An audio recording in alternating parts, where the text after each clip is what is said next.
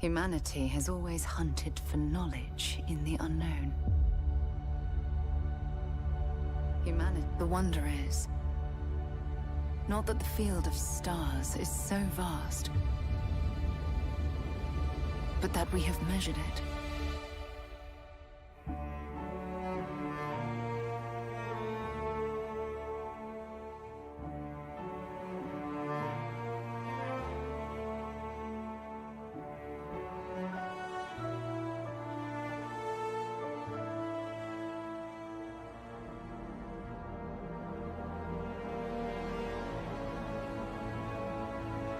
We're all here because we're committed to the biggest question of all.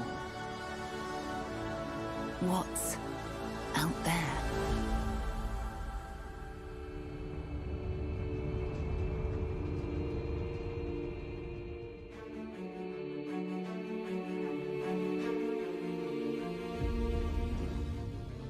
You're part of Constellation now.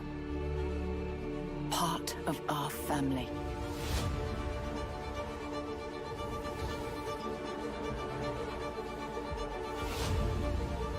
We do not fully understand all that is at work here. No finer group in the stars to be unraveling this mystery. I'll follow you from here on out, Captain. Grab jump is ready.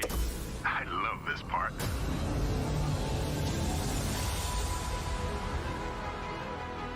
These artifacts could be everything we've been looking for. Another great secret the universe is asking us to unravel. Human settlements throughout the galaxy could be at risk.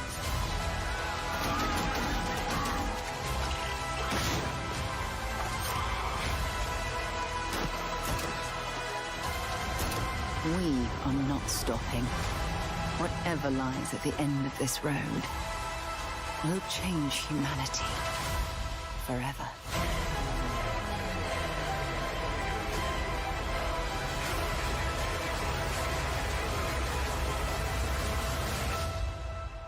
This is where we belong.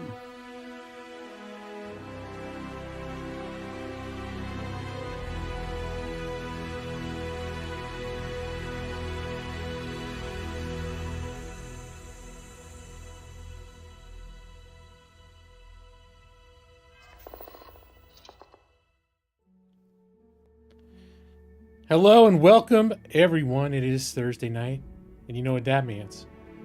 You can take it to the bank. Hello, EV23, first in the room. Jay Maxey, time to put a ring on Sarah's finger? Maybe. Do you think we've let her hang long enough? She still gives me emotional security in the bedroom sometimes. And good evening, Nick. Where's Brad? Brad needs to be here. I have an important announcement to make. And I'll probably share it again later in the stream. But I've learned something this week that it's basically gonna change everything for my channel. And I don't want any of you guys to freak out. But well, I'm just gonna show you. So just make sure you're seated. I made a short video to share this with you.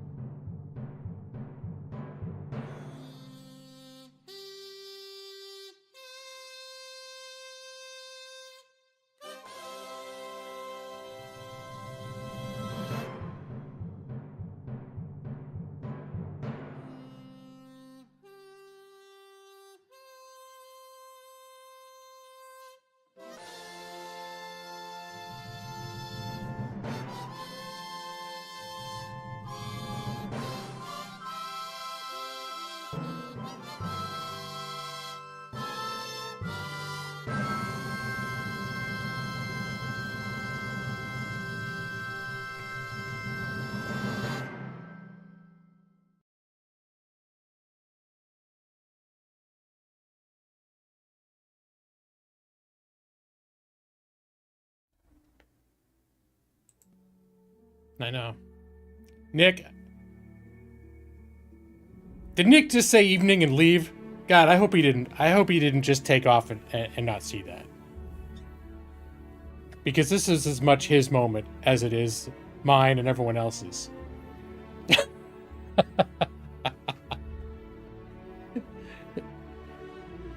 Nick sends me a faux excited message earlier this week announcing that his parents on vacation found a lizard and they took a picture of it. So he sent it to me.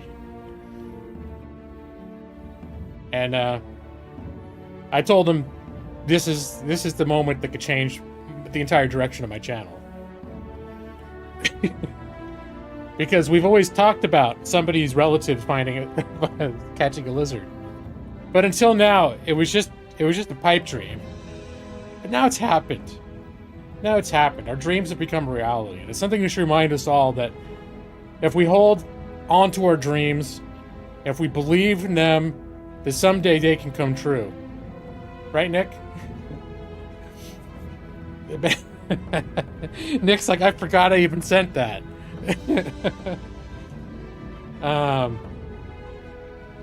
Actually, maybe it's better that Brad's not here, because I don't think Brad really appreciates the whole lizard thing to begin with.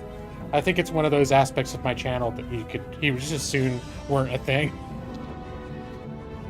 So probably the timing was perfect. Although if Ali comes in, we're gonna have to tell her. I think she'd be on board for that shit. I don't know if anyone else would. How's everybody doing? It's we got Comic-Con tomorrow. Rose City Comic-Con is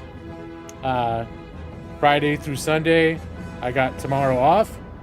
So that doesn't mean I can stay up as late as I want. If I screw up my sleep on the first day of Comic-Con, that's probably grounds for divorce as far as my wife is concerned. Especially after the last Comic-Con was left. I don't know if you guys remember this, but the thing that we were looking forward to the most in last year's Comic-Con was on day 3, Sunday morning at 11:30. Elijah Woods and Sean Astin, Frodo and Sam from Lord of the Rings. We're going to do a joint special panel for like an hour. We were looking forward to that for months. And we got up, we got ready. We're going to leave a little bit early. We're going to leave like 9:30 to get there probably like an hour early. And after we're both ready, we're getting ready to leave, and I look, I can't find my Comic-Con badge. And we turned the house upside down, turned the car inside out, and the only thing that I could think of is just before we left Comic-Con the day before, I went to the restroom, and when I was in the restroom, I had like a over-the-shoulder bag that we were carrying all of our crap that we bought on the floor, and I had the Comic-Con pass on a lanyard that was also around my neck, and I took everything off, and I thought I was only taking off like the bag with the shit, and hung it up, and then I settled in, went to the restroom, and I'm almost positive what happened is when I took that stuff off, the Comic-Con badge came off too, and I dropped it and didn't notice. Anyway, it's still something that when I bring it up, it was like my wife was so mad, and she didn't like go off. It was like one of those silent, I was afraid she was going to divorce me mad. Like not even have a discussion. She didn't say I'm mad at you. She was so disappointed that she didn't even speak when it happened. And it's funny. It's one of the most awful I've felt in my whole life. So, it's needless to say. That's why I don't want to go into tomorrow coasting on no sleep. You got a call from personnel. They said they have a position available for online pickup at the store you want to transfer to. You're just waiting for another call. Well, I hope so. Now, remember, you tried for that before, didn't you? And it didn't, like, they were testing you or something, and you were having a hard time with it, weren't you? Or were they just being overly I don't know. I wasn't sure what was going on there, but I remember you saying that they were doing something where they like timed you, and that they were saying you were supposed to be able to do it at a certain speed or something. And just wondering, is that the same position that you were talking about before? Yes, Kara the Shapeshifter. I'm playing Starfield. Yes, this is like, I think week 4.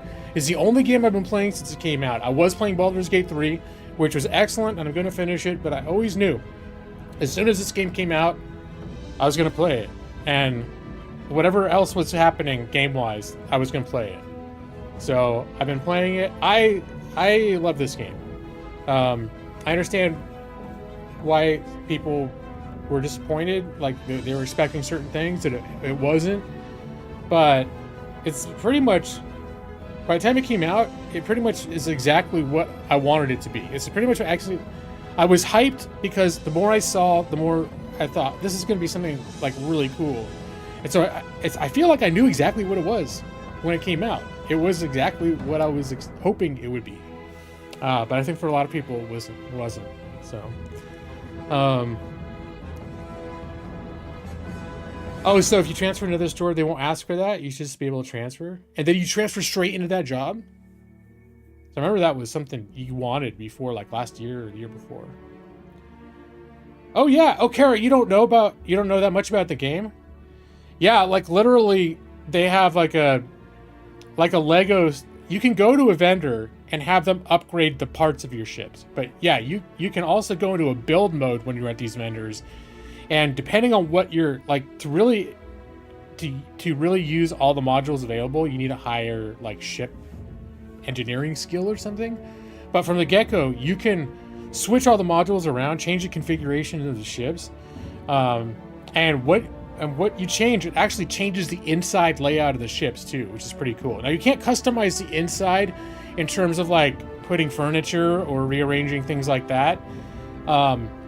But there's so many different types of modules that either they're exterior, like weapons, engines, that sort of thing, or they are like interior, where you can have rooms that are like barracks areas. There's a captain's quarters that I got that's pretty cool. I added a room that has like all the crafting stations in it.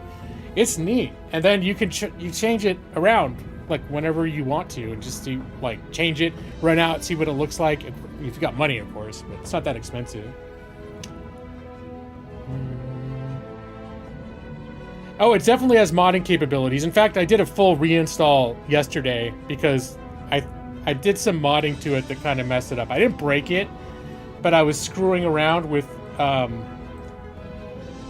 some graphical mods, and it ended up causing some problems. And the only way, and I think this mod actually overwrote certain core files. Like you couldn't just uninstall it. So, yeah. But now so far the mods are pretty limited, because like in the past games, Bethesda's gonna release like a creation engine for the people to use with actual game assets, so they can make content like planets and ships and locations and caves and all that stuff. So they can't do that yet, but all the like a lot of the kind of mods that I liked, which were inventory overhauls, like gives you all sorts of capability to filter your inventory in different ways and search your inventory. Just little things like that really change the experience, like the quality of life of playing the game.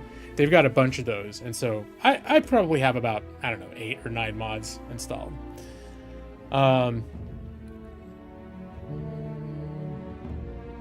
Apparently 2.0 patch for Cyberpunk 2077 came out today.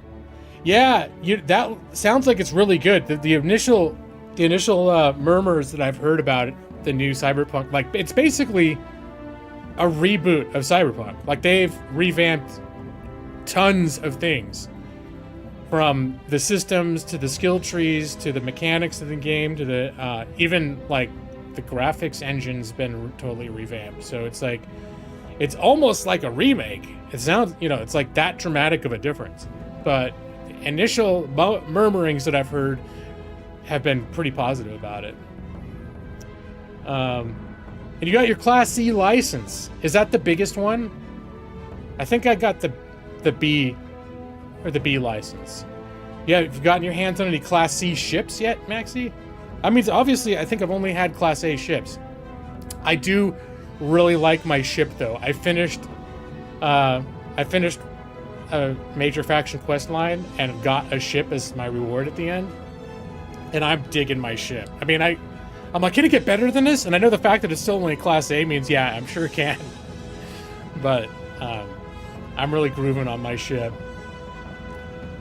Speaking of Bethesda, when do you think they're going to start working on The Elder Scrolls 6?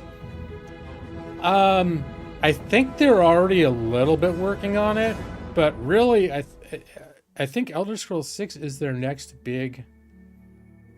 basically their next big thing. So, I know that they've got, I think, one major expansion planned for Starfield. So, it's possible that like they're gonna focus on that until that's done, and then switch over. But I would guess soon or within the next year, they'll be like putting a focus on it. I mean, I'm sure they've already got people doing things for it now, like pre-production crap. But I have a feeling like a year from now, they're gonna be like Bethesda Game Studios. That's gonna be the thing that they're focusing on. Just based on the information that I've seen and, you know, what it seems like sort of what's scheduled to happen, and that we're probably going to be looking at 2026 or 2027, maybe 2028. They're saying there may be up to a 5-year gap between the release of Starfield and Elder Scrolls 6. So we could be as far as 2028. But I think there's some, you know, murmuring that that they may try to get it out faster than that. But I know that whenever they set expectations, they've always said it's so far in the future we don't even want to talk about it yet, because it's too soon to get hyped over it. Like, no one's gonna be like, when are you gonna? But we're hyped anyway. Sorry. You bought a big Class C ship and use the flight sim to increase your license. Okay, I gotcha. I mess around with the flight sim just to get my, get those, because those count as ship kills for the requirements to raise your piloting skill. Oh, you're going to play Cyberpunk 2077 tonight. Okay. So wait, you're not playing, you're just like skipping over Starfield. Are you not going to play Starfield? I mean, it's okay if you know. But I'm just kind of surprised. You went back to play like games 2 and 3 of Baldur's Gate.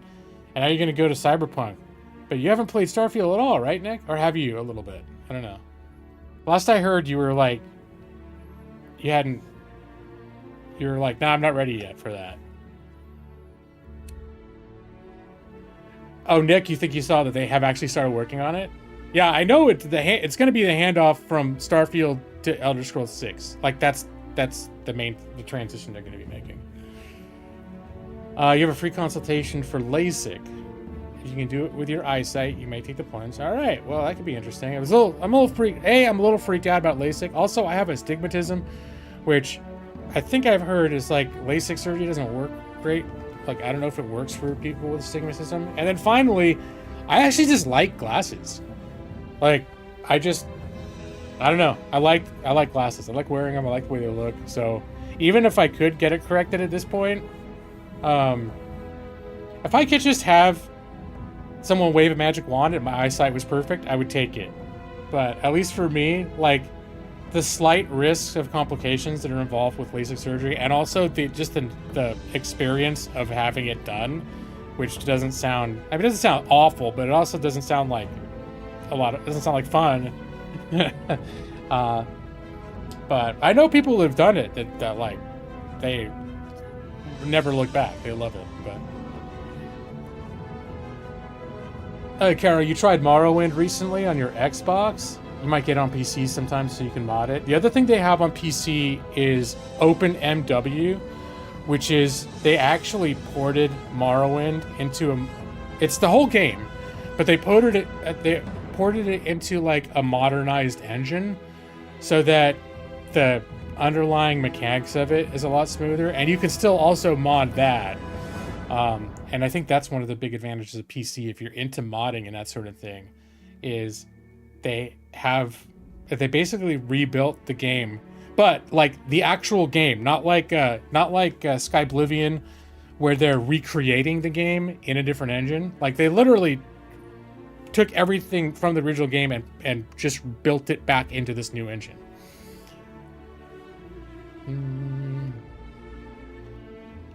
So you'll probably skip Starfield for now, get to it at some point. I mean, that's fair. But I just, it's just because I got so hyped about Starfield that I'm like, I can't imagine other people that like Bethesda games not being hyped about playing Starfield, especially since I know you have it already, and you're just like, nah. But I also know that I can be very particular about what I'm in the mood to play, and I'll go long periods of time where the whole Bethesda formula, I'm just sort of like not in the mood for it. So, did I get Mantis armor yet? I don't think so. No, I don't. I have to. I'm guessing I didn't, because if I did, now the thing is if it's something that I just get randomly in a mission, I won't necessarily go, oh, I got the such and such armor. It's just to be like, what I got, whatever armor I got. If it's like a big deal, like it's story central significant, like Mantis is some big character that I got his armor. No, I didn't. That's not the thing. Ready to leave ship from the Mantis. Then no, absolutely not, because I don't even know what the Mantis are. So I finished, oh, right. No, I think you mentioned that mission before. It was something that randomly popped up while I was in the middle of doing something else. And the way I play these games is I'm very much like, I'll sometimes randomly do stuff on the side. Like, as I'm going through town and I overhear something or someone comes up to me, I might help them, whatever. But a lot of times it's like, I'll play it like I'm focused. My guy's, he's doing this thing right now. And there's a lot of, in Bethesda games in general, there's a lot of random chatter where you just hear random conversations, random things happening as you're passing through, and then quests pop up. And frequently, I will just sort of ignore that stuff. If I'm focused on something that I'm in the middle of doing, and some random thing just pops up and it adds a new quest, it'll just go in my, look, I'm doing this right now. Maybe I'll look into that later. But I guess a distress signal is something that maybe did beg to be looked at right away. Every time I look in my other activities log, it's still there. Like, check out the distress signal. The hype for BG3 overrode the Starfield hype for me. Well, see, I understand that, but like, you already beat BG3 though. That's the thing. Where I'm like, yeah, you finished it, man. But I guess if you're sort of, because it's really a good game, BG3. And if you're still in the middle of enjoying that and exploring that, I can understand. I mean, I considered putting off Starfield until I finished Baldur's Gate 3. I just know that I really wanted to play Starfield. And even as much as I was enjoying Baldur's Gate 3, my desire to play Starfield overrode it. So in some sense, it's down to personal preference. Like, it might have been a better idea from a gaming perspective for me to finish BG3 first. Because at some point I'm going to have to go back to that and remember what the hell I was doing and all that, and sort of relearn the game a little bit. No, I think what surprised me now wasn't that you kept playing BG3, is that you're sort of ready to jump into something else, and it's not going to be Starfield. But I know also, I think you did say, Nick, that you've been really excited. You've been really hyped about the Starfield expansion, or not Starfield, Cyberpunk 2077 expansion. And by all accounts, this version 2.0 release of Cyberpunk 2077 is a pretty exciting thing for fans of the game. So, and I see they're looking at this Mega EV7. Ho! Mega EV7, not the best TV on the internet, but not bad either. Welcome.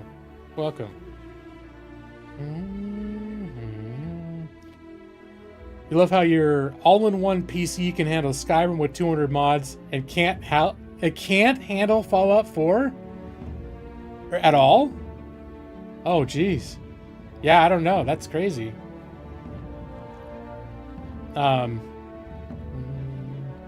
D&D is a bigger hobby for you than video games. A video game that feels like D&D is a big draw for me. Okay, yeah, no, especially, you know, you put it like that, like, I know how much you're into D&D, too, in tabletop games, and, you know, aside from the fact that when they're translating into a video game medium, they had to make some tweaks and concessions, they really did make Baldur's Gate 3 a pretty faithful adaptation. Like, shockingly faithful adaptation of the tabletop game. Much more so than I was expecting. It wasn't until, I think, pretty far along that I realized that it wasn't just Divinity Original Sin 2 with a Forgotten Realms reskin.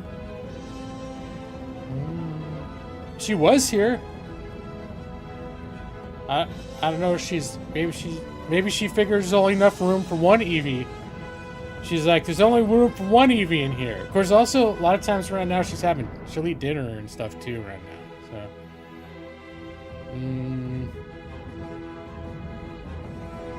so. I know that the face for Victim 1 image in a Mario creepypasta was found.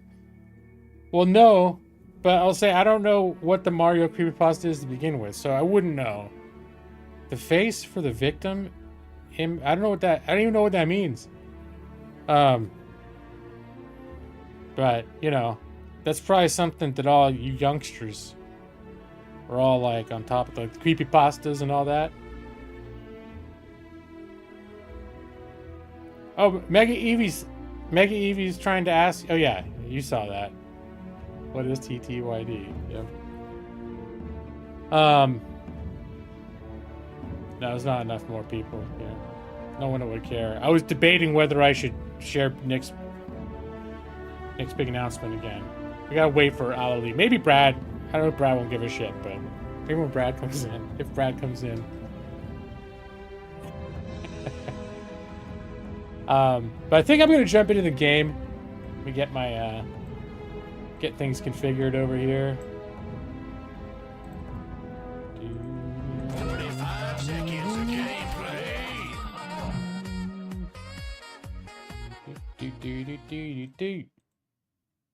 Oh, hold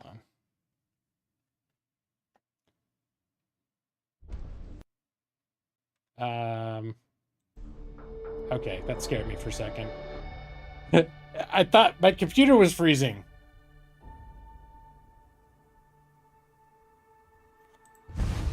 All right. It does pause audio when I switch to monitor 2, where all my streaming software is. So that's what that is. All right. Everything's under control. Everything's good.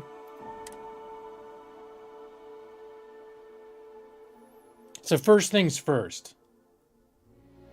We're going to load into my new ship. And my guy is actually in his captain's quarters right now. Of his new fancy smancy ship that I'm very hyped about.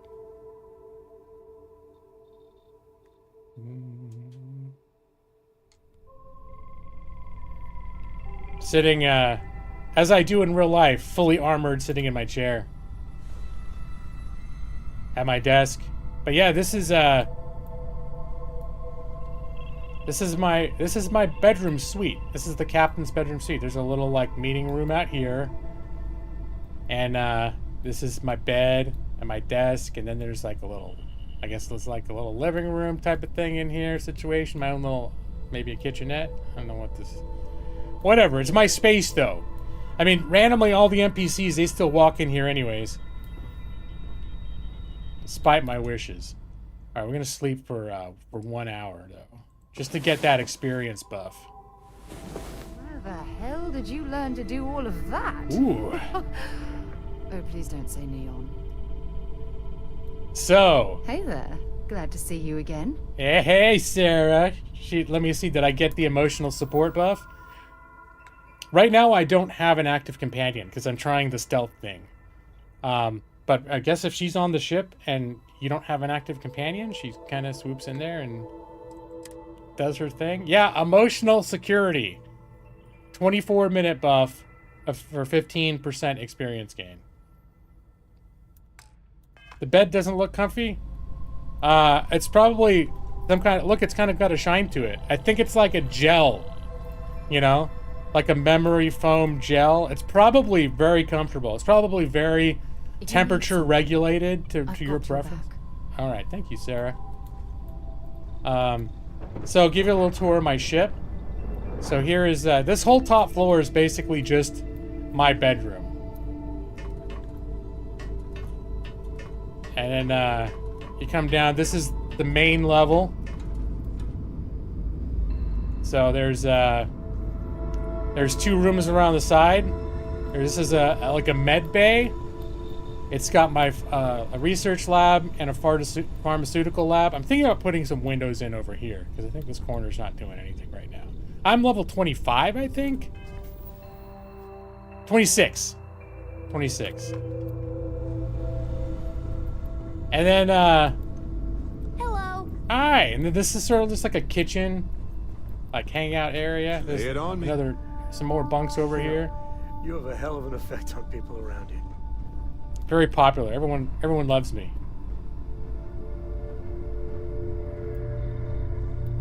Excuse me, Cora. And then this is like sort of the industrial center.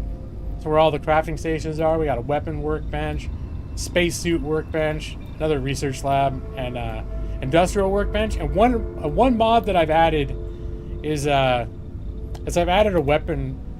I've added ammo crafting, which I know is a little bit cheating, but basically if you have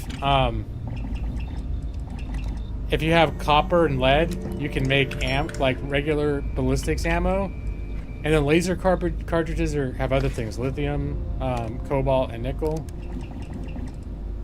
And then and I think and you can make digipicks out of copper and tungsten. So I realize it takes a little it's a little bit cheater mode, because those things, you know, you can really grind and get a bunch of the crafting materials for it. But for me, it just gives you more of an incentive to keep an eye out for crafting materials if you're not already crafting. And I think you can also make med packs from this mod. You can make med packs in the pharmaceutical station. Oh, you're level 21? Okay.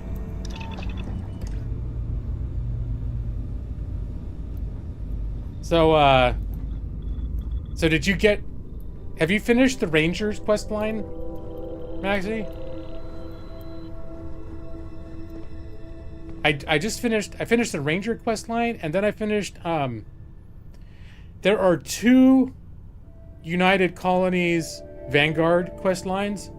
One was about fighting the Xenomorphs thing, the Xenoterrors, and the other one was infiltrating the space pirates. I finished the Xenoterror quest line, and I haven't even started like the infiltrating the pirates fleet thing. And right now I decided to take out a couple of actual Constellation quests. So I did the quest where I met, what's your name? Let me see. Into the Unknown. I met Andreja. She's not selectable yet as a companion, but I have met her. And that quest had basically 2 locations you're supposed to find artifacts for, and said keep an eye out for her because she's supposed to be at one of them. I found her at the first one, rescued her ass or helped her or whatever, and then got the artifact. And then she took off. So I'm assuming when I finish the quest line, I'll see more of her. But you haven't started the pirates either? Okay. So, yeah, that's the one deep cover. UC Vanguard provided me with an assignment. I'm reported to Vigilance and speak to... Yeah, I've decided to put that off until I decided... And I might do that soon, but I think that's the last major faction quest line that I haven't done. And there are lots of other, like, mini quest lines you can run into. There are lots of quest sequences, some that I've found that have been kind of fun, kind of interesting. But these are the major ones. Like, each one of them almost feels like its own game worth of storytelling.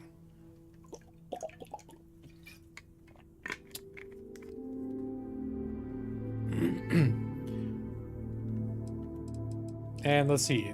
Oh, and you can probably tell I do have a mod that crunches the thickness of these entries for the missions so that you can see more on the screen at a time. because by default these take up each one of these things takes up twice the amount of space. That's really no reason for it except to make you have to scroll forever. I think Speak to Percival, it's like a post Xenomorph, UC Xenomorph 1, I might do next. Because after you finish the main UC campaign, then they give you still a couple extra leads, but I think they may just be for an ongoing series of possibly just procedurally generated quests. But I'm gonna check one out and see what it is. I decided not. I am aware of that mod, and it's like it changes her butt so that it's like has 50,000 more polygons in it, and for me, I don't know how. My assumption is that's going to have some impact on game performance, and I've been like, one of the mods I did do is something to sort of like help game performance optimizing, because that's a concern for me. Like, I'm playing on a modified version of the medium preset, because medium normally was a little jankier than I would like. So, but any kind of mod that to me introduces, and also honestly, I saw like someone demoing that mod in a video and I thought it was funny, but I was like, I could barely tell the difference. Like this dude did a video that went big too. And he was making it kind of funny. It was super entertaining to see like the butt mod, and he's like comparing the two butts and stuff, and it was like, okay, yeah, that's cool. But I'm like, honestly, I was like, I couldn't, if you didn't tell me which one was the improved one, I wouldn't be able to tell. Yeah, MXR mod. Yeah, I've been watching him for years. That video though he did is fucking hilarious. Yeah.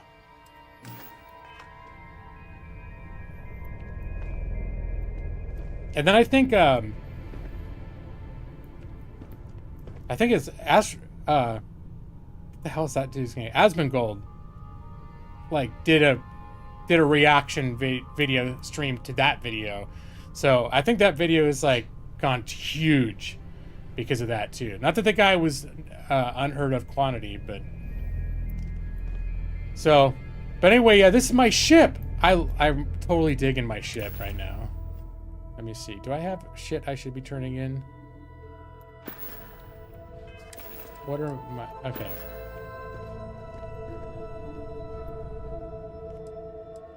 Resources.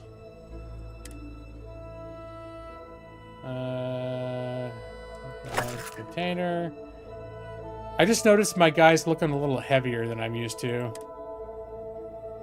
Alright. Oh, I gotta remember too, I have some contraband before I go flying my dumbass into a system with police. I've done that a couple times now, where it's like I end up getting in trouble and shit.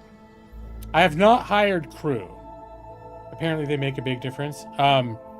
What I have at the moment are the crew members that I have assigned all provide significant boosts for ship-related things. But I have not looked into hiring crew or comparing to see what the benefits are.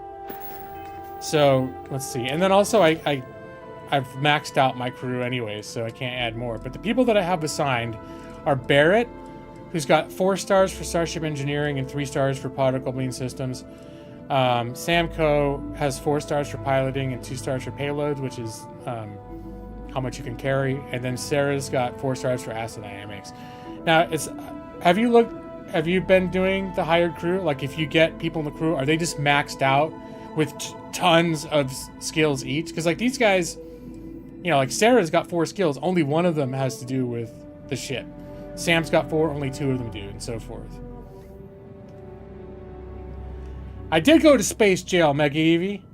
I've been to space jail a couple times. It's a little embarrassing because I'm supposed to be like an officer of the law too. Although usually I go to space jail in the United Colonies territories. But yeah, I'm on a planet now. Like Christmas time planet.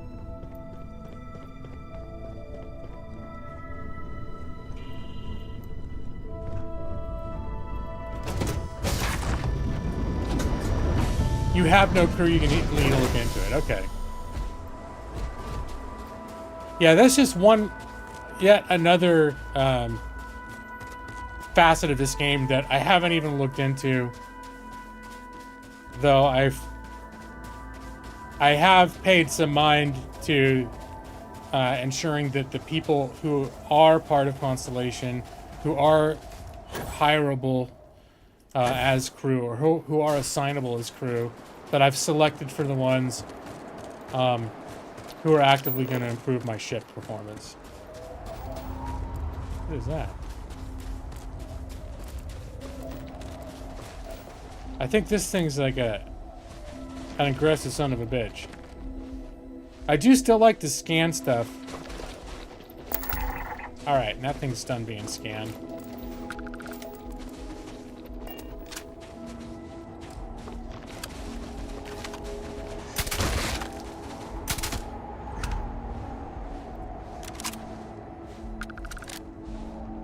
Oh, and so the weapons I got now, so guys, I got this, the Despondent Assassin Legendary Rifle. Can't remember where I got it, but it looks like an Old Earth rifle.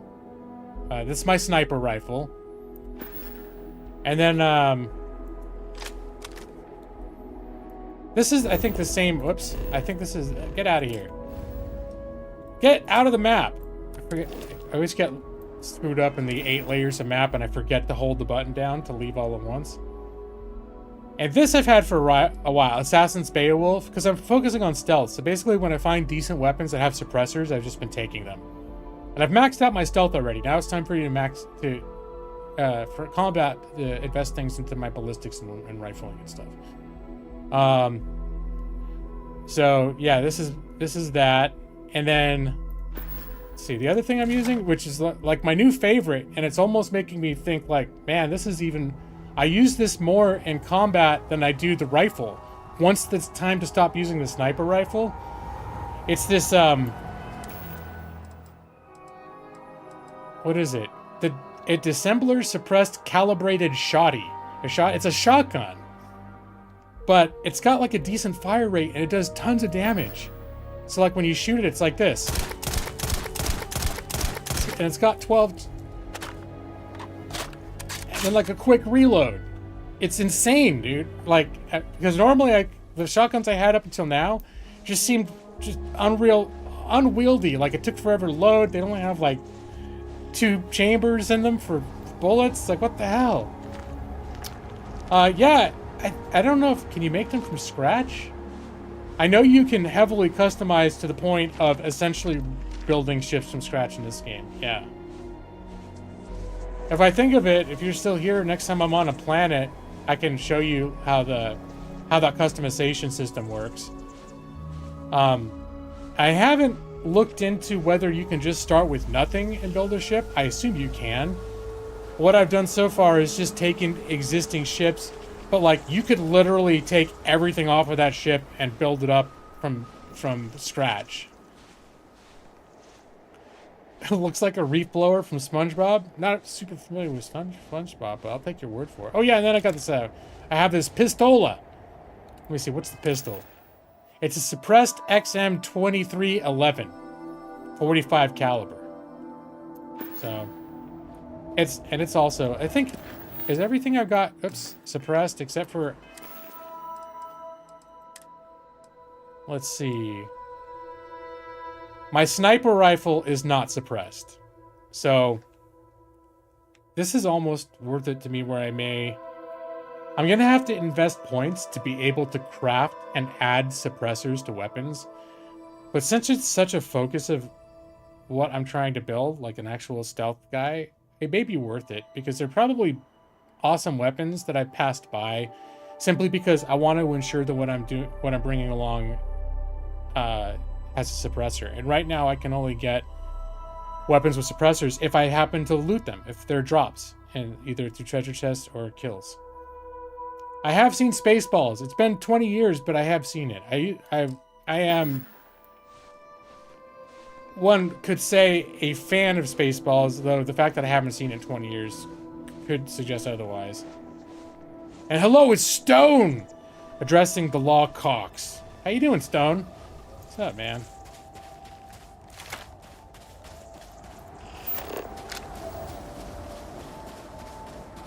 Oh my god. I love that you made yours from scratch. Alright.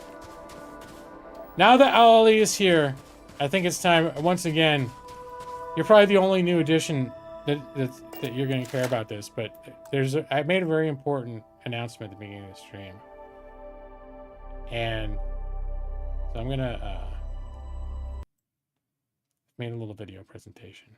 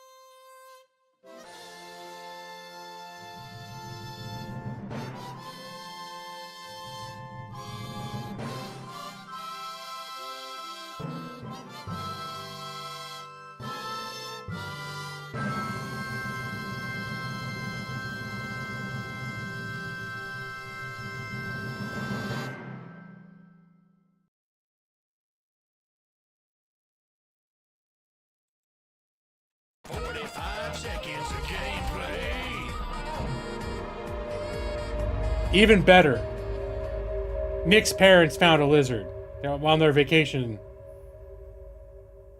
And Nick sent me the picture earlier this week. It's much more exciting when it's someone, not you that caught the lizard, but someone that you know, maybe their relative caught the lizard. In this case, I don't think they even caught the lizard, except that they caught the lizard on film, so to speak. Yeah, exactly. There goes Nick. So they did catch the lizard on film. Which Nick excitedly shared that with me earlier this week. We were both brimming with excitement. I immediately said, this has got to be a major theme of my next stream. This could change my entire channel. This could be the thing that changes the fate of the Gaming Lawyer channel forever. Now that this is a part of it.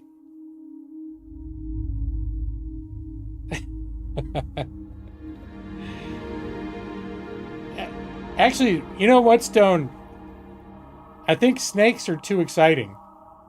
Catching a snake is too exciting because that sort of defeats the whole purpose of the whole catch the lizard. The whole point of the catch the lizard joke is that it's someone else you know. It's someone's sister's. My sister caught a lizard. It's not even you. It's somebody else caught a lizard, which is in itself an entirely, this is getting very meta here, an entirely unremarkable event.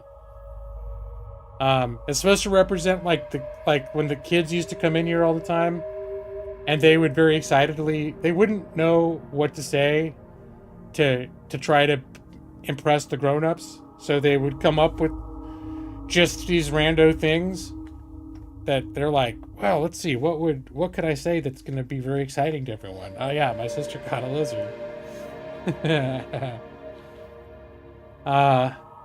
Fight you. Then the Coachman's good. It does a lot of DPS. I was using a Coachman for a while. I don't appreciate the importance of seeing a lizard. Snucks are gonna be up because of the lizard. Yeah, you gotta tell your parents that their accomplishment has now been shared.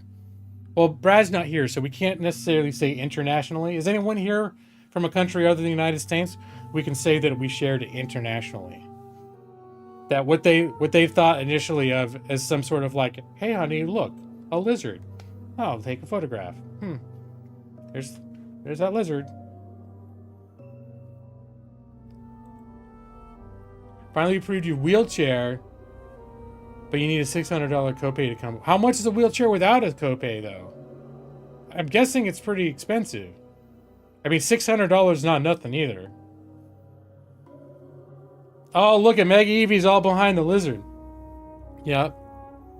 I showed Maxie and Nick and Evie when the stream started.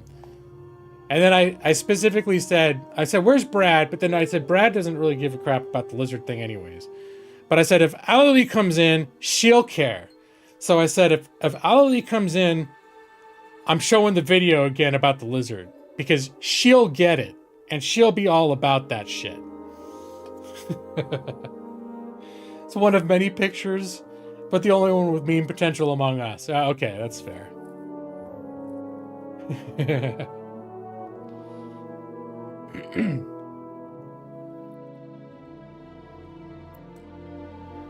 All right. I was a little worried that Nick would have thought I was just joking about sharing the thing with the lizard and be like, oh my god, is he really doing this? But I should have known better. But yeah, I'm enjoying the a little night at the North Pole vibe going on here.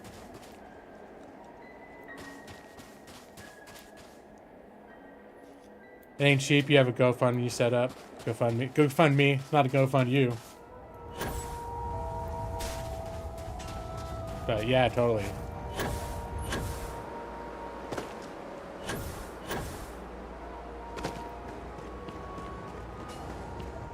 All right. What? What the hell is that thing doing down there? I need to go down there.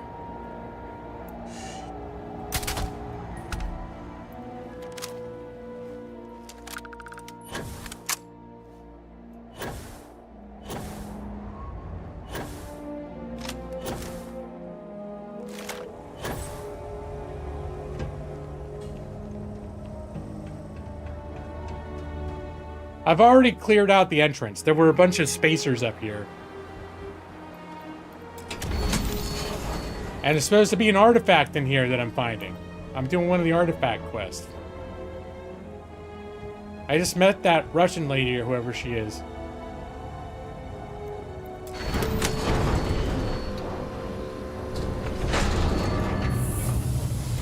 Even lawyers are more accurate than stormtroopers.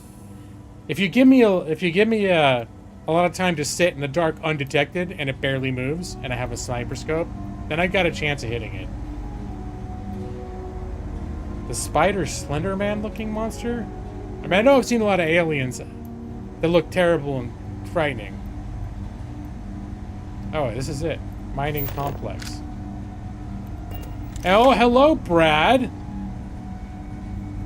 Oh, we're gonna have to wait before we share the announcement with Brad. Because again, Brad won't give a shit. But you just missed a big announcement, Brad. A big, not announcement, but you know. I know.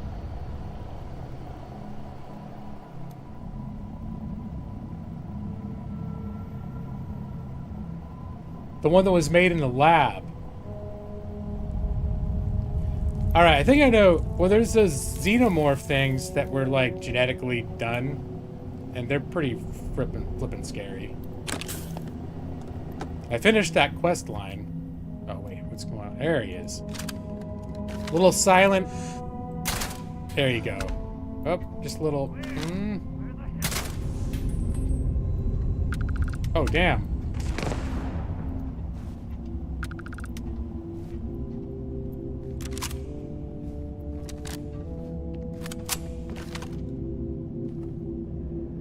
Buddy. I'd be scared to fight me too. Where'd he go? Or she go? The NPCs don't notice you're unclothed, so oh, hold on. See, this whole stealth bitch stuff's working out real nice for me. And I'm quiet enough, they're not detecting me. I just sort of pick them all off. It's very gratifying. You found out that NPCs don't notice you're unclothed, so when you had to negotiate things with people on a quest, it was a brief stint into diplomacy. Boxer brief. Oh, I see what you did there. You made it. That was like a custom dad joke. I made a stealth archer, Avery. I did. I made a stealth archer. Indeed. Yes, indeed.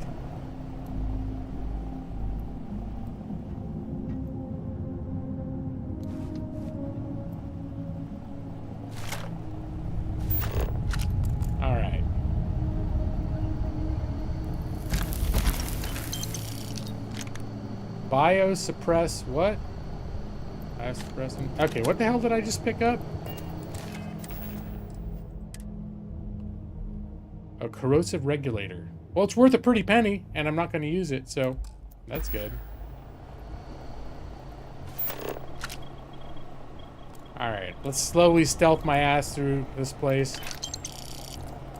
See what's what. Impact driver, no. Stairs, we'll go down there in a minute. You named your character Orion, picked out the list of names, from the list of names Vasco can say. Found out you could join an organization called Constellation. Oh yeah, Orion. A constellation in Constellation. I like it. I like what you did there, Avery. Explosives warning. Please, please, please put all explosives into storage. Those things are highly volatile. They can blow up if put under too much stress. I'm guessing this was a mining operation before these spacers came in and killed everybody, so. Hey, look, it's AWOL. No, it's not anything like that, Brad. That October's canceled? Not at all.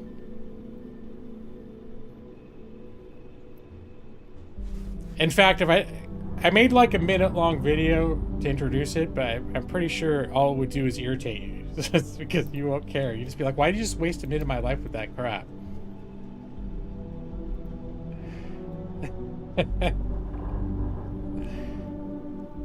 Now he's forever Captain Shoulders. Getting there bigger than his head. Alright, you know what? We're just gonna do it. I should have just not said anything at all. Instead, I built it up. I built it up. So here it is, Brad.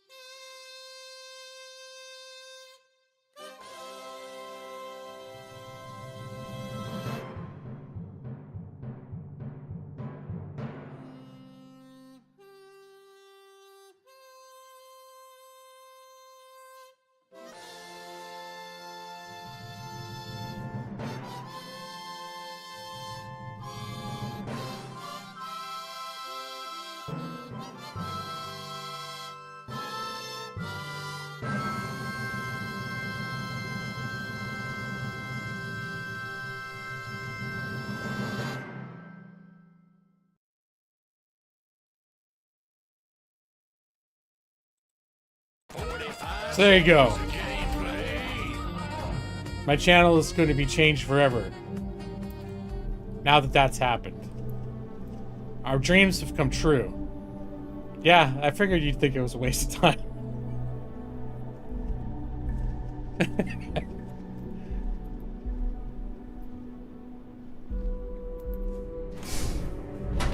But to everyone else, well, by everyone, I mean Nick and Ali and maybe EV23. It was very exciting. Oh god, AWOL was amazed by it.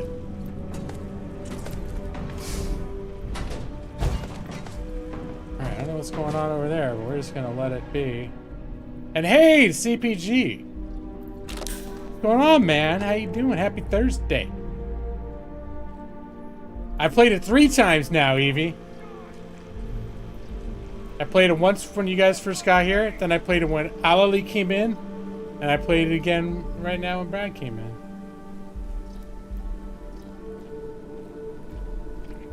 Alright. Alright, I don't know if these guys are harmful, but I don't like them either.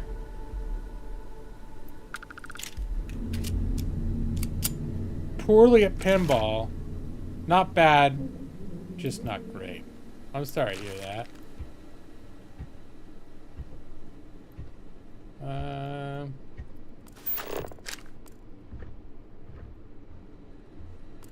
What is this? Oh no, it's food cubes. Don't care. Take whatever that is. What I wouldn't mind is a table full of credits.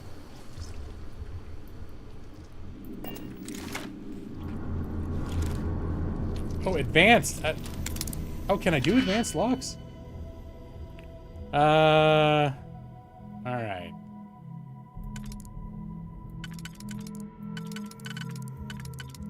So I could actually do that. 2, 3, 4.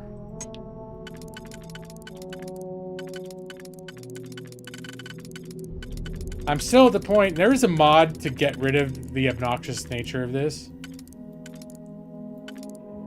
I'm still at the point where I'm happy to do these, but that mod may be coming at some point.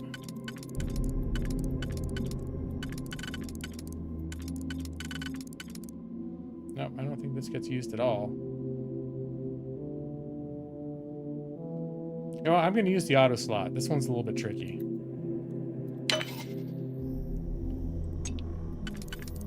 And probably this. And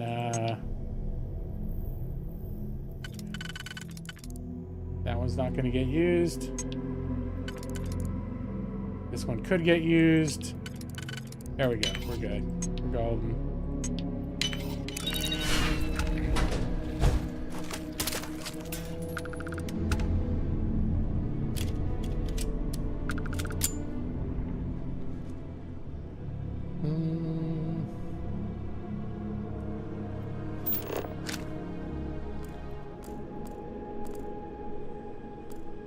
No.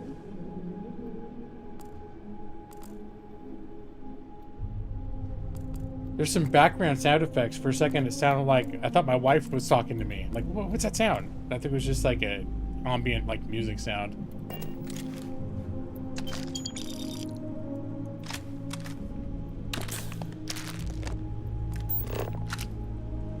Okay. I don't know why you can't pick up cred sticks while you have your scanner on. That's a little bit irritating. All right, that's more than 2,000. Or that's 1,000 per unit. That's worth picking up. A unit of weight.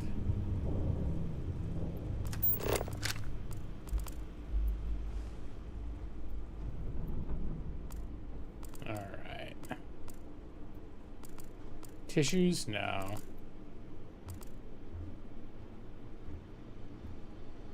What was that?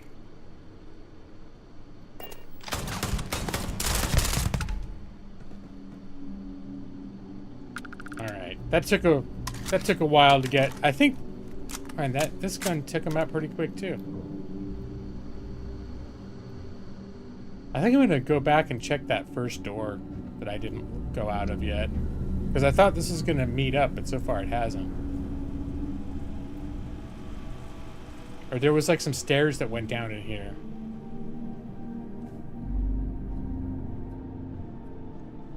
I looted. Yeah, I did.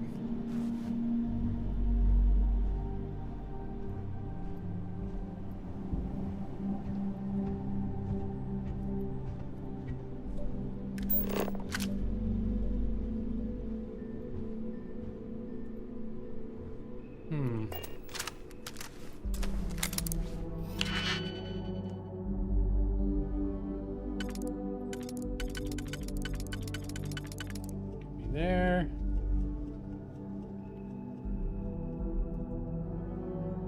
How is this even enough picks to open all these? 1, 2, 3, 4, 5, 6, 7, 8, 9. 1, 2, 3, 4, 5, 6, 7. I guess technically there are enough.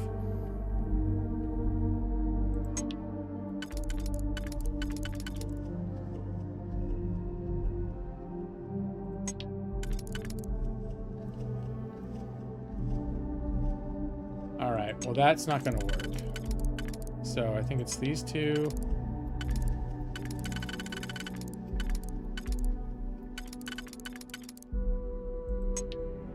Ooh, no.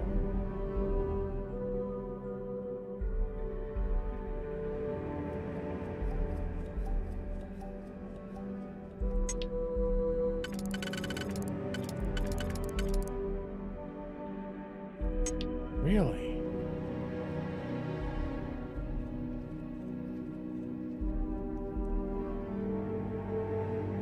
I don't think I've got. Well, there's got to. They can't just give you one of these puzzles that's unsolvable, can they? I gotta be missing something. Can I explain the lockpicking? Okay, so they give you these digipicks. So each one gives you like a pattern of these things that you basically have to insert. So if I insert this one in here right now, it'll fill in these 2 holes. And I've got to fill in all the holes of the first ring before I can move on to the second ring. Problem is you can end up using the wrong ones to fill in the holes, and then you get in and realize you've got to undo them. And that every time you undo it, it costs you another digipick. Every time you use one of these things, it costs you a digipick. So you don't want to be just like throwing them around willy-nilly. Stop talking about filling up holes. You got to sort of figure out like the right sequence to do it in. But this situation, I'm almost feeling like they don't have, like, I'm not sure if that's a thing.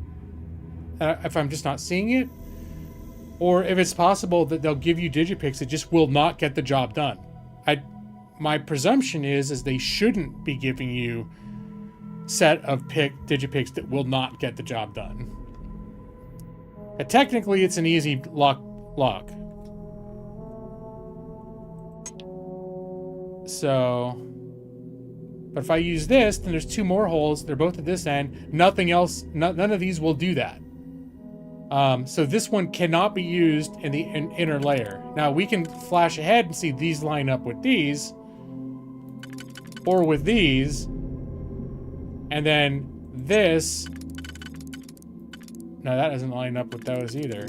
What does this line up with? This lines up with these, and then these line up with these. And so somehow these 2 have to. These 2 are identical. These 2 have to line up with the ones outside, but there's... Oh. No.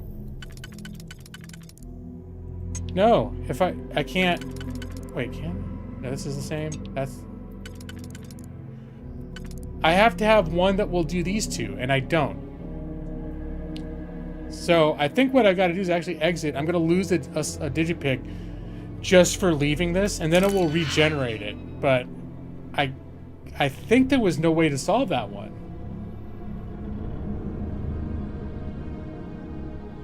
Oh no, was it there, Joss? Sorry, okay, then I fucked up. There was a way to solve it. Okay, well, I fucked up then. I was ignoring you at the cost of my digipicks. I'm sorry. I'm sorry, you guys. I'm sorry, Joss. I'd already given... I think by the time you were talking, I'd already decided that I was not going to be able to solve it, and I was just articulating it. And then I happened to look over, and now I got 2 people saying I could have done it. Now I wish I could go back and do it, because I was very convinced that I couldn't. Okay. That would work. But nothing else would work to fill in the remaining ones. Okay.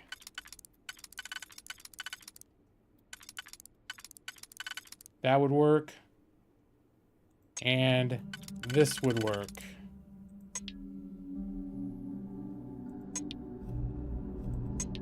No, wait. That. Oh, this. The first one and the last one. So now can I... With the 2 center ones, can I make that work for the rest?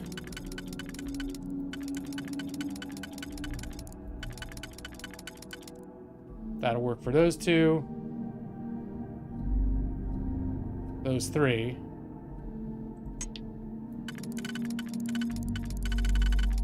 That will not work. That will not work for the remaining holes that I need to fill in.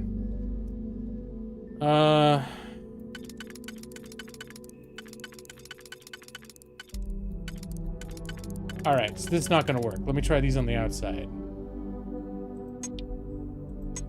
On the outside.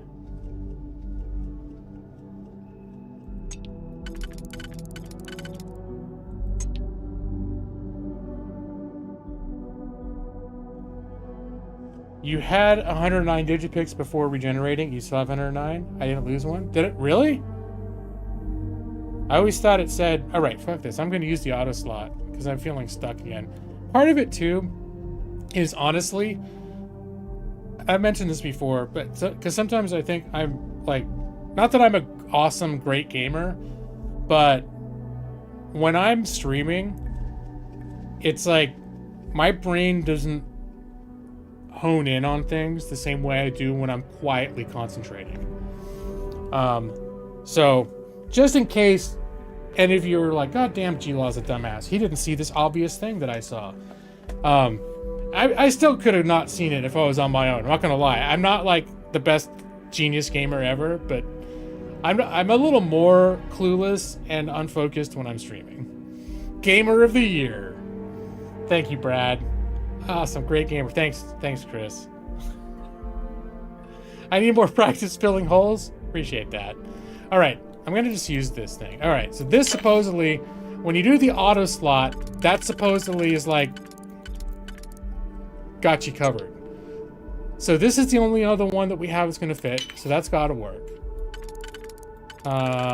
This, no, that doesn't work. All right, what about that? No, that won't work. For reals, this plus this. Yes and yes. You ranked up lock picking so much you get more auto slots. Well, does it actually... Now the thing is, I use the auto slots. When you rank them up, you can bank more auto slots. But does it cause you to accumulate them more quickly? Because the problem I have is not usually like, oh man, I wish I could bank more auto slots. It's that I use the ones that I have. Right, yeah, you can bank more of them, but somehow you earn them more quickly. Because that'd be more my problem. It's not that I can't bank enough of them, is that I just use them.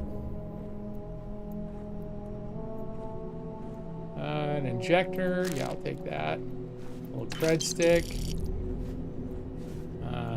Those are just blank injectors. Medical report. Patient suffered severe indigestion, had to clean out his stomach. After analysis of stomach contents, we noticed there were many worms. Also noticed the patient's breath was terrible despite having good oral hygiene. That sounds like alien terrible worms, like not just he ate too much macaroni and cheese.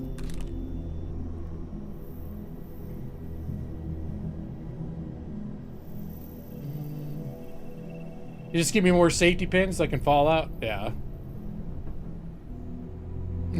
Oh yeah, I think it was paper clips.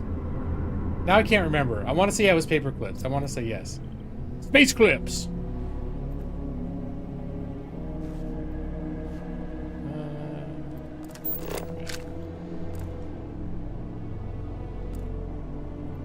And a med pack in there.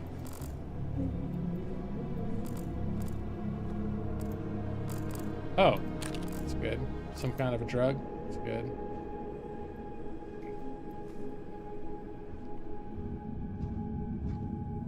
Oh, now I'm starting to feel like maybe that other area I went on the side was the diversionary area.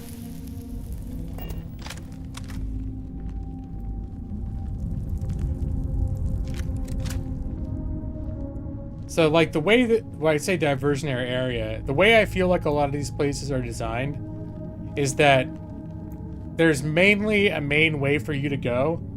It's not like you can get super lost. It's the dungeons are linear-ish, but there are frequently, like, little sort of side jaunts of structure that you can explore to find extra stuff. So it's like there is still a little bit of exploration involved. Lawgiver. I want to see what these are before I commit. Basic boost pack. Frontier attire. Nah. Do not underestimate your ability to get lost. Okay, that's fair. The last mission I was in, I did actually at one point get a little bit lost, but it was because it was huge.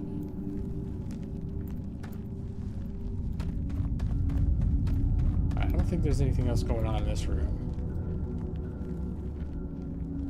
Heal paste, good. Medical shit. Lawgiver, call. I was using a lawgiver for a while. Just unfortunately, I found it was much better. And the ship that I have now is officially, I've named the Lawhawk. It was something Eagle, like Star Eagle or something like that. And I'm like, I know what the fuck they mean. Lawhawk.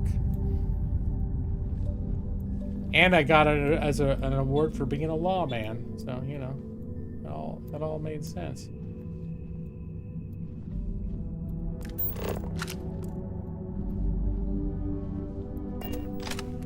All right, I'll just have to check that other area on my way out because I feel like I thought this was the extra room, but I think this is maybe the way to go.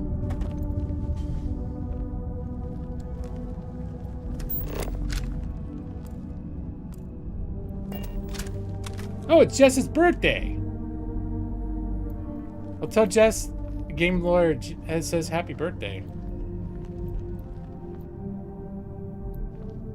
And if she wants to be horribly embarrassed by a terrible rendition of a happy birthday song, let her know I'd be happy to oblige her.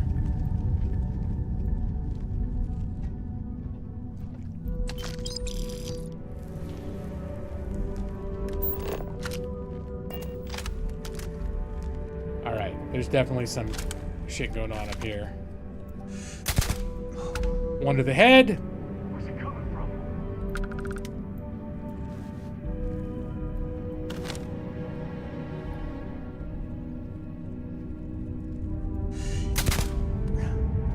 Two.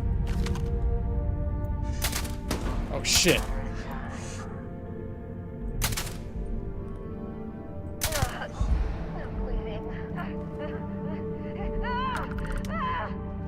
Did they just die? Oh no. There, that took a lot more bullets than it should have.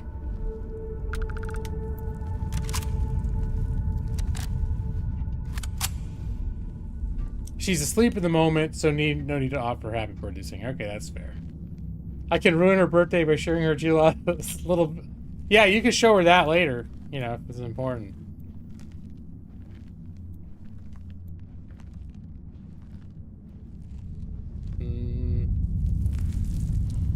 Oh.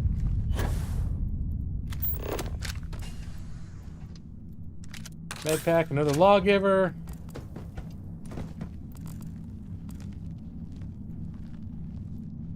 Nope, don't need that. I'll take the ammunition though.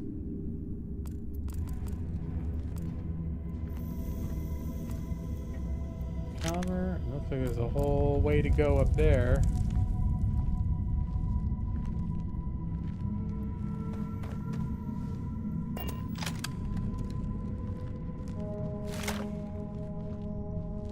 Alright, first things first. What's down here?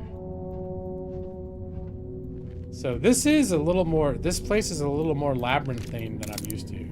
Labyrinthine? Labyrinth?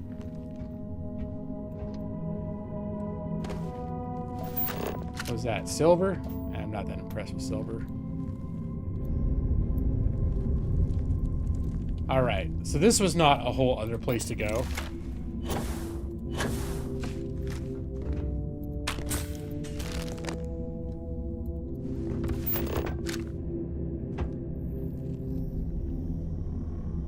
That Michael Jordan, gaming lawyer, and Brad wish her happy birthday.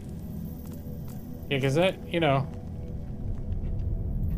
MJ, he's a regular here. He goes by the alias of Mega Eevee 7, but he's in here quite a bit.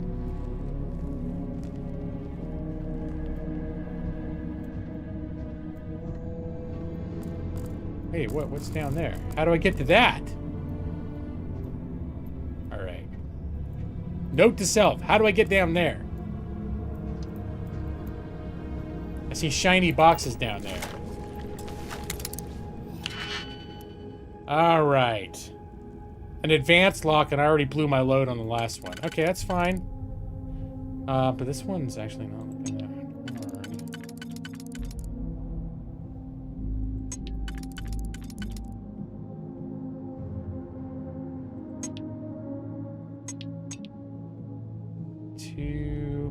Alright, that's not gonna work.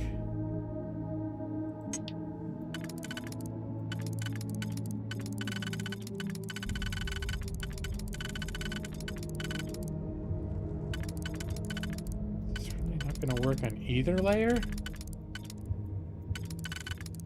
Okay. That will work there. To fill in these holes. No. That's holes on this side. So this one won't work on either layer.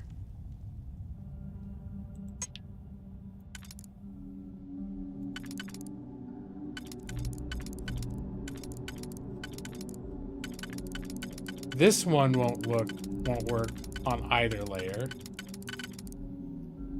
Curiouser and curiouser.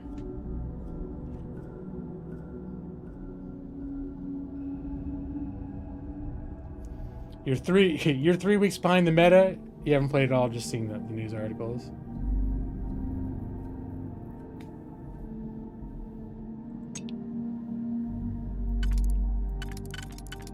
Alright, so that would work. Are we trying to accommodate for like the next... Okay, that.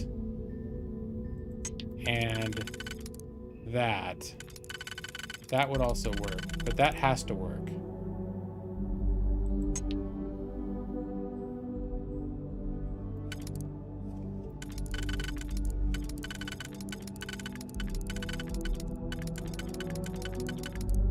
That won't work.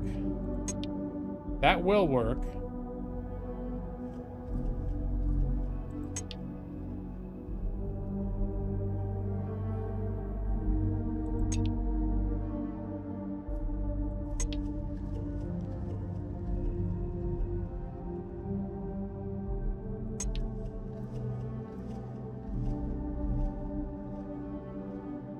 No way to fill in these two holes with the remaining. At least if I do it this way, that's not going to work. Oh, that. Okay, here we go.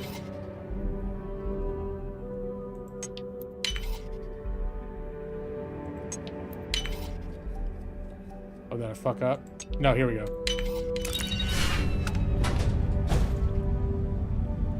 Space Skyrim.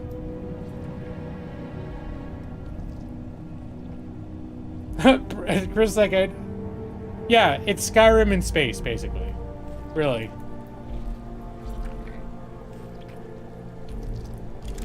You little son of a bitch. No, you're done. Your little squishy ass not getting in my throat. Alright, what's going on over here? Someone just left, a lot of people leaving just little they're like little thumb drives of money around. I'll take it.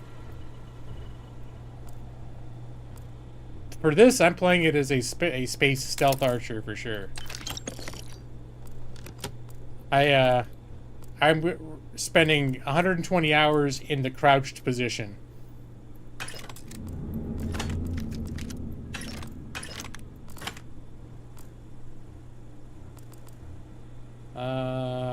Spacesuits, and they're just not quite. That one's worth the. I'm looking at mass per value because they're not as good as what I'm wearing. But then, if things are like only weigh a couple pounds, but then they're worth 2,000 credits, that's pretty reasonably good. Okay.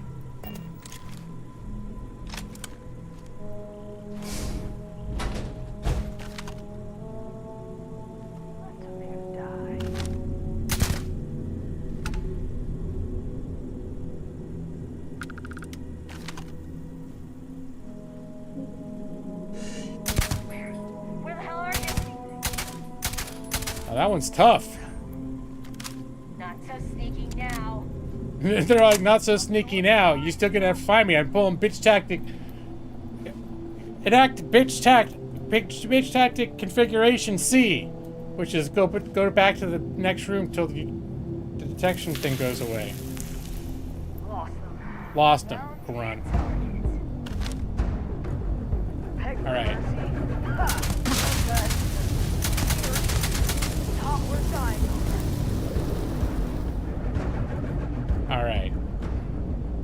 Still kind of a bitch move.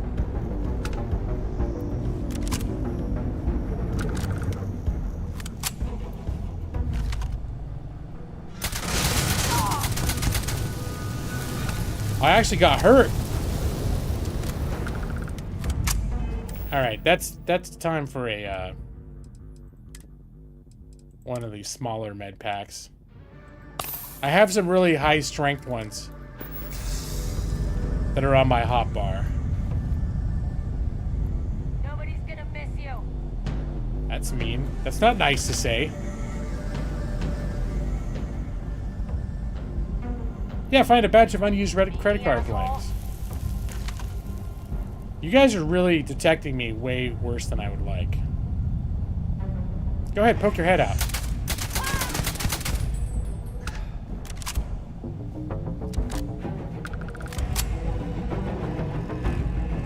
There's just gonna be a pile of bodies by that door. I gotta go. All right, Chris. Have a good night. See you later. You lovely, lovely man, you.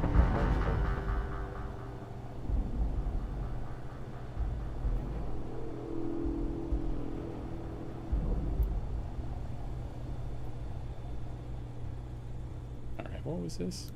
Isotopic coolant. Don't really care.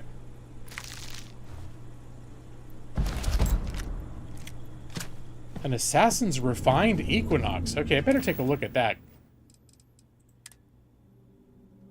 Because I do believe... Oh, assassin's Beowulf.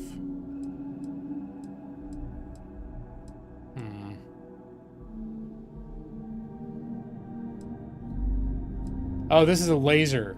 It's a laser weapon. Alright, forget that. I've made it so that my ballistics does a lot of damage, not lasers.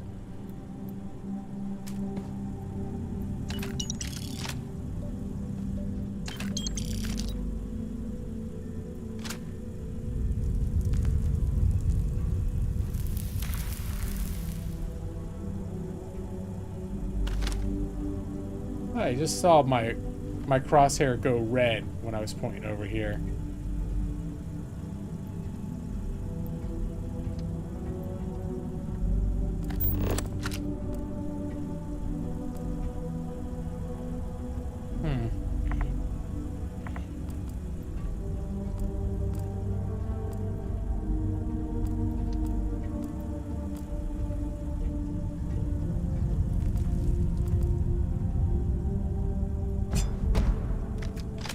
Corrosive rescue axe. That seems like a... Like they weren't quite sure what they wanted to do. First off, like, how do you rescue someone with an axe? But... I'm here to rescue you with my corrosive axe. It's a corrosive rescue axe. It seems like it's the last thing I'd want if I needed help. Maybe if you're like trapped in an avalanche or something. But then how does that help with the ice? Trapped in an avalanche of something that gets destroyed by acid.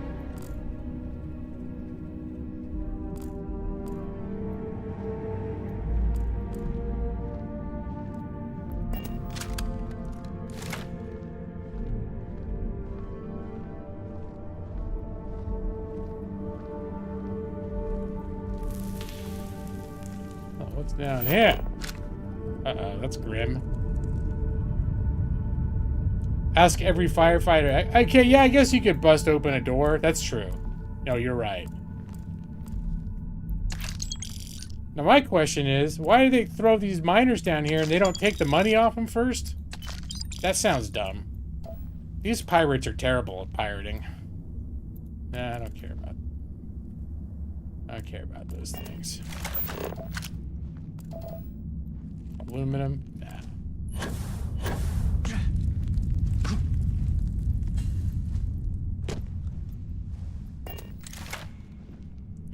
I think we got more baddies in here somewhere.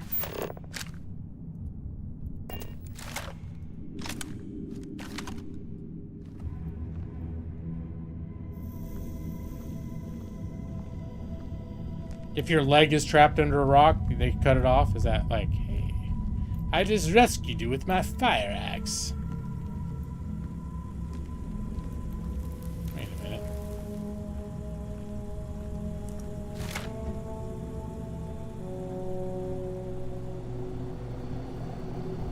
Maybe your arm. There you go. A bashing refined sauce. Okay, 3,700 credits. Yes, please. And some rare elements. I'll take that shit. Wow, I almost walked right by this room.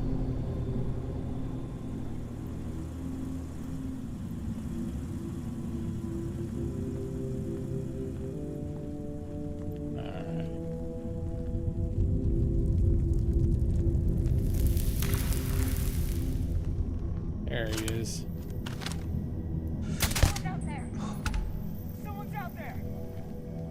Alright, we're just gonna give you all a moment to calm down.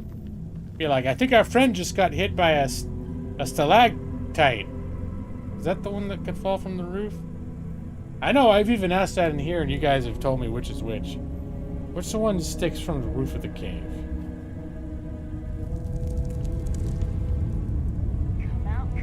A YouTube rabbit hole? Oh boy, that's just what I need right now. What is it?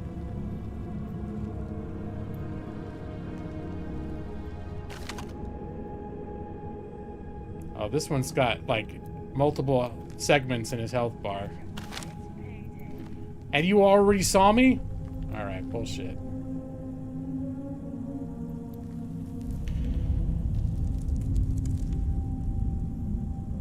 Stalactites hang tight to the ceiling. Stalactites might poke you in the ass. I think it's the might one that screws me up, because then I think they might fall on you. I'm like, wait, which stalactites might be tight in your ass? It's like, okay, which one is which again? Tired of this. I gave up.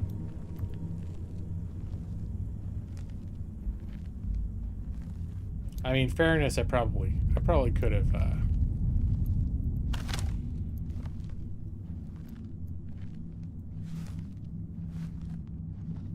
yeah. See your flashlight? There you are. Oh, damn it.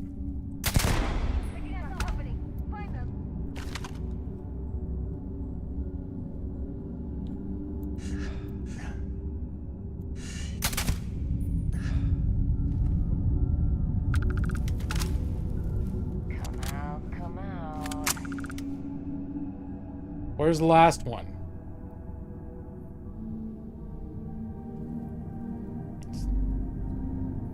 As long as you tell which one a column is. Stalagmites might reach the roof.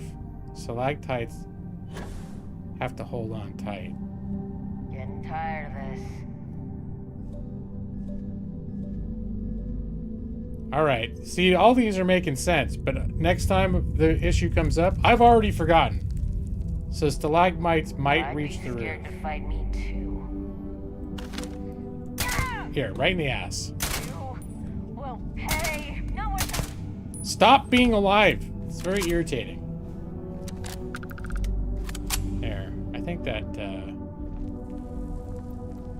took care of the problem. I need to craft some more ammo for this thing.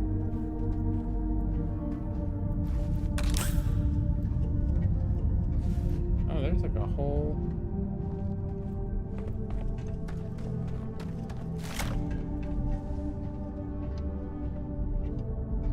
So I can go down those stairs.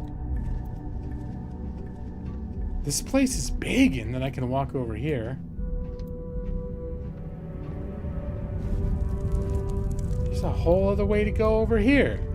Oh, that looks like the way to go. Okay, I'm gonna go over here. I think the artifact is down here. Yeah, and then we'll re-explore all the shit I didn't look at on the way out. What is that right there? Miner? Oh, there's like a whole thing over there. It's probably another place I've been. Hey, no cash on that one. It's unusual.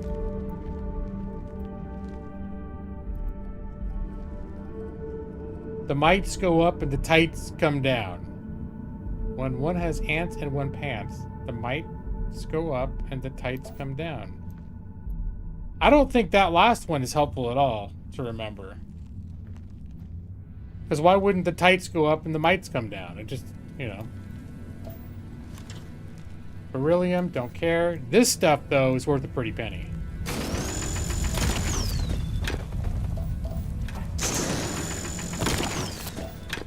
This stuff, I think, only grows around where there's artifacts. Gotta aim at it just right, though.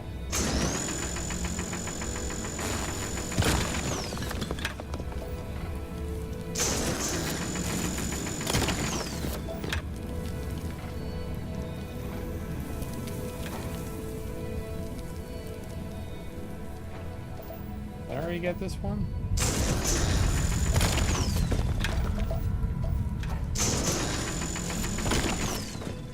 If you have mites in your tights, you're not going to pull them up even farther, are you? I think you're just making these up at this point. These are not age-old adages.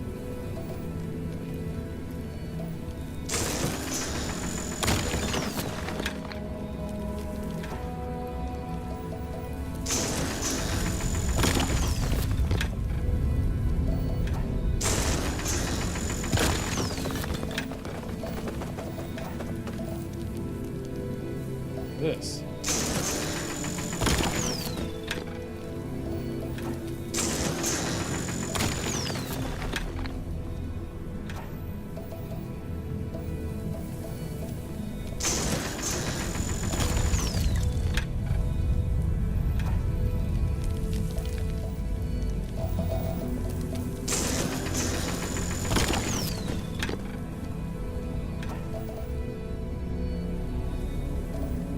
You have to wait till it like highlights red, or else it won't do anything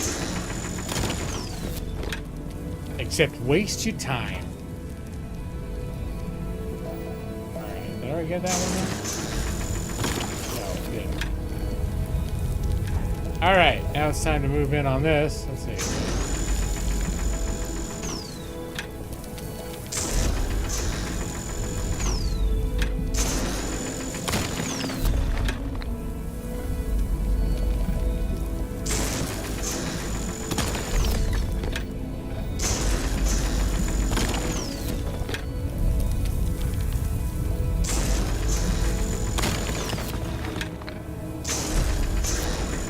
All right, time to make a move for the artifact. I got to be very dramatic about it.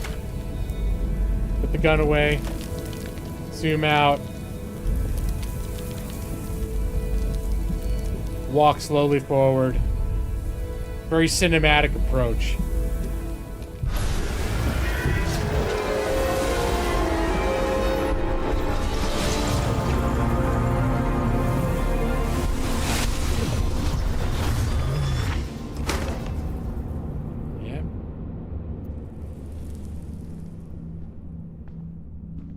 There, it just happened. No Man's Sky influence is strong? Yeah, I gotcha.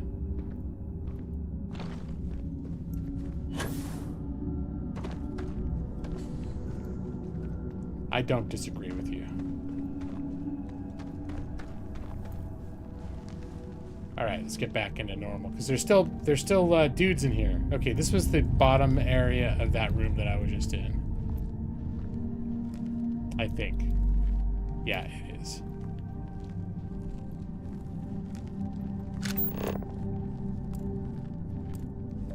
Shotgun shell. A bridger. Alright, it's heavy weapon.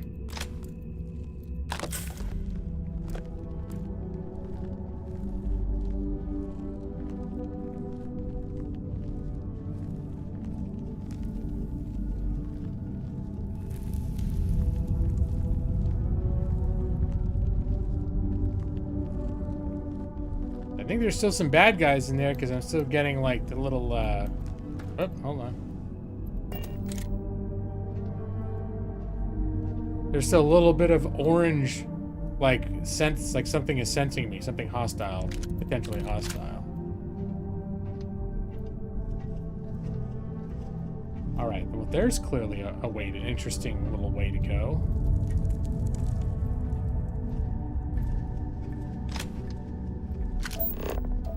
Nickel, don't care.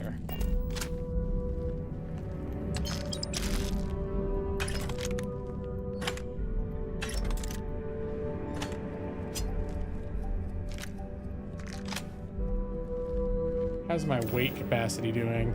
Oh, just over a little bit. All right, let's look at everything. Let's look at value to mass ratio. Of everything? No. All. That's what we're looking at.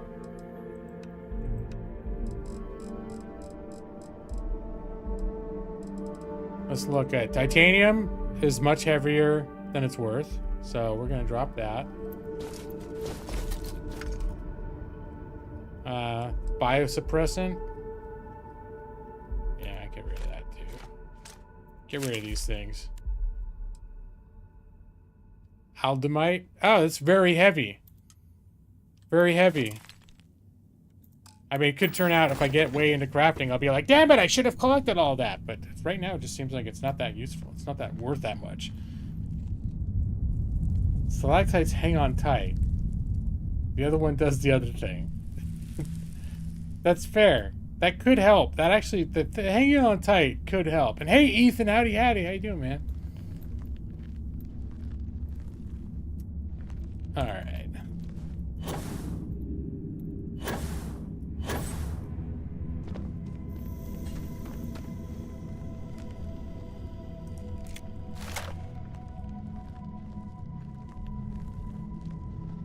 This feels like a special hidden area.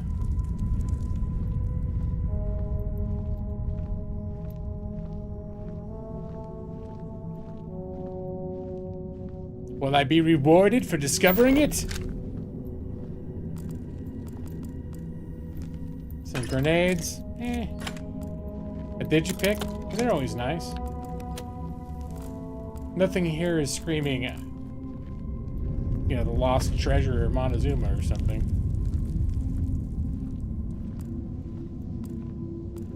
Distilled water? Ah, just what I always wanted. No, I'm not even gonna pick that up.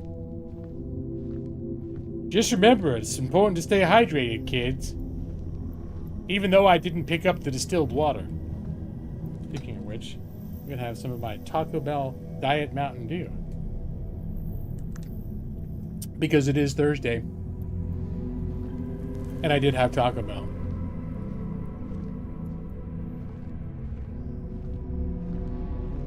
I'm in a little bit extra good mood because I've got the rest. I don't have to work tomorrow because of Comic-Con. I took it off.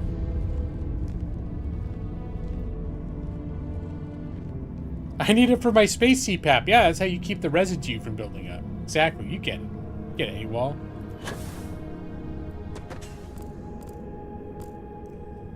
All right.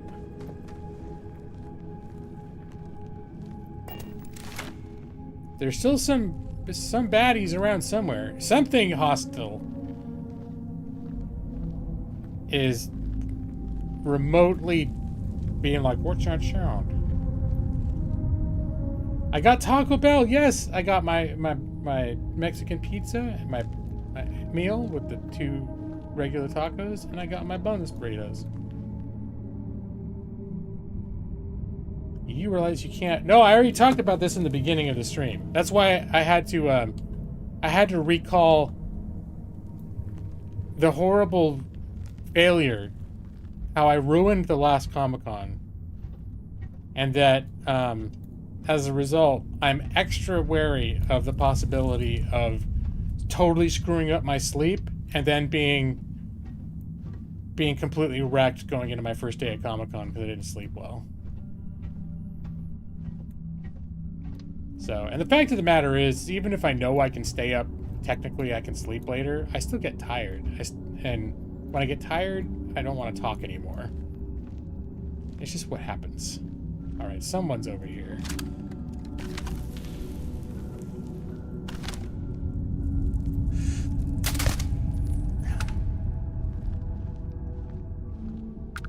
That might have been the last one.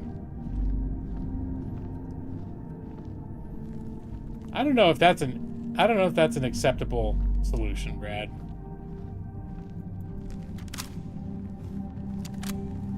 That could arguably get me even more trouble.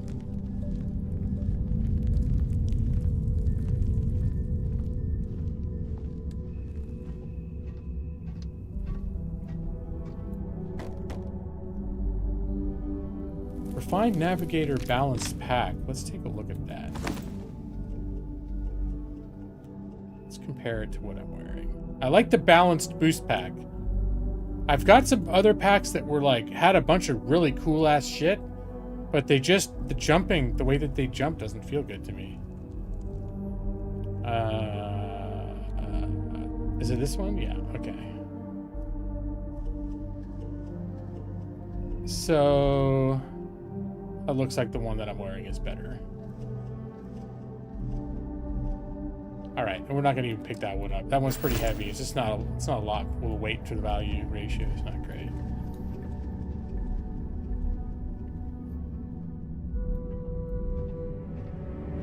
Well, Brad might just be assuming that I've already got the cocaine on hand. You know, not everyone can be fancy like Brad Pritchard and just have cocaine laying around all over the place, just to be used at my convenience. Might have been the last bad guy. I did notice there was a door over here.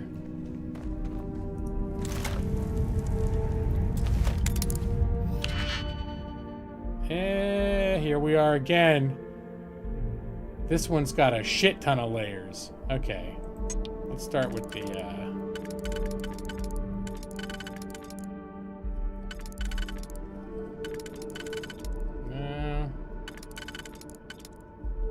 this one doesn't look like it goes anywhere.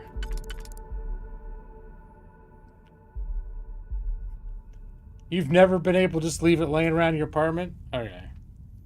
How else do you do a little 27 innings of baseball at like 2 in the morning? I guess if you're just not leaving it laying around, that's probably why. So really, this one with the 4 doesn't fit anything in any of the layers? That's disappointing. What about this one? Doesn't fit any of those. And the next layer doesn't fit any of those. It does fit on the bottom layer, though. Alright, I'll take it. I'd really love to have some auto slots on this one, though. This one's screwing with my head.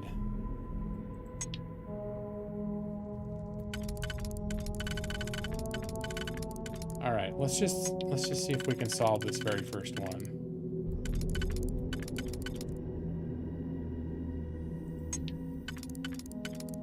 That would do.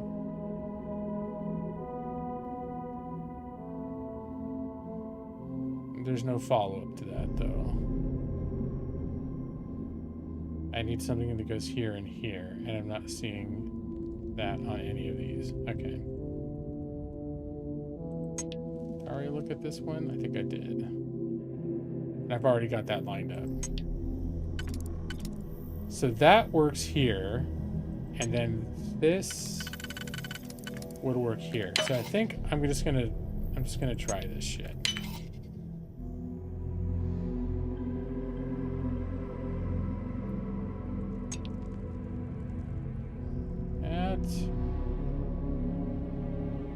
But nothing would fill these two in, so that doesn't work. I think I need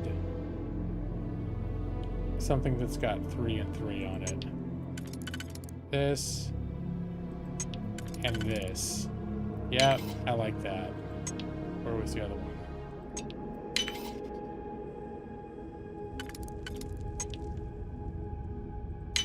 Oh yeah.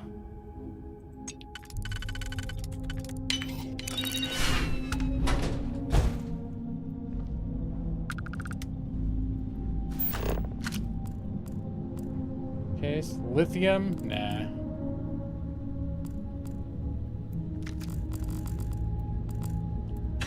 Ammo. Ammo is always worth picking up because it doesn't weigh anything. I'm sure they're going to come up with a mod that will make it weigh something.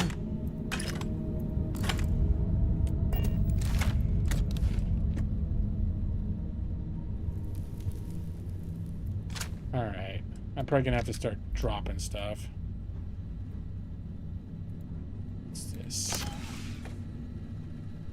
Mannequin?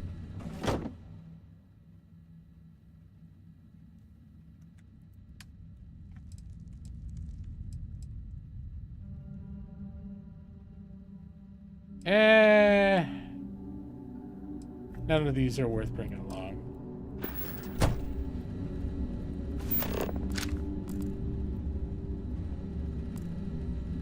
Auctions we can skip. All right. Let's see. I got 6 pounds to spare.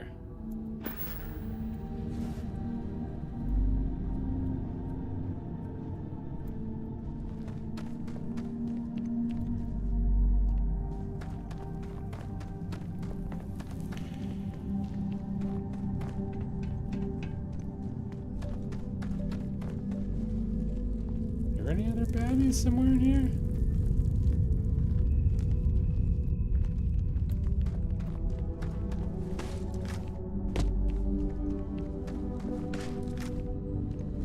Alright, this is just the on top of that room that I was just in. Okay.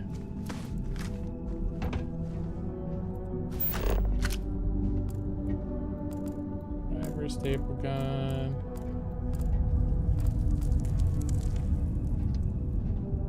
Okay, I gotta see what this shit is.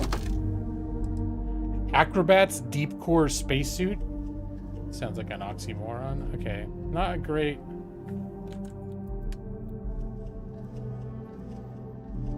Value per mass ratio. Nope, I'm not gonna take it.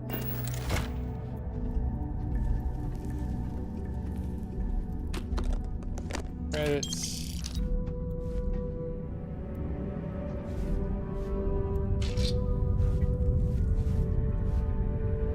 Calibrated Team Seeker space helmet? Nah, I don't think so.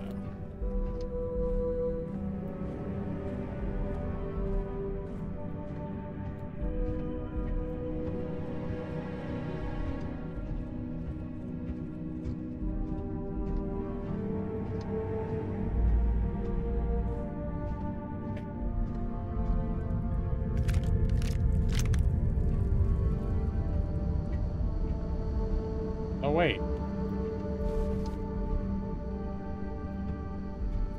I'm officially, like, kind of confused at this point. Like, here's a dead guy. I didn't think I came down this way. I didn't.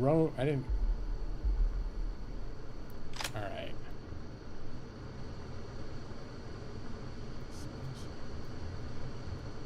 Wait, I say antimicrobial? Nah.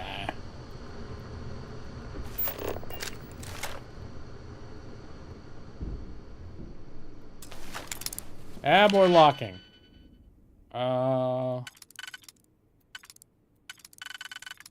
That might go there.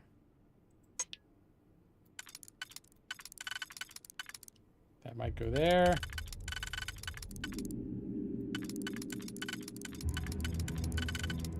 Could also go there.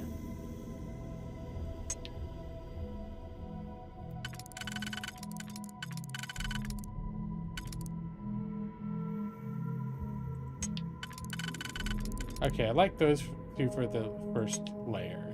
So if I could solve this with these two, I'd be golden. And I think I can. Alright.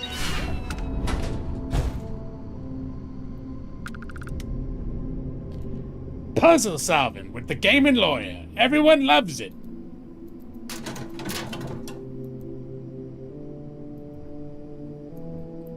Get this door out of my way. A thermos. Okay, let's get everything open.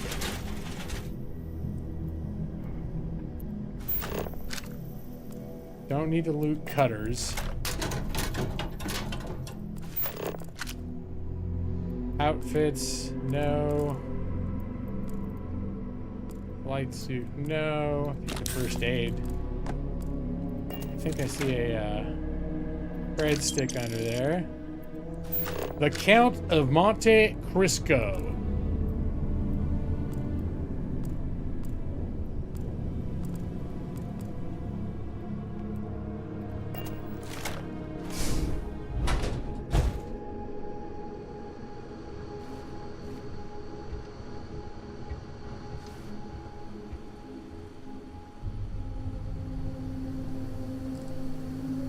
Alright. Yeah, I think I came down this way earlier.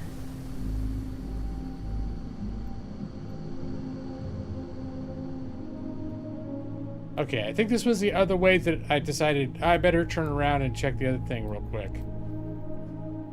And it turns out it was 2 alternate routes that would have ultimately gone to where I was going. So this was not a linear exactly dungeon. This had a this facility had multiple routes that could have been taken. And probably once the bullets started flying, I would have had to kill everybody anywhere, everywhere anyway, but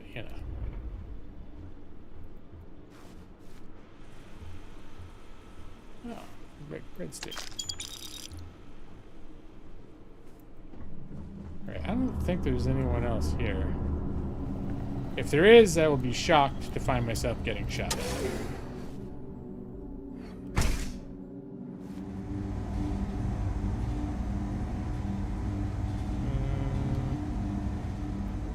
So how the hell I get out of here?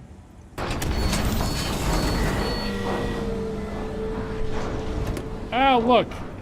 It's the next day.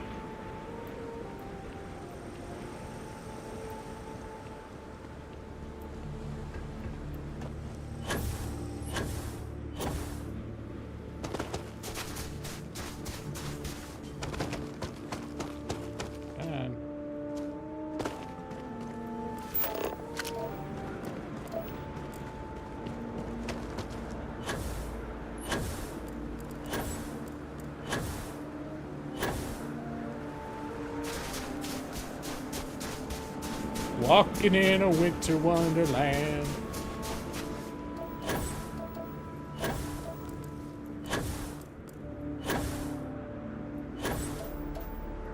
Or multiple days later, who knows?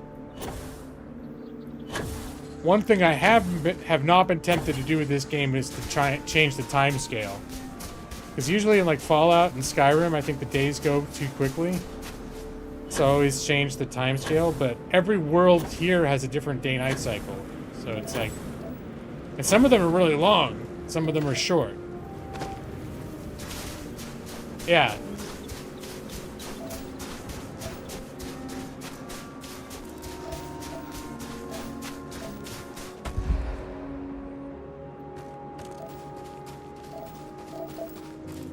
I think I've scanned most of the wildlife around this area. Hello, Vasco. Captain Hawk, do you require my assistance? Now I just wanted to hear you say Captain Hawk. Alright, going in.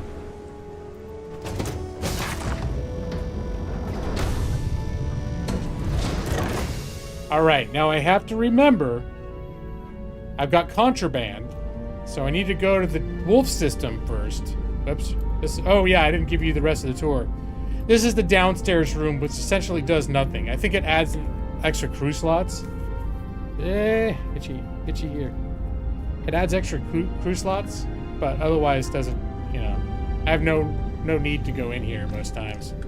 Aside from the fact that, it looks cool. But.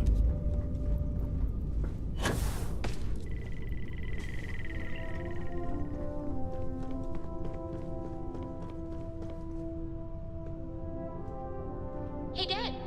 Want to hear a poem I wrote? It's called a haiku. Oh, I just read about them. Let her finish the haiku. Huh? That sounds exciting. Let's hear it. Okay. It's called Space.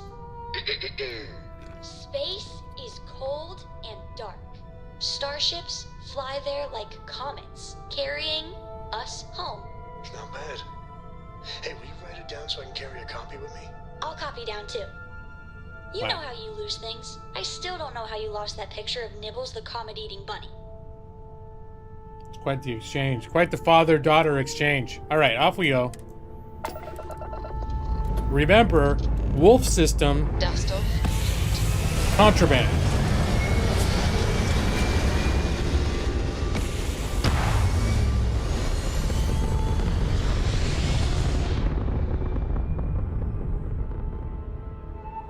Orbit achieved. Crew slots don't mean crew slots unless other stuff. Right. You have to, I think you have to increase your leadership skill in order, and I think that... Oh, shit. Shield up and fire! Oh, damn it. Yeah, just begin the combat by running into a damn wall. It's sitting there with no ramp right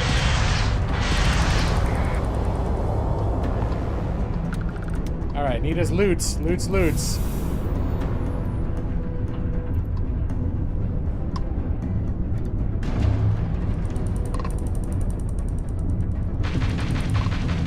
You can try and run.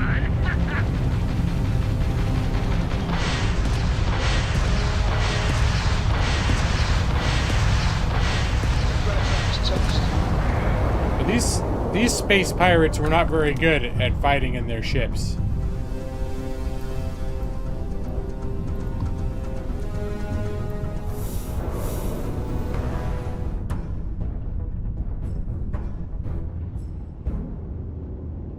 Just all in a day's work for the Law Hawk.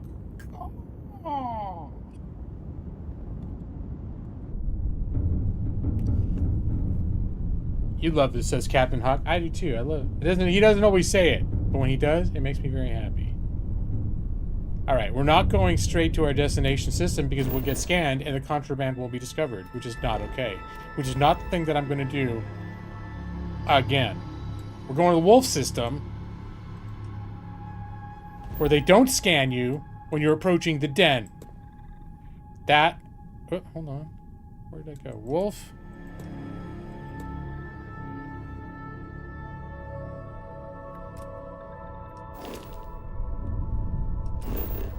Ramming speed.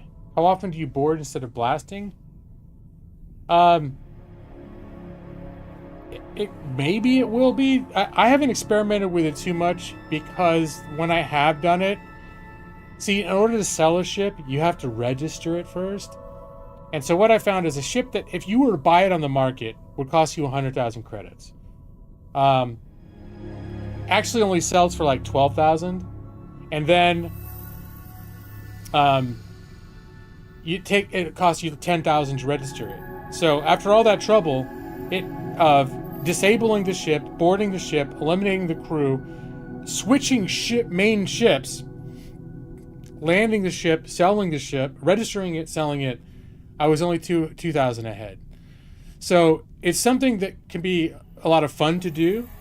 And I imagine if you're doing it to the right ships, it can be more lucrative.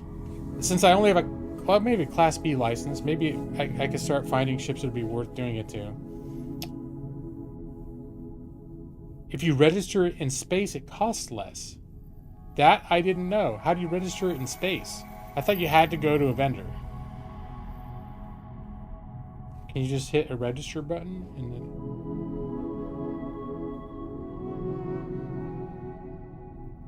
So, yeah, so far I haven't done very much. I probably boarded 2 or 3 times. It's kind of fun, but it's just not like... If you just jump from system to system and randomly encounter pirates and blow them up, the UC Vanguard will give you 2,000 to 3,000 credits just to reward you for helping them out. Like, very frequently. Like, the combat I just had, a lot of times there would be, like, law enforcement there. Afterwards, it would be like, what can we give you in return? If you say, I could use some credits, they'll give you 2,000 or 3,000 credits. Like, boom, right there. That's about what you would have gotten by going through the whole thing of, like, capturing one of the ships. You just open the menu and register. I didn't know that. All right.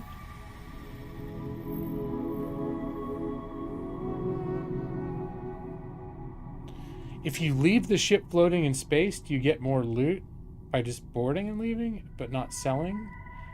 I mean, the ones that I've been destroying, there's no ship left. That was just wreck. There was no ship there. If I had disabled the ship, I guess if you boarded it and looted the interior, because there is interior to loot, technically, yes, you would get more than if you didn't.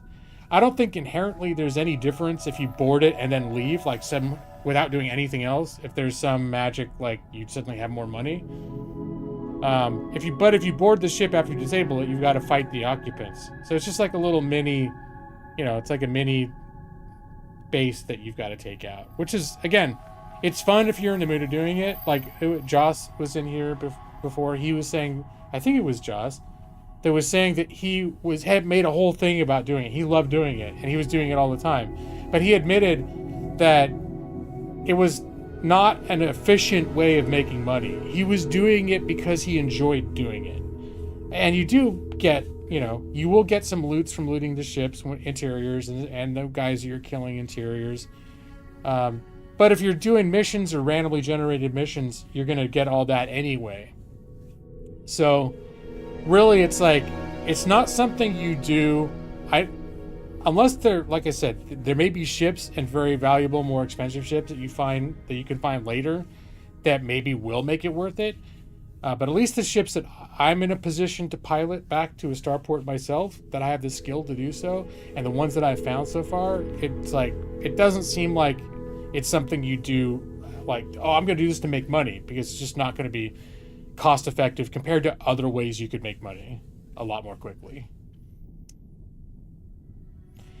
You steal for the love of the... Yeah, that was Joss that said that. Have you kept doing it? Usually a slight profit. Not a loss, but not worth it for the money. Yeah, I mean, like I said, like, you destroy the ships and the UC Vanguard will be like, hey, great, thanks, great job. How can we repay you? If you say, give me a few credits, they will just they will give you the profit. And you could just jump from planet to planet in a star system and have that happen 4 times within like 5 to 10 minutes. And, so then suddenly you've got 10 to 15,000 credits that you got just in rewards. That it might not happen quite that quickly, but still, it's like, for the amount of time it takes to clear out the ship, register it, take it someplace, sell it, and then, I don't know. I love that it's in a game and it's fun to be able to do it, but yeah, it's not get rich unless, Joss, if you started finding when you upgrade your pilot license and you're able to take higher ships or find more powerful ships, does it scale? Like, if you know what to look for, can you end up that you can, like, oh, this ship is worth taking over and selling because this ship is fucking badass. It's going to be worth a lot. Oh, you haven't played Starfield since Baldur's Gate 3. Okay, so it's been a little while. You're just trying to figure out from the rumors online. I got it, yeah. And the thing is like, I don't have a lot of personal experience from it, and my one or two experiences trying to do that might not tell the whole story, obviously, but I think it was Joss said he was doing it and saying that like he did it a bunch, and he wasn't getting rich quick. It was just something he was doing for fun. But I know as you go up in levels, you can pilot more powerful ships, and if you're exploring more dangerous parts of the galaxy, it could be you stumble into like capturing classes of ships that are worth it selling. I don't know. So don't take anything, and Joss has not played like all the way through the game either, so don't take anything as gospel. Just know that out the gates, just hitting these random battles and taking over the ships and selling them, at least initially, did not seem the kind of ships you find are not going to give you a lot of money, and I'm not sure if that changes later in the game. And once you buy it, you go back to ship robbing. Okay, you're at endgame. Avery, have you found any? Do you have any insights about this? Then, main reason to board ships and sell them is if you have parts you can't get otherwise. If they have parts you can't get otherwise. So you can take the parts off of their ships and put them on other ships. Is that a thing? That's something. If that is what you meant by that statement, which I missed happened a couple minutes ago, if that's what you meant by that statement, that's not something that I was aware of that could happen. And I'm not being skeptical, just that like it wasn't on my radar. I thought the taking and removing of parts only happened like in the shipbuilder for each individual ship. Okay, so you could take apart their ship and then use those parts to build up a ship with some rare parts that they had. Okay. Have you found that if you capture like more powerful badass ships later in the game, that they have a higher profit like margin if you try to sell them. You just saw a headline, don't kill enemy ships, board them instead. Yeah, there could be, again, like, that's the thing about this game too, is there's so much that, like, I just touched on that once and was like, oh, that wasn't worth it, so I never did it again. But there could be a whole component of that aspect of the game that, under the right circumstances, is, like, completely awesome. Like, profit-wise. But it could also just mean, like, yeah, you do get to loot the pirates, you get to loot their shit, you get to sell the ship. All told, if you do all that, you're going to make money doing it altogether. It just may not be more than if you were just blowing them up and getting, like, just spending time just blowing up more ships and getting paid bounties for it. Or just taking any randomly generated mission where there's a large pirate base or something like that and just cleaning them out and looting them. It just may not stack up to that in terms of just raw money-making potential.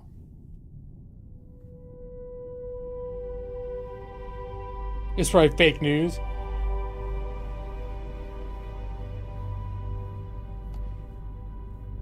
Right, if it's a C-class and you can't pilot it, then you can't steal it. Honestly, rare ship parts, you're better off going to manufacturer shipyards. So, and that's what I was talking about. It's like, if you did have a C-class license, right? It's suddenly you can pilot some of the most advanced, expensive ships in the game. How that translates when you go through the whole thing of, like, flipping ships that you captured, I don't know what that looks like. I don't know what the numbers look like at all. It's Matus out there. How you doing, Matus? It is hot. You're hot. Grandma's here. Hello, Pneumatic Labs. There's a ship that flies around with Grandma. I ran into her again earlier today. She had me over. So the same exchange. It's almost like it never happened. Maybe a new Grandma got generated in space. Because all the dialogues were the same and they were acting like they were fresh. And then, and she ended too by saying, "Oh, it's in the end of a long day. I'm tired. I just need to sleep now." And I'm like, yeah, that same sort of like, does that mean Grandma's about to die or is she just sleepy? Nova and Deimos have shipyards in Seoul. Both sell exclusive parts and ships. There's even a Nova cockpit with a cockpit with stairs. Oh, cool. Okay. I did the second time I saw Grandma, I gave her money. But I want to say, and then she gave me something back in return, but I don't remember it being all that impressive after I gave her 1,000 credits. Just because you could just be nice and be like, "Oh, here, take care of yourself, Grandma," and give her 1,000 credit. And she's like super grateful and gives you a little present back. All right. Grandma should have, well, she had a lot of homemade food that you're free to eat. And so basically lets you loot her whole place. Wolf. The den. Alright, let's not get scanned is the thing. I don't want to absent-mindedly, like I've done before on stream with Contraband, absent-mindedly jumped into a system where you get scanned when you're on your approach. I do have some shielded cargo though. I have some shielded cargo to help hide that stuff in scans, but it's only like 50%. Alright. Den acknowledging incoming hail. Docking Bay 1 is free. Grandma loves sweaty boys? Oh, Pneumatic Labs. Maybe that's true, but what a thing to say.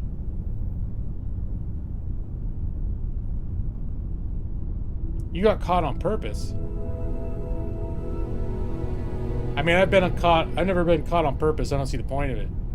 Aside from just if you don't know what's going to happen. But I've found out what happens accidentally 3 times now. And then when I got the shielded stuff, and then I still forgot, I thought the shielded would be a big protection, but it was like 60% chance to hide it. I'm like, of course, with those odds, I got discovered immediately. And I've got a scan jammer, but I could only get the I could only get the very basic scan jammer because I don't have the right engineering skills to put in the better ones. And the one that I got only added 10%. And then I was like, well, I'll just buy a bunch of them. So I bought 4, and then I looked it up, and they're like, no, they don't stack. So I was like, oh, okay. So I sold them back, and it was like, all right. So I guess it would have been 55%. It varies. Like, you have a certain amount of shielded cargo, and depending on how much of it's used, that affects what the percent chances are of being selected. But I think I've got like 100 or 150 units of weight, pounds, whatever it is, of shielded cargo, and only had like 3 or 4 pounds of contraband, and it was only a 65% chance of remaining hidden. So I was like, okay, so that's not slam dunk by any means. You don't have access to good stuff. Yeah, I don't have access to good stuff. Yeah. Level 1 engineering gives you access to the 30% jammer. Maybe I should look into it. What is my engineering level? I just always, every time I get a skill point, oh, I do have a skill point, by the way. I just keep finding stuff that I find more immediately compelling than the ship parts thing. Like, how often that has been a factor, the not being able to install ship parts, has been a lot less than, say, running out of carry capacity. Right, which I think is what I'm focusing on now. The other thing I would consider focusing on, actually, the ballistics. Oh, I'm at rank 3 out of 4. Okay. Range increases 30%. May even consider, for the next level, considering going rifle certification. That won't help with my shotgun, but it'll help with everything else. You know what? No, I've been enjoying the weightlifting. I'm gonna max out weightlifting. It's just 1 point, and it's gonna make a difference in my game. A lot more than a 10% damage boost. I think the damage boost sequence is gonna be what I'm going for next. All that is to say is, you can see when I start looking at the skills available, I become a lot more entranced by skills before I get entranced about ship engineering. But I know just that 1 point could probably make a big difference on that count. What happened when you get caught? They give you an opportunity to surrender. They hail you and they say, maintain your course, whatever, and respond to this hail immediately or be fired upon. If you do not respond to the hail, they will attack you. If you run away, because the first time it happened, I accidentally ignored the hail or something, and they started firing on me. So I actually jumped out of there before they could get to me. But then they'll attack you on sight if you go if you go anywhere with that faction's law enforcement, they will attack you on sight. If you surrender, then they give you, it's sort of like the options where I've gotten caught by guards in town a couple of times too, for rando things, usually accidents. They'll basically give you the opportunity to where you can be like, oh yeah, I surrender, I'll turn in the stuff. You pay $700 fine. They take the contraband and any stolen goods you may have. You could also say, fuck you, and I'm gonna attack or whatever. You have like 3 or 4 dialogue options if you answer their hail, to either work with them cooperatively or tell them to F themselves and either fight them or run away. The fastened perk for armor gives you 20 extra kilos. Fastened perk for armor. Oh, like if you add, like in crafting, armor modifications, which again would require me to invest in, what is that? Tech, science, spacesuit design.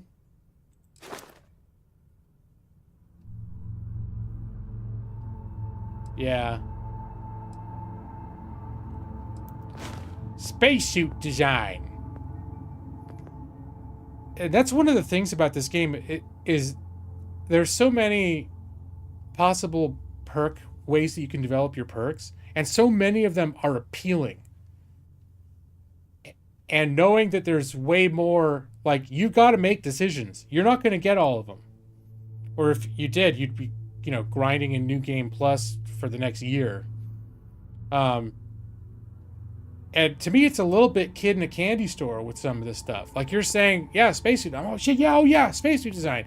And what about this one? Oh, yeah, I want, that one sounds good, too. And then, but then I've got my stealth archer that I'm trying to develop. And then just basic things, like my stealth is maxed. The weightlifting, I've kept being like, you know, boost packing, I've maxed out. Because boost packing literally impacts, you know, 50% of my gameplay is benefited by boost packing. So I try to balance out, like, which of these is going to maximize my benefit, as opposed to things that once every 4 or 5 hours something will happen where I'll be like, oh man, I wish I had that perk, right? Sometimes you get I got one that had pocketed, which added 5 points, and that I felt like was a big deal. I've had a couple of booster packs that added carry capacity.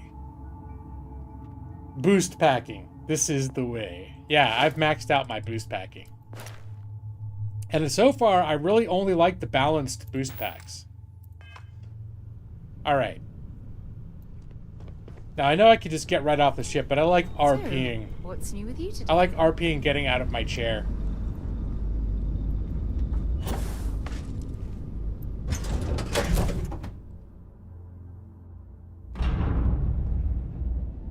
Alright. I think the contraband is in my ship, so I'm gonna have to... It's a little surprising, isn't it?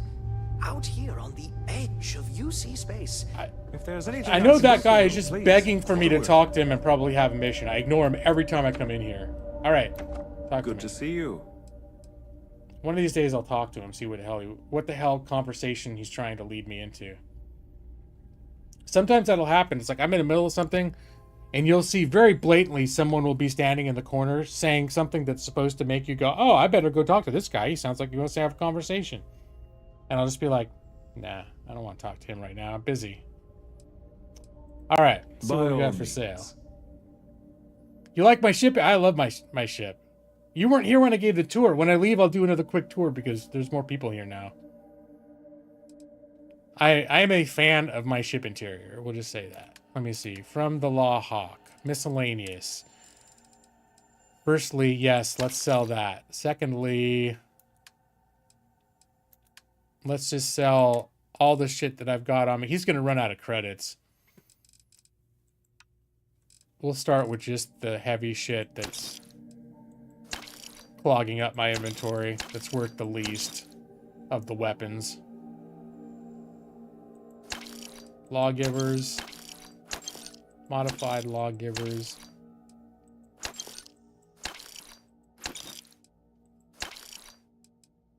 A bridger, huh? That's like a grenade launcher. Nah.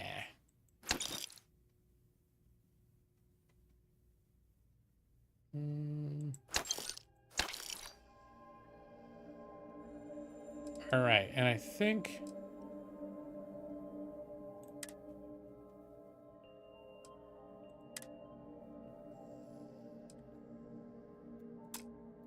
that's as much as he's basically out of money.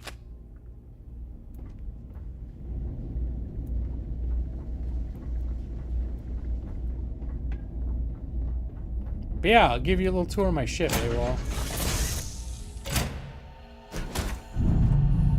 And when I first got this ship, it was like a law enforcement ship, and they had a huge area that was like a brig with multiple holding cells and stuff. It was pretty cool. Except I was like, I'd much rather have an area with crafting stations in it so I can craft my own shit. So I went to a ship dealer and I used the builder I removed the jail section of the ship and changed it into crafting. So now I've got like, well, I'll show you. But so this is my home right here. This is the captain's quarters. So I've got, you know, my lockers and little conference room area, my bed, my desk. Cause I got a navigation console up here. A little like hangout, little kitchen area hangout. You know. It's not like the super clean Camino Star Wars situation. I'm not sure I know the Camino Star Wars.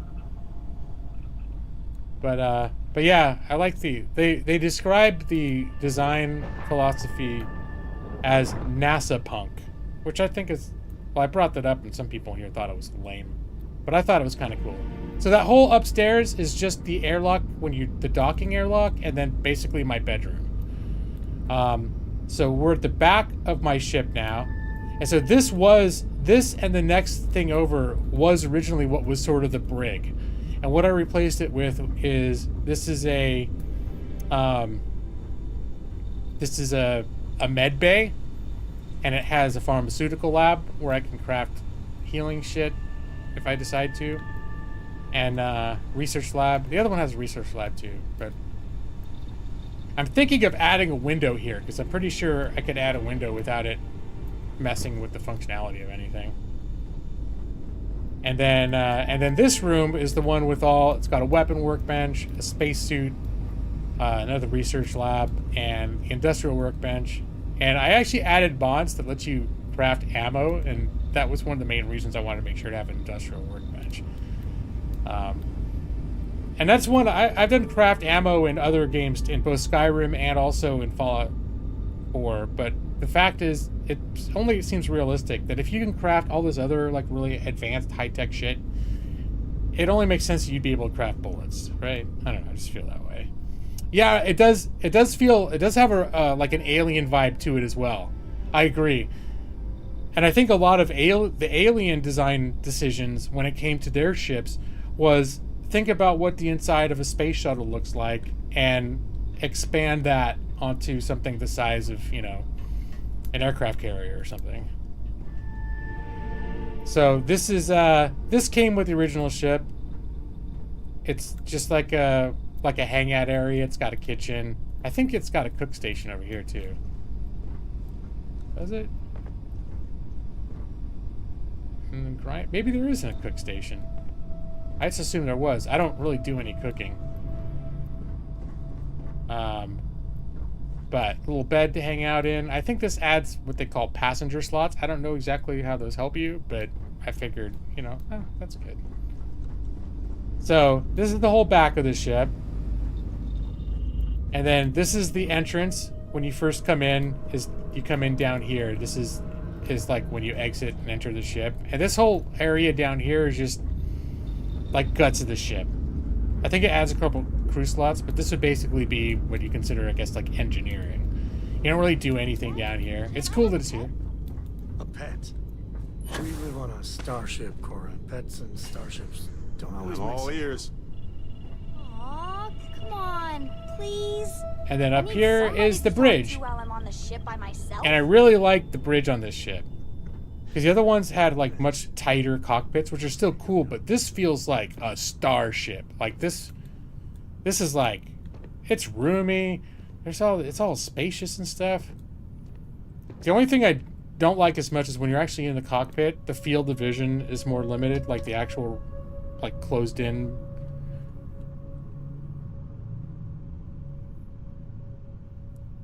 Gila's character say, "I didn't ask for this." But in what context? Can you give them a wooden sword that does 1 million damage? No. So yeah, one of the people that you befriend, who you can ask to join your crew, and I did ask him to join my crew, is this cowboy dude. What's on your mind? Sam Coe, and that's his daughter. And basically, he doesn't, I don't know, he doesn't trust anyone or want to do like a daycare situation. So the daughter just goes, and the daughter is like super genius, loves space, super talented. Like she's like a little genius. But she goes anywhere he goes. So he's on the ship. There's a whole story with him too about his ex, the girl's mom, is like thinks he's a terrible dad for going out into space and bringing her along, but the mom is too busy being a space ranger to spend any time with the kid ever, basically. So it's like they have a weird family dynamic. But yeah, so she's on the ship. Ahoy, Captain. She's pretty cool. Hi. Let's see. You must have a favorite book. It's probably a brief history of time. Oh, that's my favorite question. I've thought a lot about this. It's a very important choice, after all. My favorite book is Journey to the Center of the Earth by Jules Verne. It's about some explorers who go down a volcano and find a secret underground world below Earth's surface. It's a great story, even with the scientific inaccuracies. Back when it was written, people didn't know the center of the Earth is a huge ball of molten metal. Yeah, so I think I like the characters in here. I think they're pretty great. I'm basically this close to being like married to one of them. The one of them is my girlfriend. But I didn't tie the ultimate knot because Thinking of something else. Yes. because you meet another lady and I might want to romance her. Well, that's the side. Kid's a nerd, give her a swirly. What's a swirly? She's at Harry Potter, you're gonna unsubscribe. Would have been my fault. Why would you blame me? Important or not, I'm ready to listen. Important or not? She's the one that's like, at the drop of a hat, if I just like say, hey, do you want to get married? She'd be like, yes, 1,000 times yes. But for the time being, she just, if I sleep and she's in the ship, when you wake up, she gets out of the bed with you and will make some kind of comment suggesting that you've been like having animal sex all night. It's pretty sweet. Swirly is you grab a nerd by the back of the head and put their face in the toilet and then flush. Oh, that's mean. That sounds like a mean thing to do.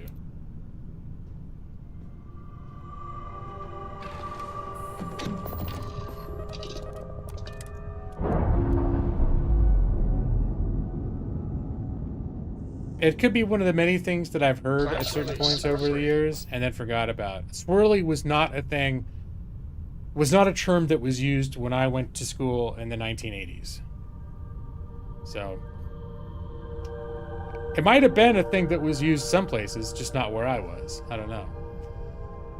Alright, where exactly am I supposed to be going right now? Into the unknown. We're adding it to the collection. Okay, what we're going to do first is I've got a bunch of cartography shit that I want to turn into that other dude right outside of Earth, or not Earth, Alpha Centauri. So what is it? Here it is the eye. Yes? No, go back. All right, fine. Did I just fuck up my... That didn't play out the way I was expecting it to. Alright, we'll see where I end up. I want to... The Eye is a Constellation-owned space station, like, orbiting Alpha Centauri. That I want to stop at first on my way down. Colony space. Maintain current course while we scan for contraband. There it is. Scan complete. Go ahead and land. See? I don't have any contraband. That's because I found the one system that they don't scan you when you come into that space station. The eye's open to you, Constellation. Alright, I'm coming.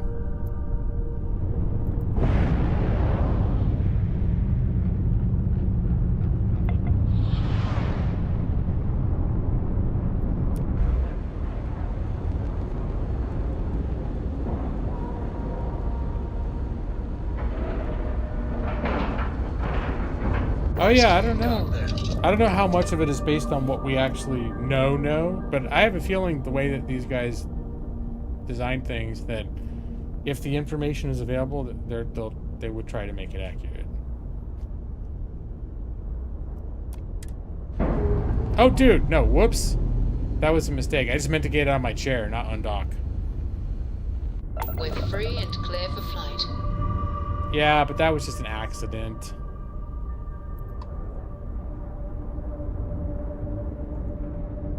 Oh, hey, okay. Let's move away just a little bit.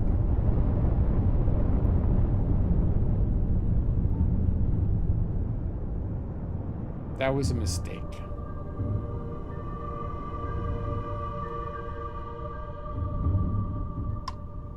No. Where the hell did it go? I know it's right here. It's a massive space state. Well, not massive, but it should be taking up like 90% of my field of vision. Is that it? Aha. The eye is always open to contact. Alright, let's try this again.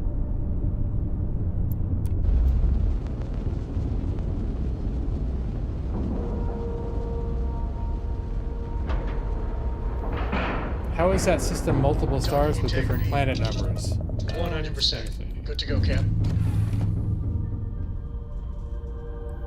Well, I'll look at the star map real quick. Alright, so this is the Alpha Centauri star system. Now the thing is when you zoom in on this, what is Ptolemy? I'll see. Ptolemy is another star very close enough on the cartography that you have to select one of the two, but it is not, it is a distinct system. So there's Ptolemy 2. I haven't explored these at all. Is this binary? Maybe that's it. Maybe it's binary. I don't know.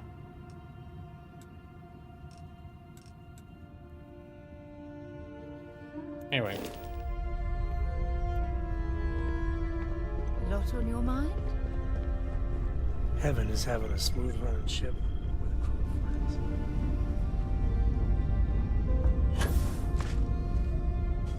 All the planets should orbit both stars. Didn't we have like an in-depth discussion about this once? And I had to admit that I have no fucking idea how binary stars work.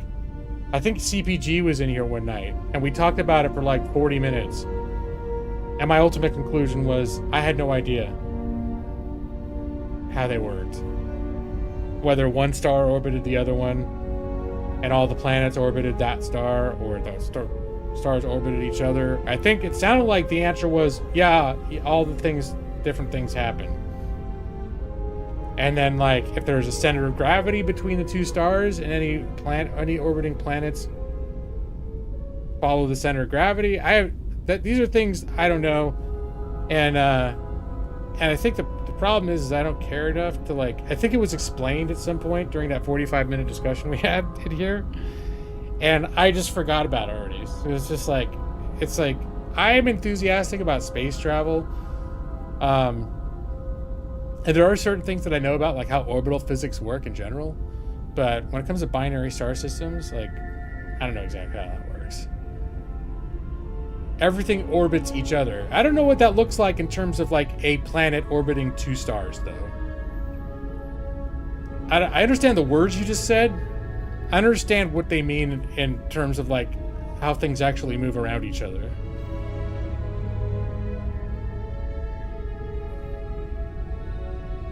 So, because in most cases, like a traditional star system is caused by, there's the biggest thing with the biggest gravity well, and everything else orbits around that, and then things with smaller gravity wells, like planets, have moons and shit going around them, but as a unit, planets and moons are still orbiting around the big thing.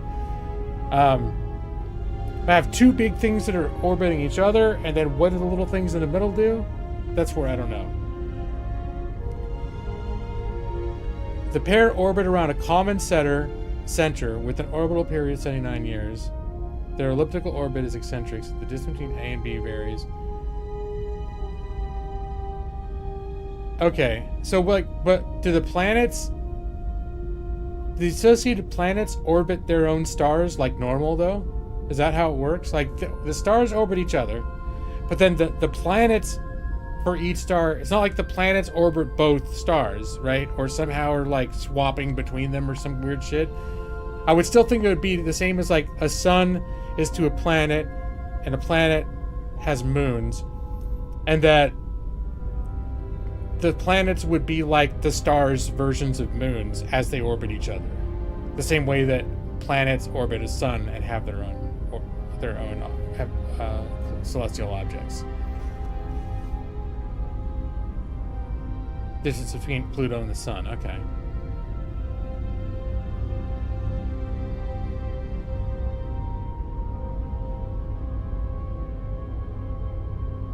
But yeah. Well, you say everything orbits each other, but what? So, do you know if that's with the planets? Does each star have its own planets stick to that own star as these two stars are orbiting each other? That's what I would feel is the most likely thing from the way physics makes sense in my brain. Is each star would just have its own planet, just like planets have their own moons. Okay. And then it turtles all the way down. That makes a lot of sense, Nomadic Labs. Absolutely.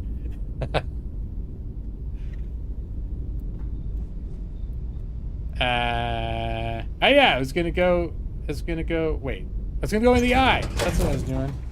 Constellation owned star city. It's one of my things I'm famous for when I'm streaming is losing complete track of what the hell I'm trying to do. Please disregard. I attempted an informal greeting, but I am dissatisfied with the results. You'll do better next time, Vasco. And the thing I like too is like this stuff is all in real space. So not that you'd want to, but you can actually, someone tested it, and within a single system, you can actually fly between planets instead of jumping between them. It's not just like box spaces, like each planet's its own separate little box space. And when you dock, you're still in that space. So there's my ship right now docked to this thing. And that is the same actual like space out there, I think.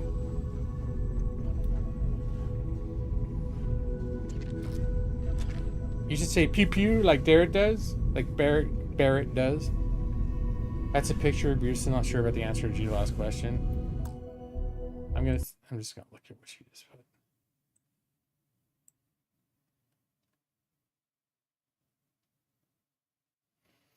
Okay. So those, and I think what you just showed me are the two stars. Let me see.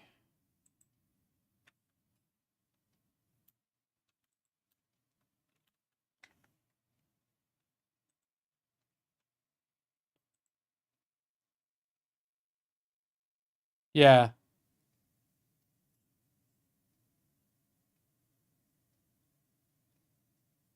A. B's real trajectory. B. Okay, I don't even know what actually, I don't know what the fuck this means. And there's a whole article that it looks like I can read. Now,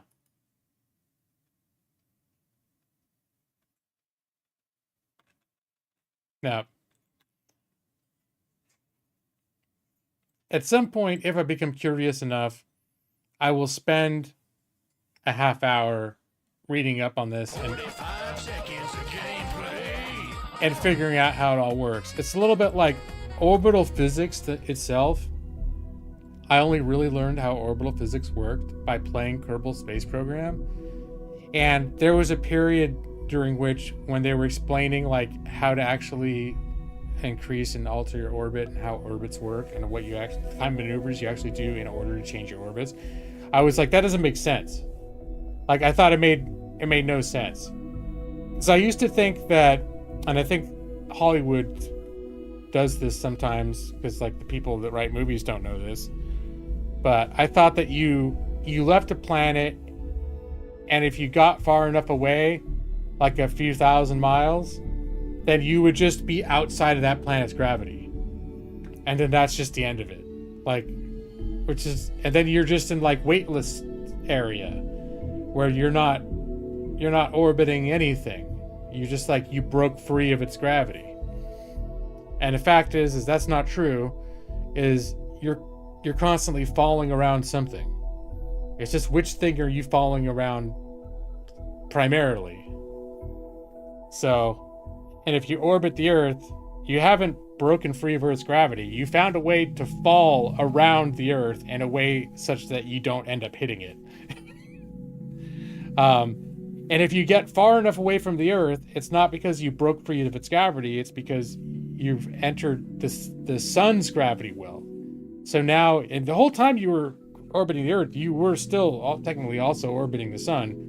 But there comes a certain point where you get far enough away from the Earth where its gravity is not sufficient to influence you versus the sun's gravity. So now you're basically primarily just orbiting the sun and not the Earth. So it's interesting how all that works. And there was a period when I was learning Kerbal Space Program and learning like how actually to increase, like if you want your orbit to be higher, you don't just go up. Going up is just going to make your orbit lopsided, and then you're going to crash into the other side of the planet on your next spin around. If you want your orbit to be higher, you point parallel in the direction of your orbit. So if you're going like this around the Earth, you stop here, from here you point this way, and that will make the bottom of your orbit grow. And then you go to the bottom and do the same thing pointing this way, and that will make the top of your orbit grow. And it kind of blew my mind. Like, oh, really? That's how that works? Because I thought, like, if you shot away from the Earth, and just if you shot like if you were on the space station, the International Space Station, and you had a nickel in your hand and you flicked it away from the space station, that it would just hurtle away into space, never to be seen again. That's not at all what would happen.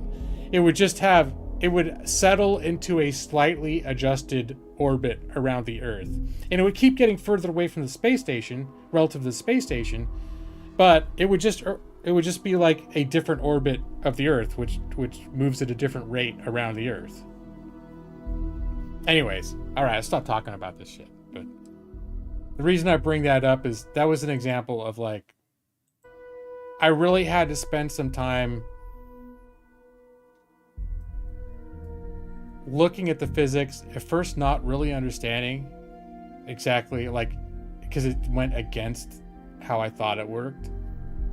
And I have a feeling that studying a binary star orbital physics is going to be the same.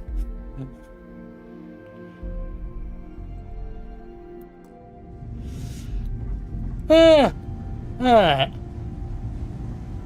Oh, I just realized something screwy is going on my second monitor. That's weird. Okay, now we're good. I usually rely on my second monitor to show the time, but one of my windows is actually covering up the taskbar. It's like, I don't think you're supposed to do that. Oh, where's the guy? This guy buys all of my, when you do planet surveys, he'll buy all the survey data for good price. You find those artifacts. Get them added to the collection. I can start running some scans from here. And the darkness gets lit just a candle more. Alright. We're gonna sell... Is this really all the survey data I have? I surveyed a bunch of planets. Wait a minute.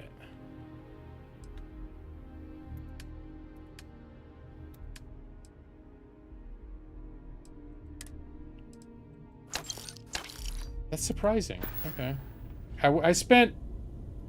On my lunch break today, I spent...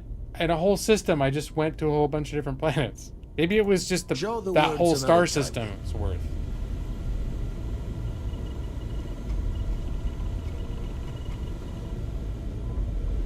You think they can have their own planets?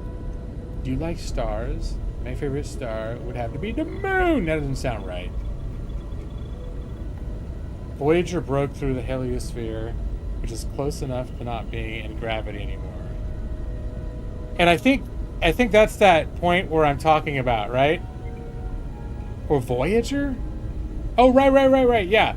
And that's the same principle. It's like, you leave the Earth, you get far enough away from the Earth that the sun's gravity becomes the only significant factor. And so you're no longer orbiting the Earth. You're now just orbiting the sun. You're not going around the Earth anymore. And if you break away from the sun is orbiting around the galactic core. So, if you break away from the sun, you're still falling. You're just falling in an orbital trajectory around the galactic core. Now, if you break out of the galactic core, I don't think there's anything beyond that you're orbiting anymore. I think you're still subject to stuff that's happening. It's just that at that point, they're all kind of falling away from each other at the same rate, and you just become part of that equation, right? I know. You know what happened with the chat, though? The chat didn't move for me for 5 minutes. And then all of a sudden I looked up, and there were 10 new chat comments. So for several minutes... What was it? Yeah, about 10 minutes. For several minutes, all that was on my chat was, that's a picture, but I still am not sure about the answer to Gino's question. Haha. Nothing changed for 10 minutes for me. So I am playing a little bit of catch up. I don't know why it does that sometimes, but it did. Here's a mind blown. Parker probe had to fall to the... Let's see. Parker probe that had to fall... Let me pause this. Fall to the sun needed way more fuel to decelerate from the Earth's speed than it takes to get to the outer solar system. Yeah, and that's something I learned in Kerbal Space Program too. Like, in your brain, it seems like, oh, it should be easy to fall into the sun. But it's like, no. It takes an incredible amount of... It is easier to get flung off into galactic space, into interstellar space, than it is to come up with enough delta V, which is the amount of thrust it takes to change your trajectory, so that because basically what you have to do is you have to reduce your orbit around the sun so much that part of your orbit hits the sun. It's not like you just, oh, I'm just gonna hit like the brakes and fall into it or something like that. There's something beyond the galaxy, more galaxies and turtles. But yeah, but in terms of like how you're interacting with the gravity beyond the galactic level, that I don't know about. I don't know how the gravity between galaxies interacts, like if there's some point at which you've left the galactic orbit, and now what are you doing? What are you... Is there any gravity at that point that you are subject to, or are you just being hurled into space at the same slightly altered trajectory as the galaxy you just left, as everything slowly moves away from each other?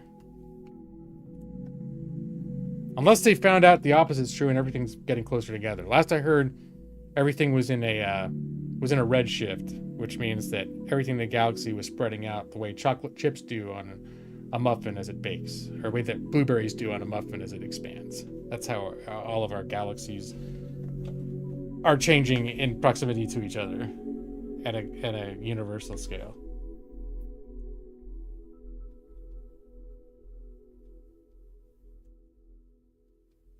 Read that Parker probe shit. Yeah, Kerbal, I learned a lot from Kerbal, honestly. And that's ruined some things for me. Like, one thing that it ruined for me is in one of the Avengers movies, I forget which one, but the whole like bad thing that's going to happen is somebody made something so like an island got pulled out of the earth, and they were going to drag it up 3 miles and then drop it. And they're like, oh, well, just think like the asteroid that hit the earth that caused the dinosaurs to go extinct was half the size of this thing, and that this would kill everything on Earth because it's so big. But it's like, the reason asteroids are so destructive isn't because if you had that asteroid and you just dropped it from 3 miles up, it wouldn't do that. It would just hit the ground and, like, you know, probably people within a mile would go, what the hell was that sound? But the reason that asteroids and meteorites do so much fucking damage is because they're coming into the Earth at like solar orbital trajectories. Like, they're not even in the Earth's necessarily in the Earth's orbit, or yeah, they're orbiting the sun at a different orbit than us. So if they happen to cross paths with us, they're moving, like, to orbit the sun, you've got to be moving at astronomically high speeds in order to orbit the sun. And so if one thing orbiting the sun hits another thing orbiting the sun at another trajectory, you're going to get fucked up. Some shit's going to happen. It's not just that you lift something 3 miles off the Earth and drop it, and it's going to have that kind of trajectory. You're talking way more than terminal velocity. When you have two like solar orbital bodies hitting each other at different trajectories.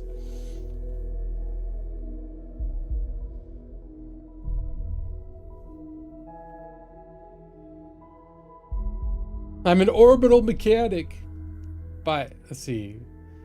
Right, by billions and billions of galaxies shouldn't be floating all chaotic.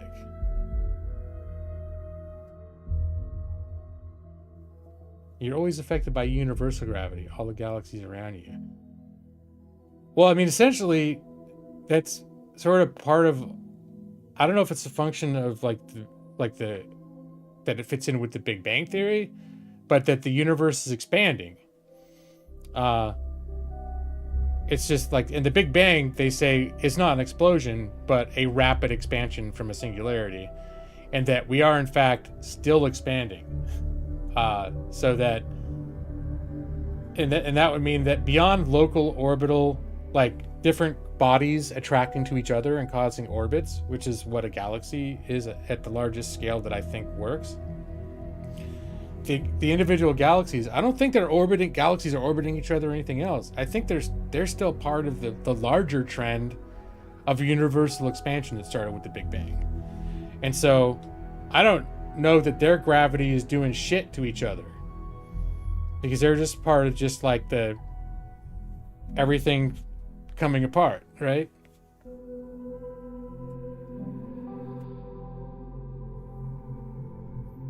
Our perspective and frame of reference is too limited. Well, it's true that like what we can actually see is limited to the speed of light.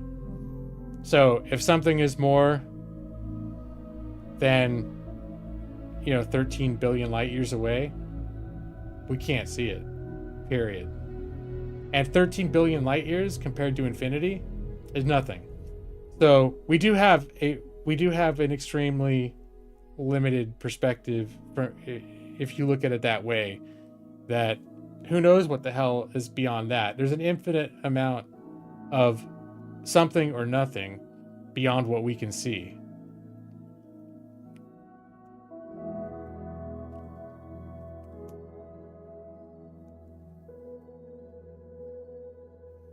Ultron was going to rocket the island back to Earth, not just let gravity take it. Still wouldn't have been enough.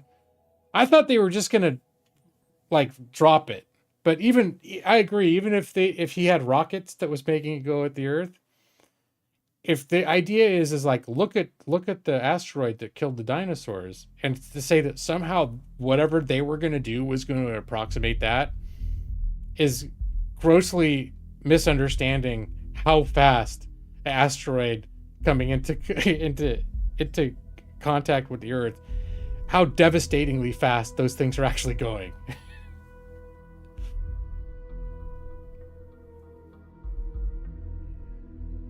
Oh yeah, evil space monkeys, for sure. There's a ton of them out there.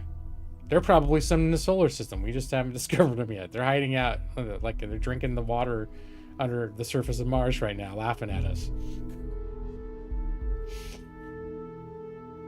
Today you learned that we have a 0.036 chance of a known near-Earth object decimating an area the size of Texas in 159 years.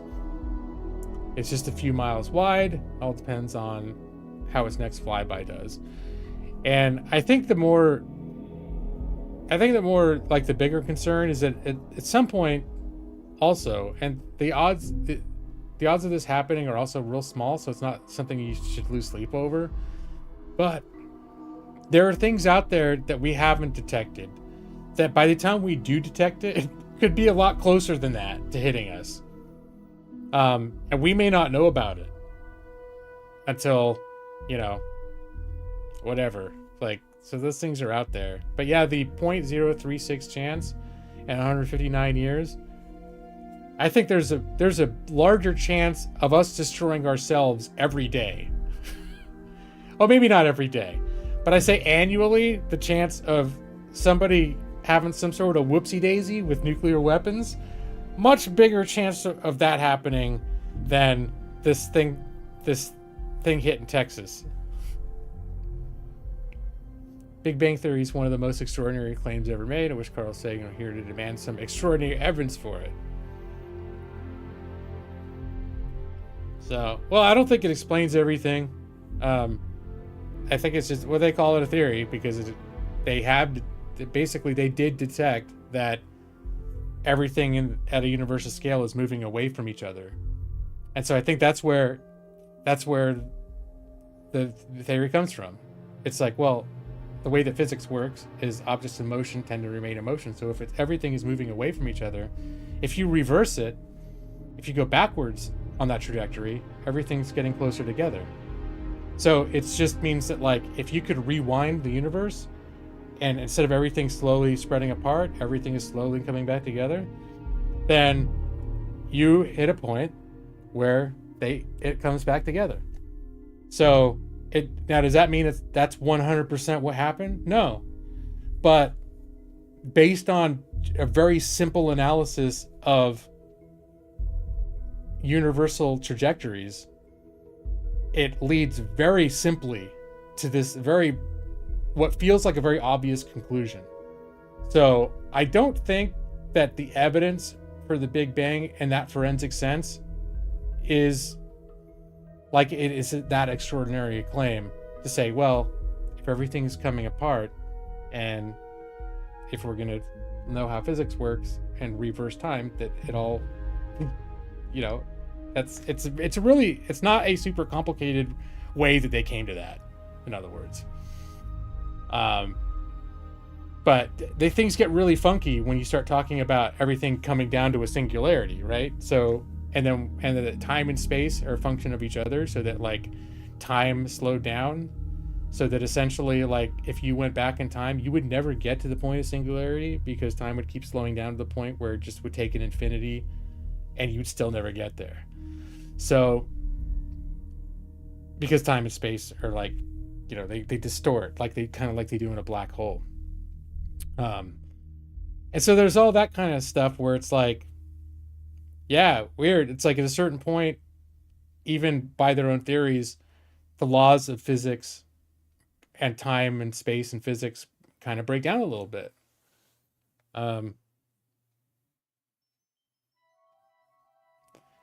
If superhero movies cared about physics, Iron Man would be a liquid after his first. Yeah, so that's the thing too, Nick, and that's what I had to tell myself when I was watching that movie. I just be like, just pretend that if they drop this island from 3 miles up, it's going to be as devastating as if an asteroid of that size hit the Earth. Even though I knew that wasn't true, and it's the funny thing that happens is we all watch movies like that, and we get totally on board with all this ridiculous, like, these superhumans with all these ridiculous, like, the actual explanations for why they're super. Is just sort of like, just believe it. It's because of whatever, genetic magic happened and whatever, just poof. It just worked, whatever. He just had a lot of money and he made it work. Don't ask how. He used science.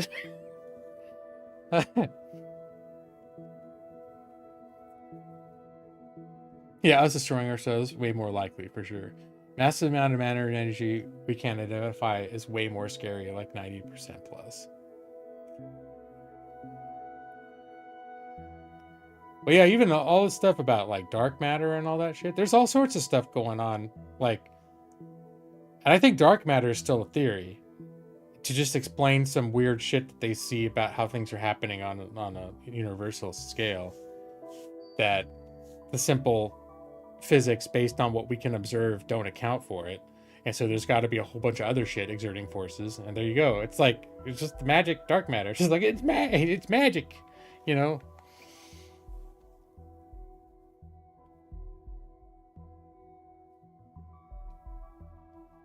At first, there was nothing, then it exploded. Is a pretty extraordinary claim. So, well, and that's the thing is, I don't know that anyone, I don't know if they, honestly, if science has ever attempted to say, like, what caused the Big Bang? What, if you could go back, what happened before the Big Bang? Was there a big crunch? I mean, they're just, that's a point where they can't speak intelligently about that, I don't think. All they can say is if you look at the universe and we can measure the fact that everything is slowly moving apart from each other, like a dough rising from a muffin baking and the blueberries moving apart, you know, if you go back But if there's that trajectory of everything moving apart, if you go backwards in time, very simply, reverse that trajectory in a backwards way, everything comes together. And that it would have, and the things would meet based on the triangulation of how things are moving now, approximately 14 billion years ago. I don't think we have a lot of information to speculate about what happened at the beginning there. That's all that, and I don't think that, I mean, they will try to be like in the first few, try to account for the very first few microseconds of what happened, but that they can't go to that first moment of like, well, how the fuck was it? Where did that come from? Where, you know?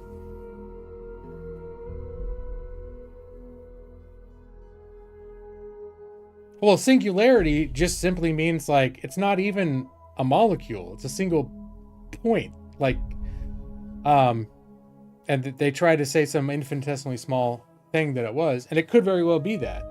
I mean, the fact of the matter is, like, I don't feel that if you look at the Big Bang Theory, I don't feel that contradicts with any kind of like spiritual like idea of creation or anything, because if anything, the fact that could happen seems, and I'm not a spiritual person, right? I'm not religious, but when I look at something like that, it fills me with so much awe and mystery that, you know, I don't think anyone could say science can explain everything, because I don't think you can't get there. I think the problem, the reason that the Big Bang has become so controversial is because a lot of people run around thinking the Earth's 7,000 years old, and all the science suggests otherwise. It becomes a huge fucking problem if that's what you believe. So it creates a crisis of belief and a crisis of faith. To have the mainstream scientific consensus believing, giving this other narrative that doesn't support the 7,000 year old Earth. And that, things didn't progress in a way consistent with they have, a creation story about like, well, this happened in 6 days and whatever else. And then this day. So yeah.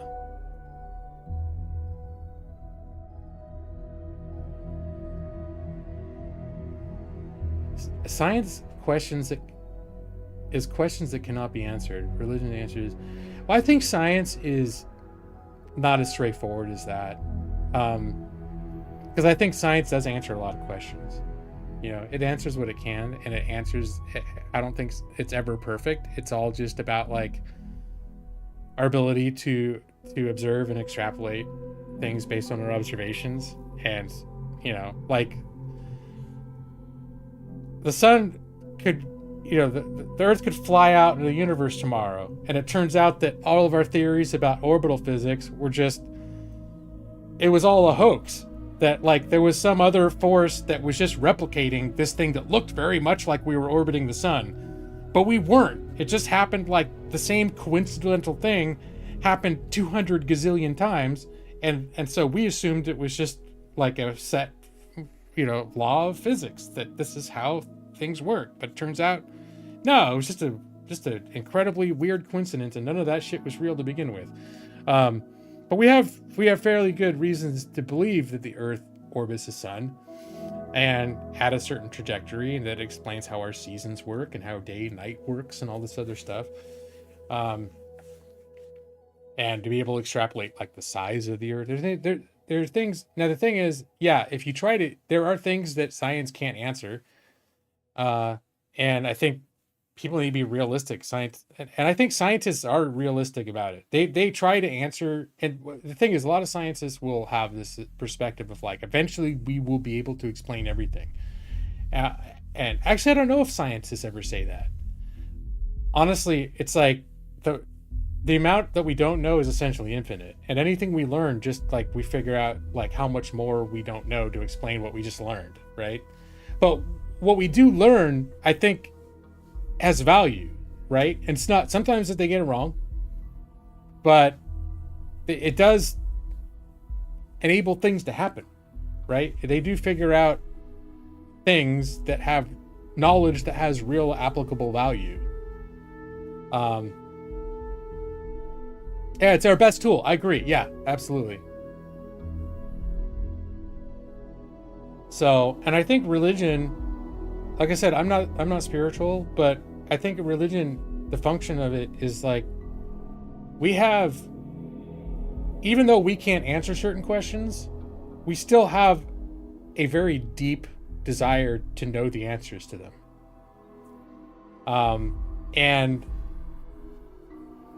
that it's almost unbearable to not have answers to certain questions. And that whether for better or worse, or truthful or not truthful, religions have arisen to answer those questions for us. And to give meaning to our lives, to tell us how we, what our lives mean, what we should be doing. Science can't answer most of that shit, right? So all science can do, and ethics and all, like, things that are scientific that try to address those questions, is essentially come up with equations where you determine what you want to see happen, and then you assign it the value. Like, let's solve world hunger, because world hunger is a great thing, but we decide we want to do that. And then you come up with the logistics of ways that you can address world hunger. But yeah, it's all equations based on certain assumptions of what's valuable, what's good, what's bad, whatever. And it's the threshold questions of what's good, what's bad, whatever. I think that's when you get getting more into spirituality and religion.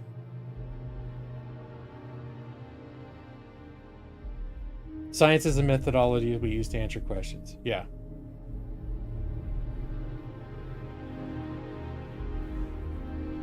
Our theories are theories to be improved upon but never proven. And yeah, I mean, but there are a lot of things that we learned that are facts. Like, that's the relation between facts and theories. It's like, if something is a theory, it's explaining an undeniable phenomenon. But the explanation that it's coming up with is just an explanation that fits all of the facts. And there got to be a lot supporting it before they call it a theory, before they go beyond referring to it as hypothesis. So, like the theory of gravity, like, they'll explain what gravity is. And nobody's disputing that gravity exists. But when they come to actually describing how gravity works, then you get into the theory of gravity, right? But they're like, it's not like, well, I have this theory that there's this thing called gravity. And you're like, I don't believe that bullshit. And then you go walk off the top of a building and fly off into the heavens. But yeah. So theories do have weight, and they typically just, the theory of whatever it is describing something typically that the scientific community has had a consensus is like, this thing is real. The theory of whatever it is, this is real. How do we explain this thing?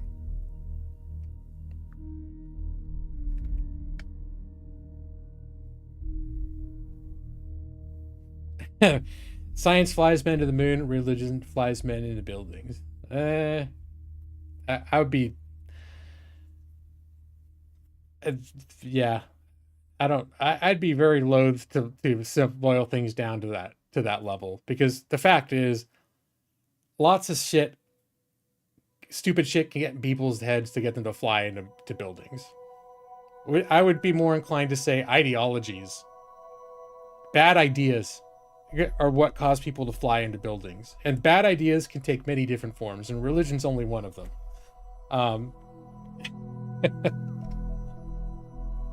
But I think some of the worst ideas the most worst and destructive ideas we've had in history have been political or nationalistic, or, it's whatever you can get fanatical about, to the point where you're making extreme decisions that devalue human life.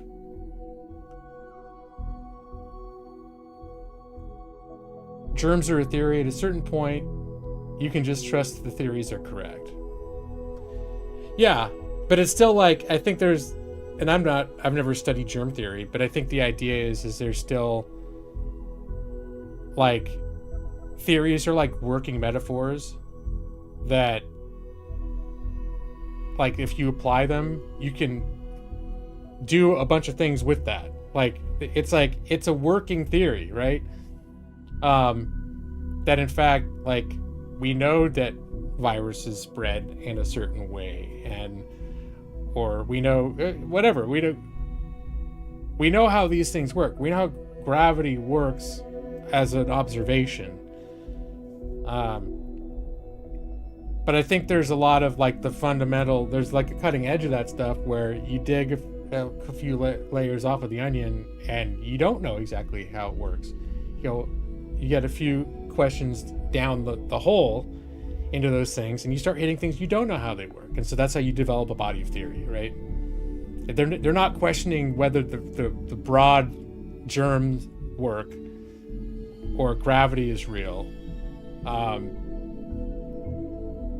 That they're delving into some of the finer nuances inside, and that's where the discussions are happening.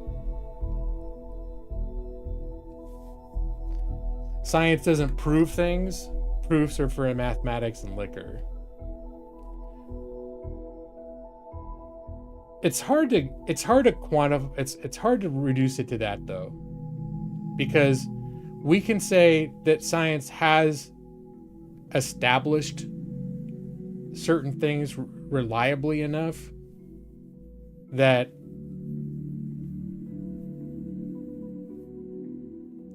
like being able to create like orbital physics, getting something that you can shoot around the Earth's orbit, or planning something that you can shoot from Earth at such a trajectory that it goes to Jupiter, slingshots off of Jupiter, shoots off and goes to like fucking Pluto. Like, it's that precise, right?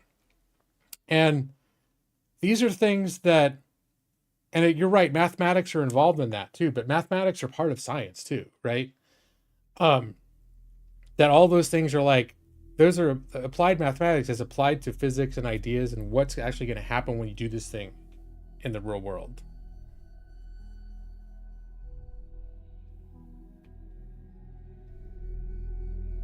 The germ theory is ridiculed by popular scientists today. Yeah, and I think as science has evolved, that's happened quite a few times, right?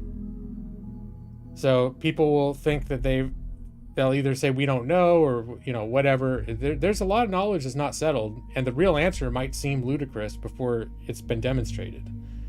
And that's been happening all the way back. I mean, we used to think that the world was flat. Now we don't, or that the Earth revolved around the sun. Or sorry, that everything revolved around the Earth. The sun orbited the Earth, right? And the people thought it was crazy to think otherwise. Now, I think going way back, there were certain groups like on Earth that like figured that shit out really kind of early on. But the fact of the matter is, then they do discover that, in fact, the Earth goes around the sun. That's not a reason to say, well, fuck, you said it went around the sun. You said the sun went around the Earth. Now you're saying this? Wait, everything you say is garbage. None of it's true. See you later. Because basically we're talking about science as an expansion of knowledge, and there are things that we don't have right, and then later we figure out more accurate answers, right? And it's just the nature of how knowledge is expanded over time, is that there are things we didn't understand or we misunderstood, and later we understand it better. And then there comes a point where things we didn't understand are pretty firmly established. Like, we know how that part works. We still have underlying questions about certain aspects of it, but we're no longer, most of us at any rate, are no longer wondering whether the Earth orbits the sun or the sun orbits the Earth. It's not, most of us aren't wondering whether the Earth is a sphere or if it's flat, right?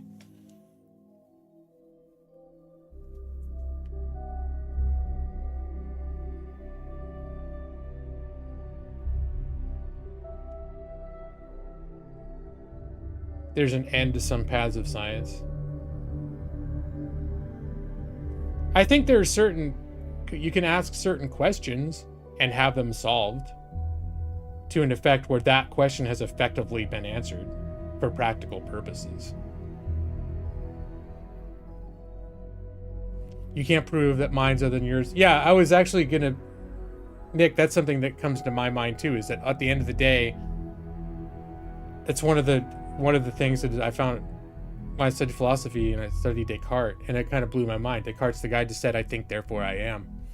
And that saying was, and Descartes did this as an act that, like, he was doing this on behalf of the church. He was trying to, like, logically prove the existence of God. So what he did was he made the argument that there's no reason for you to believe that anything is real. No reason at all, because what you see or experience with your senses, you could dream, you could have a vivid dream to where you can't 100% for sure quantify exactly how you know 100% sure that what you're experiencing when you're awake is actually any more real than what you're experiencing when you dream, which you know isn't real. And because of that you can't know that anything exists that you're perceiving. The only thing you can know is that if you're thinking to have these thoughts, you must necessarily exist in order to even question whether you exist. So I think, therefore I am, it was the bottom line, like what he established is the only thing that you can actually with full certainty know. And then basically from there he was like, and everything else you can know because you can feel like the light of the God and to know that it's true. The end. And basically, like, the rigid philosophical thinkers of the age, as philosophy spun off from there, were like, yeah, you convinced us that nothing maybe absolutely exists aside from us, but your explanation to bring us back was fucking bullshit. And now we're in what we call an existential crisis. So they spent the next several centuries, philosophers, trying desperately to prove that things actually exist. So it's a little, I'm simplifying it a lot. But I took a course on metaphysics, which was the nature of existence, the underlying questions of existence itself. And I'd always heard that the term, I think, therefore I am, I'd heard that since I was a kid. I think I used to watch cartoons, and Bugs Bunny, therefore I am, whatever. I'd heard the phrase forever. I didn't realize the history of it and what it meant until we spent, like, I shit you not, like 3 weeks going through Descartes' arguments, broken down like sentence by sentence and logical argument, like the logical formula breakdown of only, like, you know, half a page worth of shit, like, that was just, we talked about ad nauseum.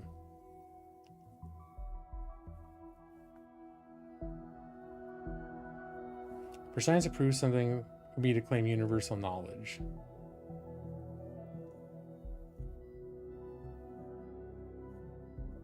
Yeah, I think, and again, also linguistics is a weird thing. Because what do we mean when we say the word prove? And I don't want to end up being a dick about, like, hey, we can't know anything. I think that's a useless thing to say, because the fact is, for practical matters, like, I can agree that, yeah, maybe I cannot 100% prove that anything outside of myself exists. I cannot 100. I could be crazy. I could be imagining it. There's certain things that there's a remote possibility that nothing exists outside of my own head, and that whatever I think exists is just it's not real. But for practical purposes, it doesn't make any sense for me to treat that as like a going concern, because the way that I experience my reality is that it is real and it does things work in a certain way.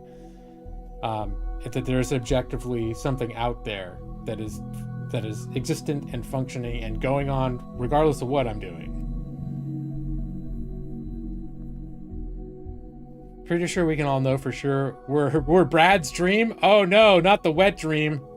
For Brad, Disappointed I didn't hear you comment on my depressing future Dark Knights comment a while back. Oh god, let me get on. You're getting me talking about shit that, like, I was super into thinking about 30 years ago. 25 years ago.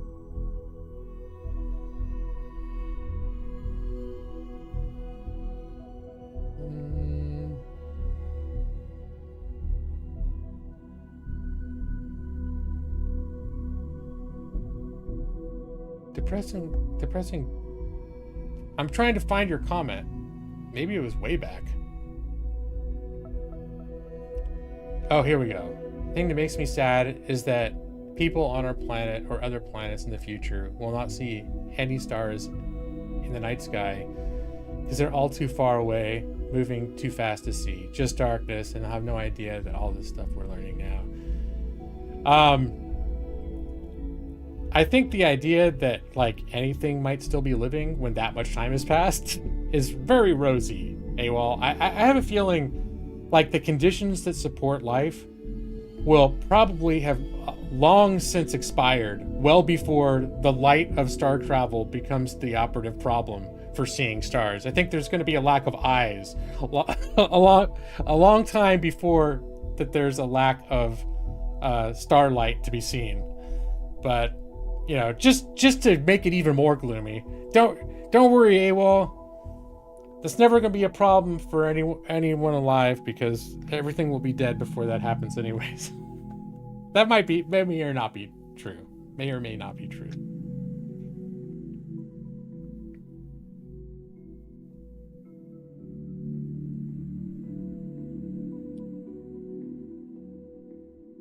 Maybe a local star harbors life.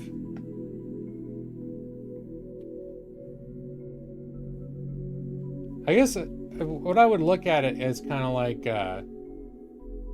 if you had a bonfire and then you slowly let that fire go out, and certain parts of it are gonna, like, the biggest parts are gonna burn out, but for a long time there's still gonna be embers. There's gonna be life in that fire.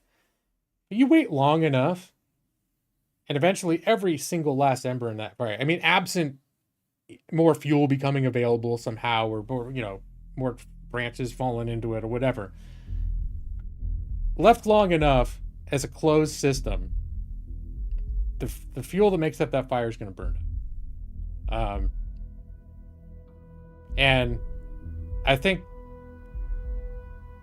now I don't know everything that's going to happen in the future, but there is reason to think that, like, the universe may be the same way.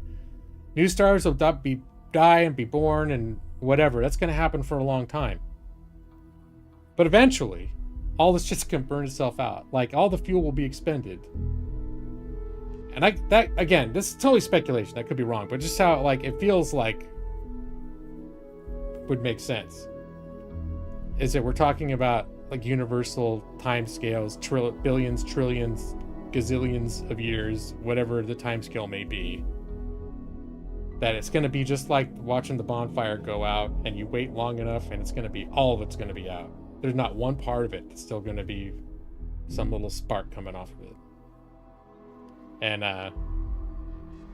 but I think that the worry about not seeing stars, you know, like, we'll all be dead before the fire goes that far out to where we don't get to see the sparks anymore.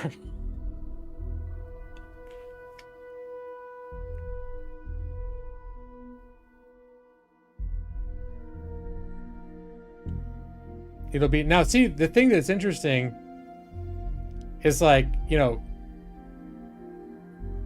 all I'm talking about is speculation. There could be a million reasons why that's wrong.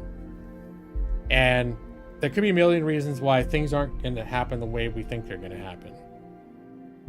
Like, at one point I was speculating about, like, they talk about everything is spreading apart, and that there'd be something like a big bounce, like when you bounce a ball and it bounces up and eventually comes back down and bounces again, and that the universe will do the same thing. And right now it's still in that bouncing outwards phase. And then, but we were talking about earlier, is there a universal gravity that's still playing on each other? And could there be a certain point at which it's like, it's gonna catch up with itself and come back in, or is it gonna go out forever? And there's been actually, I think, speculation both ways, that it's just like, no, nothing's pulling it back in. It's gonna continue going out forever. Or it's going to end up pulling back in. At which point, everything could happen in reverse, and they have the big crunch. Like we talked about the Big Bang, everything coming from a point of singularity.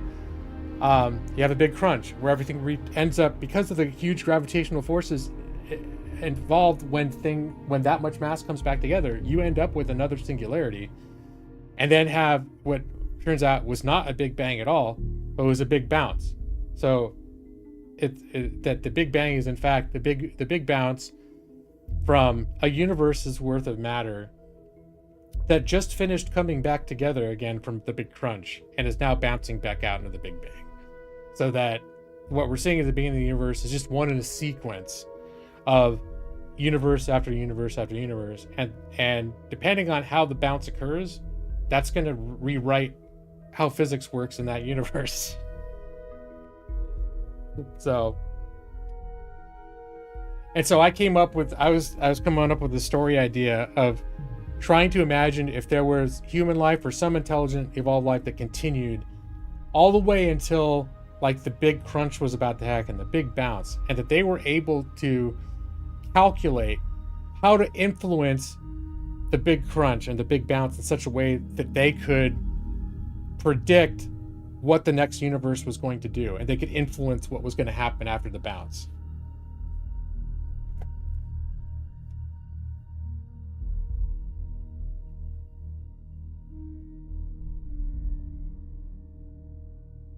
It'll be a Huso in the night sky, the day when our galaxy collides with the Andromeda galaxy in 1 billion years or so. Well, all that shit's going to happen super duper slow. And at least my understanding of it was, it's not going to be something like stars will be crashing into each other or anything like that, because the scale of galaxies and the space between stars is immense. So the likelihood of anything hitting each other is very low. But at the same time, I don't know if there could be other catastrophic effects that could happen from that. But I think the cool show in the night sky is, if it could be seen in a time lapse, would be pretty incredible. I think for anybody living through that happening, if conditions for life were still conducive, would not be aware of the amazing light show that they're being privy to, because the sky will have looked the same, almost imperceptibly the same, for millions of years at any point in that process, right? So it's not like they're going to look up and they're going to be like, look, and then like it's going to look like the two galaxies are like swirling around each other or something. The spice must flow. When stars are too far away for the light to go between them, but there's still gazillions of years, as you say. There could be a point at which, like, we already can't see a bunch of stars. Right there on the other side of the expansion. We can't see them. We'll never see them. Because their light, that light will never reach us again.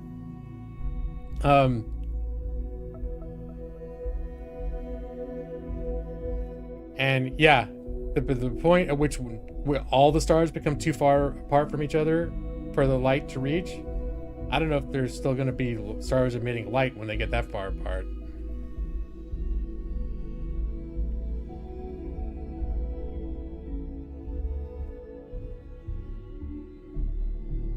So someone near the peak of the big expansion won't see a night sky.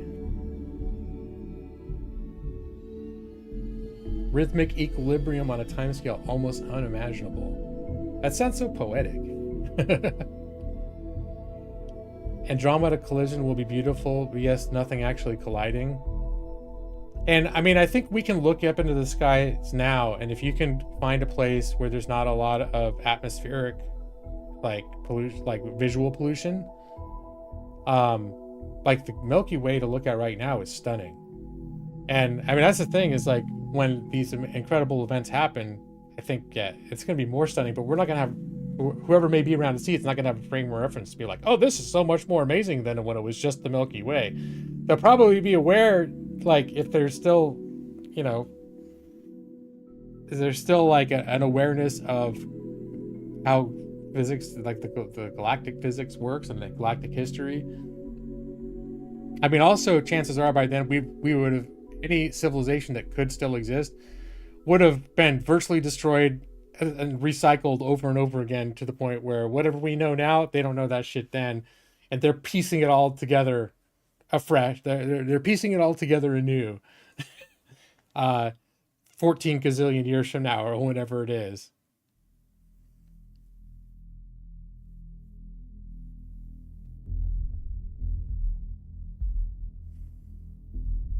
And for those millions of years, the sky will be bright with stars. I'm thinking probably hundreds of billions of years. Unlike when the skies go dark forever. And that's the thing too, where it's like, could there be ways around that with the right technology? And I think that's one of the things that Carl Sagan said that stuck with me, is that, like, we are an example, we're an example of the universe becoming aware of itself. That, like, the idea that like, if it all led to the evolution of life that's able to examine its place, and is able to examine the universe and extrapolate something like the Big Bang, or to become, basically, that we are the universe, become self-aware. And the fact that we have a propensity, and not just necessarily us, we might not be the only ones, probably aren't the only ones, that we have the propensity to come up with these technological solutions and understandings, means that whatever we think now is going to happen may be completely overruled by our ability to manipulate things in the future, right?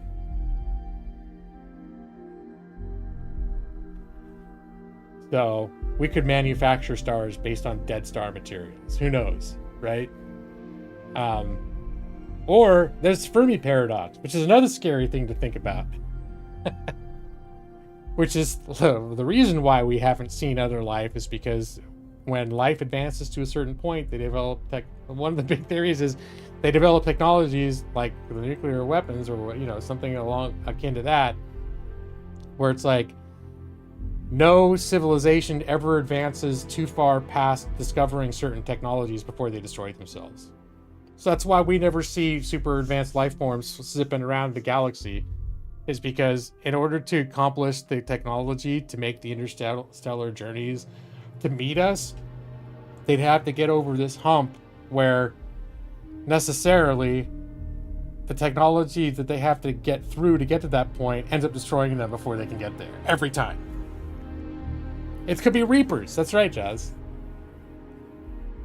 Yeah, the fact that we are Stardust thinking about itself. That's Sagan, right? That had that thought. Very, very amazing thing to think about.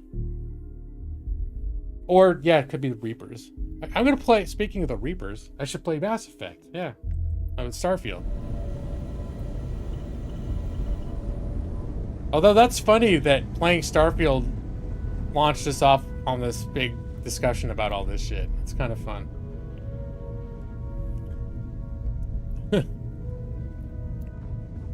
How can I be of service, Captain? Call me Captain Hawk. Hello. Travel safely. All right. I'm starting to get a little bit sleepy, but I'll keep playing a little more. See if I get a second wind. I'm just gonna get stuck in this thing.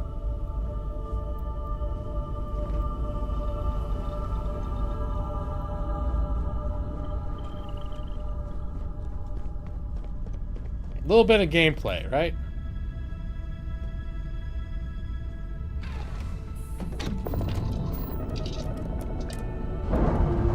There's still plenty of baseball to come. I know Brad's applying the scientific method right now. That based on his repeated observations, he knows there's going to be 27 innings of baseball.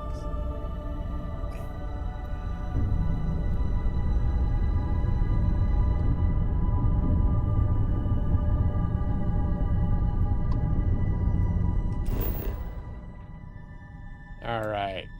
Now the thing is I could fly straight to the lodge. But I think I'm going to land in New Atlantis and make my way through the vendors and try and sell all my shit first.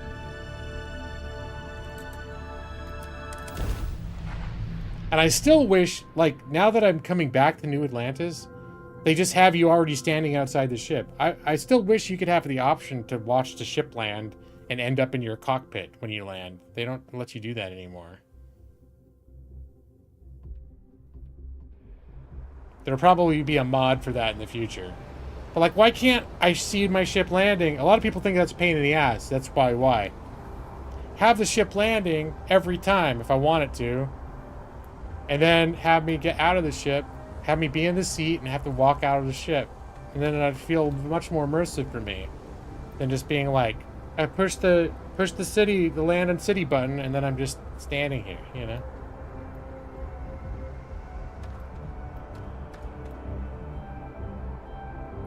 We stopped talking about science right when Brad appeared. I think there might have been the correlation might have been that Brad appeared when we stopped talking about science. You know? All right.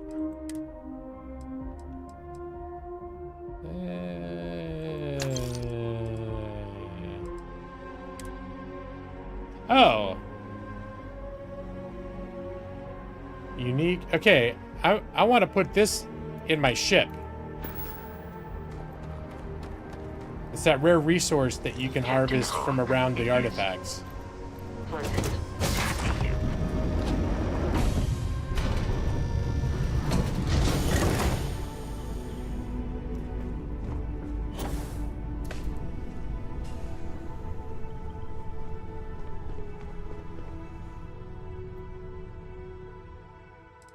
All right. Inventory, resources.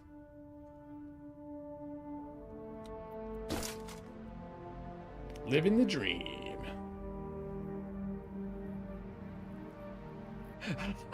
I just saw that. You guys are smarter than the Battlefield players I talk to. It's nice. And there's a time and a place for this. If you wander in on most nights, you're not going to have nearly as high opinion of how smart we are.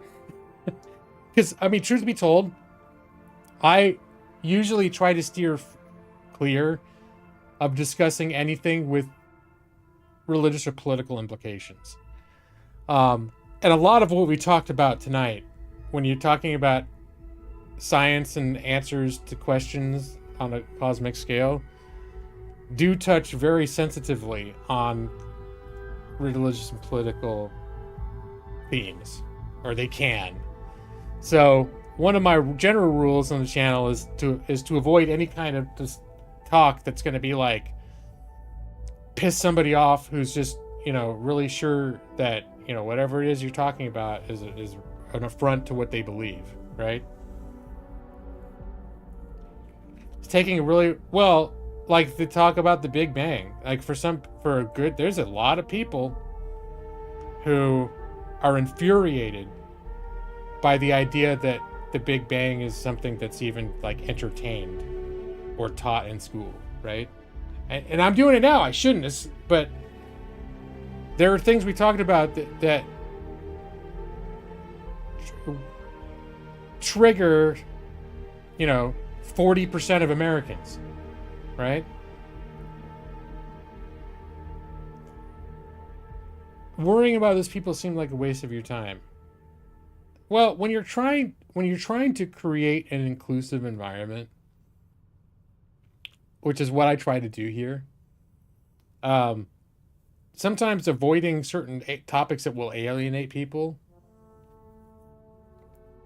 it's like, yeah, it's, you don't, you know, like, I still think it's important for people to be able to connect, even if they disagree about things that they might be at each other's throats about otherwise.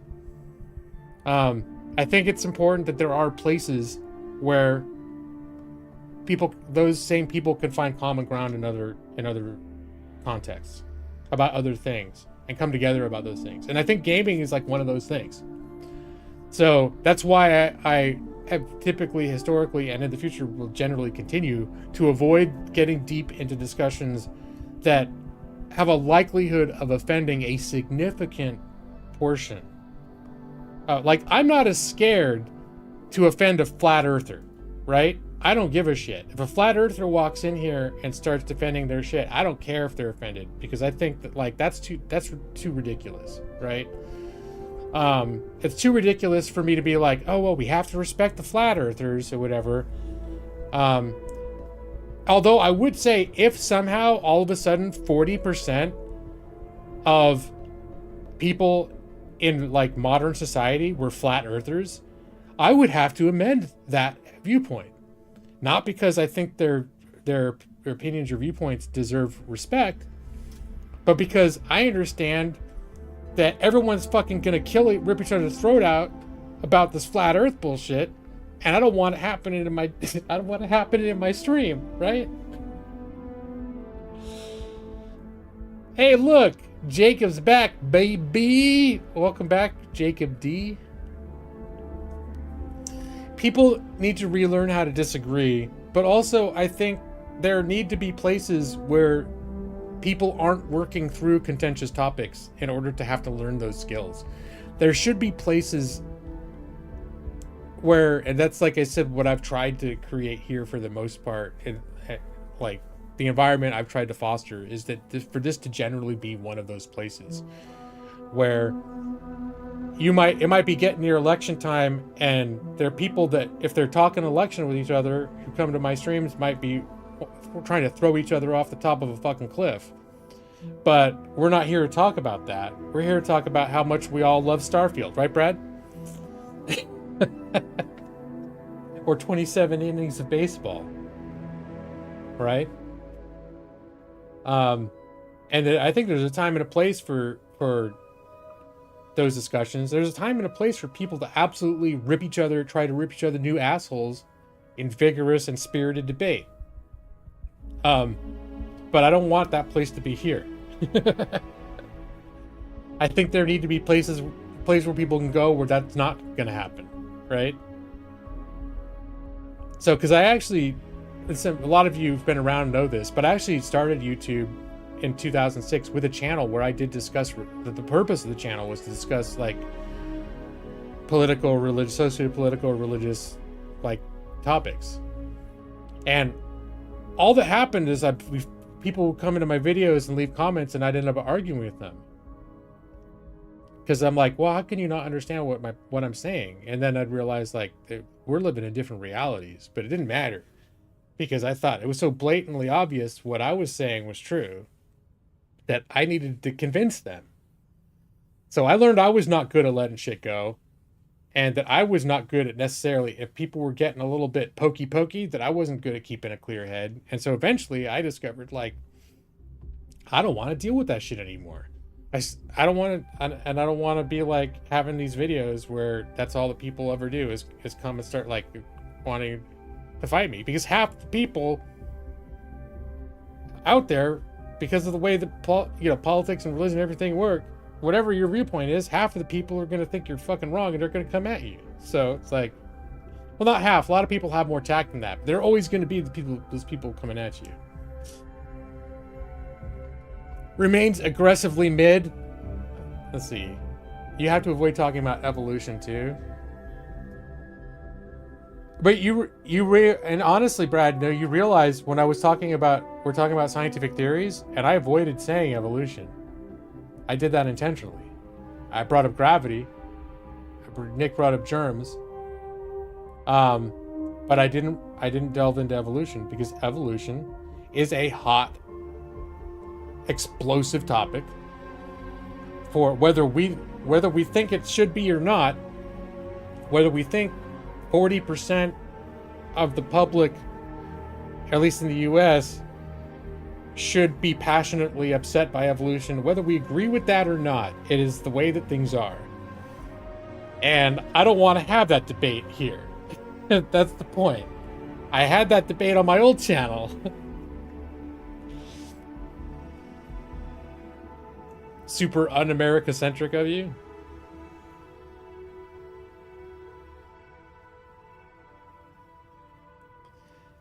Well, the problem is it can be, if you're going to routinely have those discussions, it can be hard for there not to be a debate.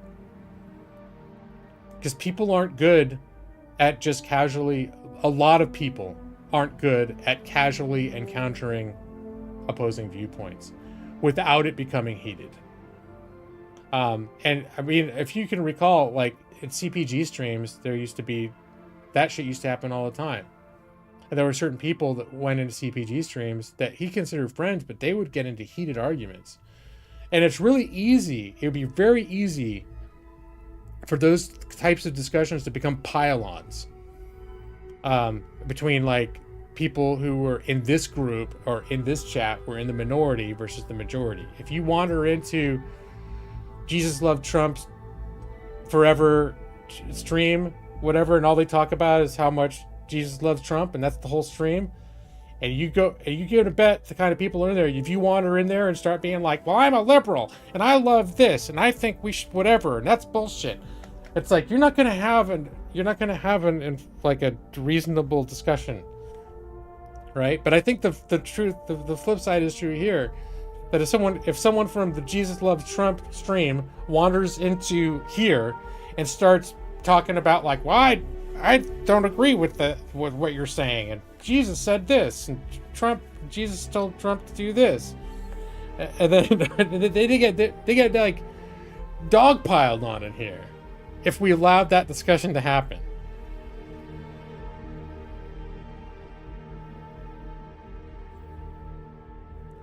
Well, who am I pandering to, Brad? By avoiding the discussion. Now, what Brad's, your assumption is, and I'm not saying that you're the liberal perspective that I don't disagree, that I don't agree with it, or that it's wrong or anything, but that's not the reality of how large segments of society functions when it comes to discussion. You just can't have the discussion to dismissively say, oh, your shit is bullshit, and that's 30% of everybody. Oh, your shit is bullshit, and not expect that discussion to go sideways, right? So whether or not I think their perspective is bullshit, I don't want to have that argument here, okay? I'm not pandering to them like, oh, we have to count, whatever. I want to avoid those discussions occurring, right?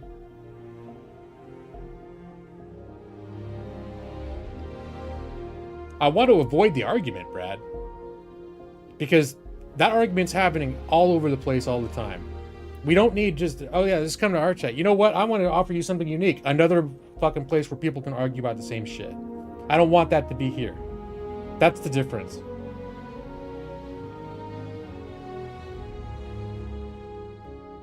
Well, self-censoring is in order to avoid, and I guess maybe if you want to call it pandering, then fine, you can call it pandering. The fact of the matter is, I'm aware that a significantly high volume of people have very passionate beliefs that possibly, I think, may or may not be, I might think they're ridiculous, you don't know, but I don't want to have that discussion with those people. I'm not here for that. I don't want that discussion with them. So I don't bring it up. If there's something that I don't want to have a big old fucking blow up fight about with someone, I don't bring it up. I avoid the topic.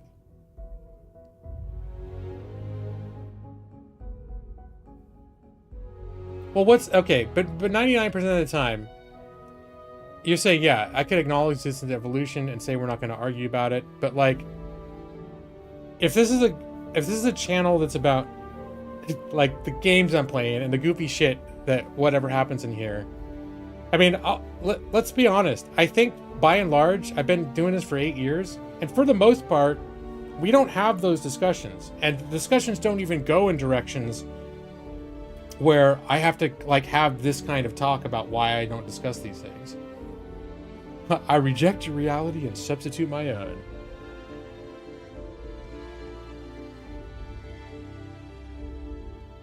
So, well, the thing is, Brad, saying that is okay.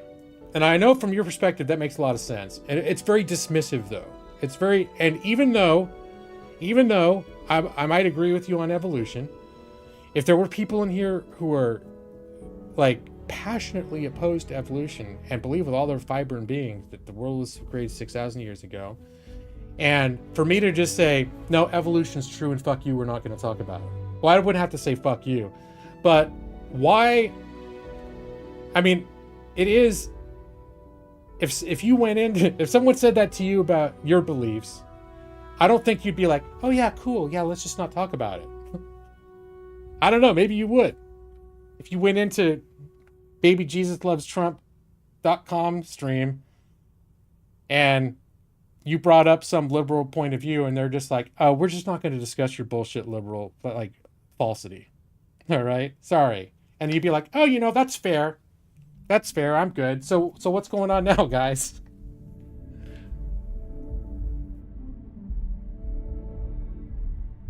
No, that's true. No, Brad, but that, you know, yeah, I mean, I have 45 seconds of gameplay because it's very rarely about the game, but I do honestly think I've done a relatively good job for 8 years of not letting this be a place where people come to talk, like, to fucking argue what's happening in the news right now. Which is, you know, what a lot of online spaces, that's what they are. That's what people do there. I don't need this to be one more of them. Brad is pretending no G-Law, thinks G-Law panders, he sits on the fence. The reality, G-Law simply understands the time and the place for his idealism, right? Okay, yeah, pretty much, Jacob, that's sort of like how I feel, honestly. Yes. And it's important that those places exist, and it's important that those discussions happen. I think it's even important that the fucking screaming bullshit, tantrumy arguments, that there's a place for those things to happen. I just don't want that to be here. And so I am measured in the ways that I will avoid letting that evolve as a thing that happens here in a routine way.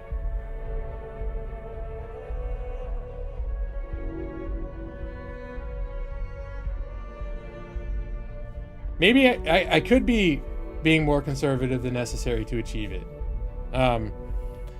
But okay. And maybe it's just the way that I experienced things when I had my other channel. Because my other channel, my whole thought was I was going to be extremely reasonable when I was discussing these things.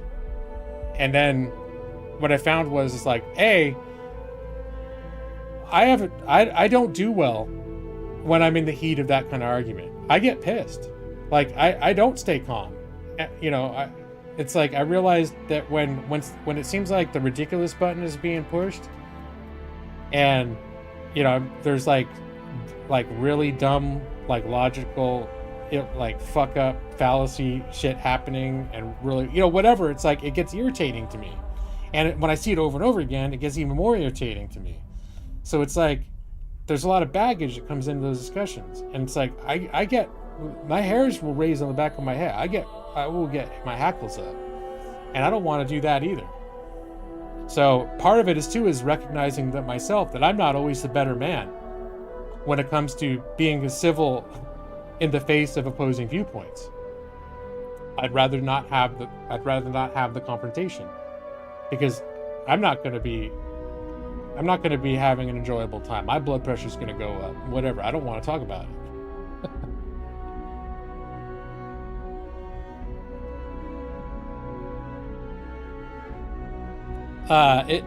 You'd argue that orbital mechanics was not game related and more shooting space pirates should have been happening. Well, yeah, I mean, I think obviously a bunch of what happens in my channel is not game focused, but even discussing orbital physics, it's still like I'm playing. This was more game focused than a lot of streams for us to talk about space for an hour, because we're playing fucking Starfield, you know? If I was playing Dead by Daylight, I doubt we would have spent an hour talking about like how binary stars orbit around each other and all this other shit, the Big Bang and the Big Crunch and everything else. It's sad that we moved from gravitational orbital mechanics to arguing about religion and stream strategy, not stream. Yeah. No, and see where things have gone, and I'm already like, I'm feeling on the defensive about that topic now because I'm being criticized about it, and it's like, and it's not that what Brad is saying is unreasonable. but I just don't know that it's applicable to what I'm trying to make this space be, right?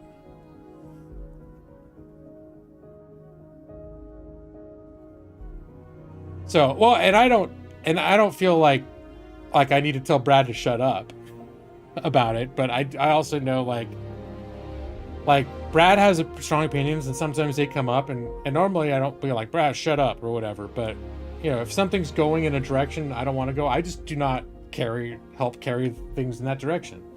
It doesn't always mean I disagree with Brad or what he's saying or how he feels about something, but you know, honestly, I think I'm much closer in ideology to Brad than a lot of people, but I'm also not perfectly aligned. I know there's things that Brad cares about that I don't give as much shit about sometimes, you know.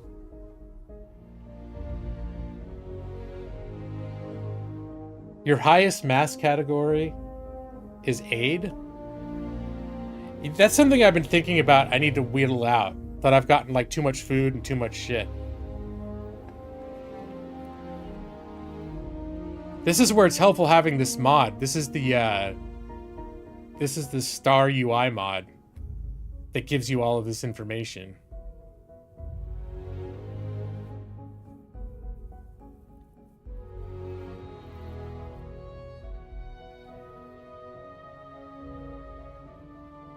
You definitely don't care if certain people do not feel comfortable in your channel. Acknowledge you wanting that in your channel is reason to the want. I appreciate that, Brad. And like I know, and I've seen, and it doesn't seem to have happened for a while, but like I remember one dude, that wood dude came in, and I think he had like a Confederate flag for his sign, and you're just like, no, you're fucking gone, dude. Boom. And this was somebody that like, it was right when that discussion was emergent as like, because I think for a long time, people weren't looking at the Confederate flag as being that controversial. And until like sort of attention was drawn to it, and then all of a sudden a lot of people started realizing like, oh, wait a minute, that's fucked up. And then the opposing side was like, no, it's not, whatever. They became this whole fucking debate about it. And I remember, like, I was sort of like, I just don't want to get into this shit. So that guy was like, and he was a regular in our circles that would go to different streams and stuff. He shows up in Brad's stream. Brad just like, boop, ban. Nope, don't need that hate shit in here. You're gone.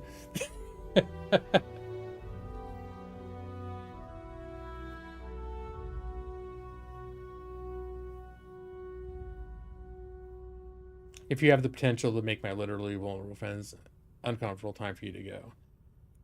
And I don't know, like, if that guy came in here today, I'd probably handle it differently than just being like, I just want to stay neutral in this one.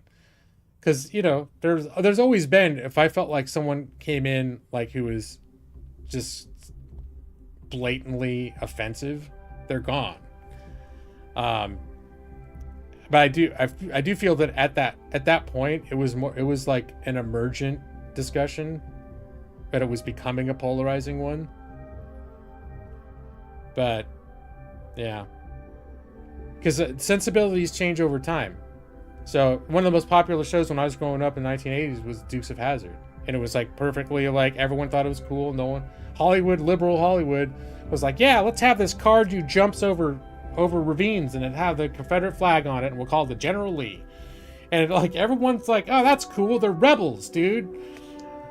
And now it's like I get uncomfortable thinking about the fact that I thought that two of my favorite dudes on TV when I was a kid were these two yahoos riding around in this car with a Confederate flag called the General Lee. I had no idea what the fuck that shit meant when I was a kid.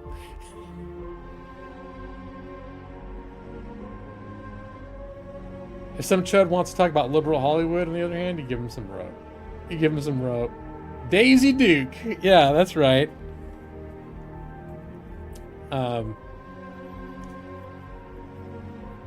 But I could tell you that if someone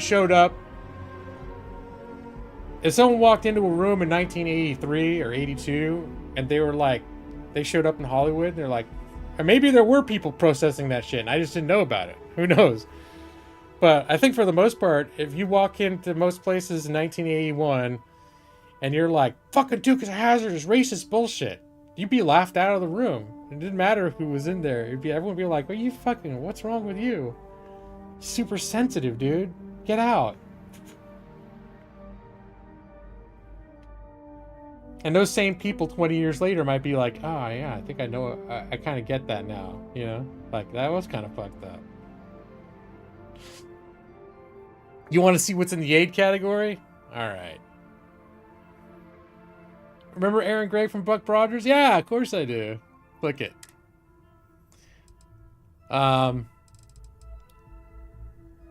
Let's see.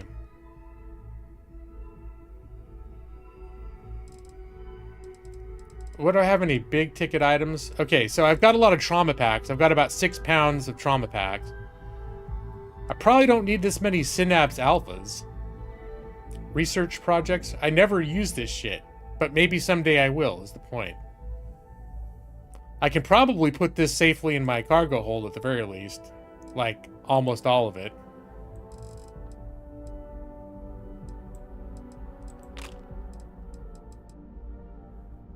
Negative 30% movement noise for 10 minutes. I will, like, probably literally never use this shit. There's some of these things that I would just never think, be like, oh yeah, I'm gonna... But then maybe I'm like, well, maybe someday I really want that. Why do I have that much stuff? Because it's like, it all seems like it's all 1/10 of a pound. So I'm like, yeah, it's fine. And whatever it gets too much, I'll sell it. And then I just don't. I just keep it in my inventory. Fact is, yeah, I need to sell some of this shit. In fact, I shouldn't even put it in my ship inventory. I should just fucking sell some of this stuff. I probably do not need 63 trauma packs either. But I don't want to get rid of the trauma packs. So, let's see. Let's keep 30 of them. Keep 3 pounds worth of trauma packs. And let's see. We'll keep 3 pounds worth of med packs. Probably more than I need, but sometimes I like to be able to burn through that stuff and just not have to worry about it. Oops, I did bad math.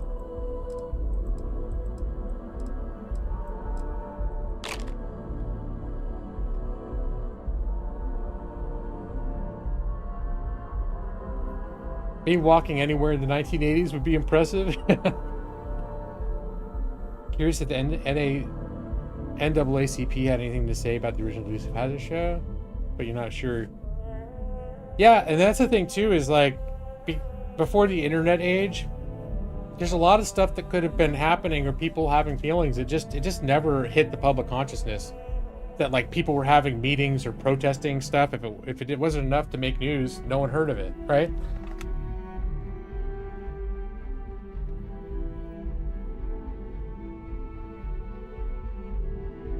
Let's see, is there any other thing that I've got a ridiculous amount of?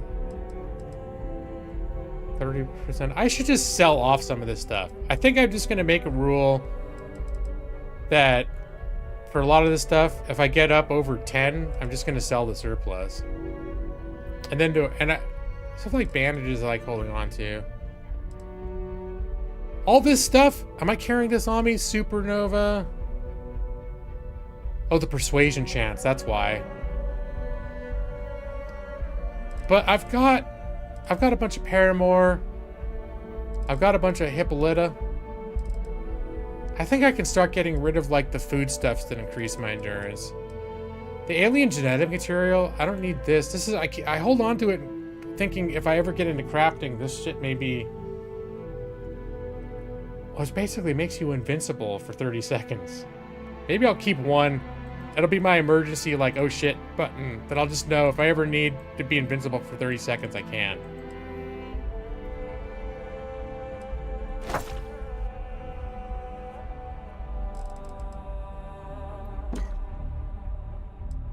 Alright. And the rest of this stuff, I think I'm gonna sell. I probably don't need the junk flush either. It's something that if you use addictive drugs, I guess you can you can actually get addicted to them and start having bad effects from that. And that flush helps you like get rid of the addictions. That it makes your body. Let me see. Junk flush purges the body of addictions. Cures all addictions. Junk flush is when you pay extra attention to your primary erogenous zones while showering.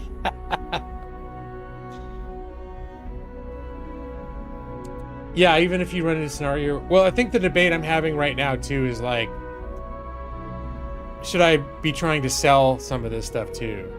But yeah, you're right. It's like if I decide I need some, I'm gonna store a bunch of this stuff. Let's see. Treats all afflictions. I'll keep one of those. Neurojack. Nah. We're gonna put a bunch of this stuff. Ejector. 6. Alpha. Immobilizer. I like keeping some of the stuff that cures status effects.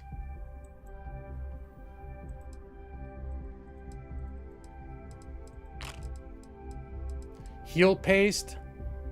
I probably don't need to be carrying this many on me. 8.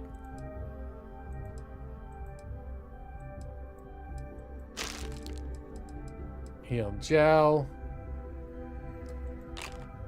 Frost Wolf.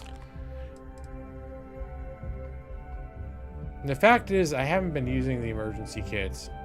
They're...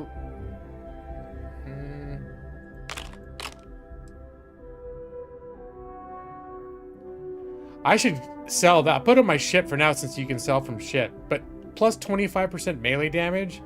Unless there's some quest where I've got to box somebody to death, I don't think I'll ever use this. I will never do melee unless some quest forces me to. It's talking about cleaning my junk, AWOL. Well, why did you refer to it as your erogenous zones, Brad? It seems like if you're going to use that terminology about paying attention to certain parts of your body on that basis, you may be talking about more than cleaning. But I don't know. Those areas need to be cleaned too, so, you know, could have been entirely innocent. You gotta check your rear end. Nobody else will. Well, you know what? Yeah, don't speak too soon, because people are into lots of different things. Yeah, the movement speed for 2 minutes and 2 times the jump. That seems like a kind of a fun shit. Like I'll be like, oh, I should just use that at some point, just for shits and giggles. But like, I'm never gonna use it. Here, I'll keep a couple on my person. I might use one right after I leave out of here. Adacrone? Suppress addiction symptoms? No, never.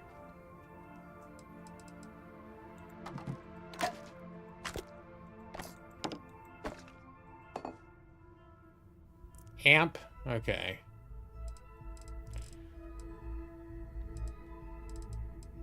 And this thing, for the most part...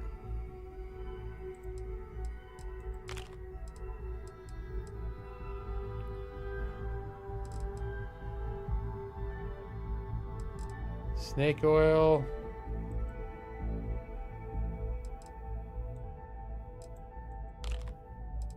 Squall. Research projects. I definitely no need to keep this on my person. And it's my ship, I've got a lot of ship storage space. But I'm gonna have to do a purge from my ship storage too.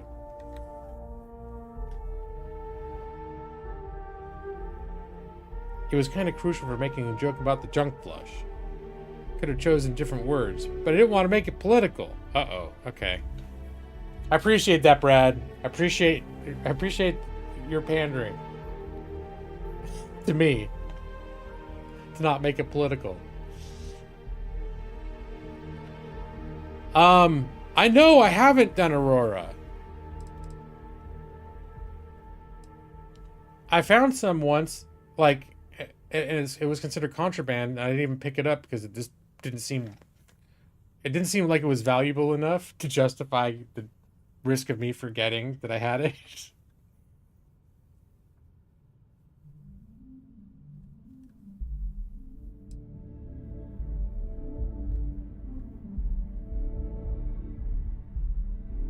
I probably don't need this many of these either.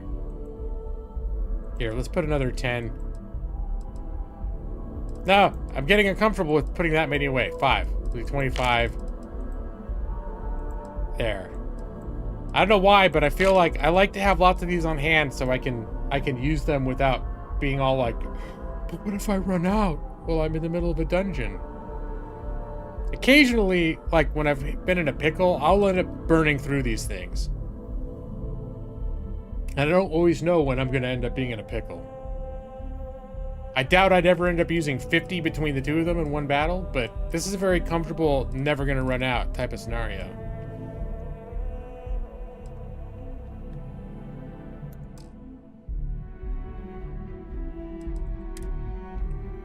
I need to start selling off grenades too. Here, I'm gonna store 14 grenades. And then from now on, anytime I get over 10, I'm just gonna sell. Some of these maybe 5. I almost never ever use grenades. I should think of it more often to use them sometimes. What was this? I'm just gonna steal that shit.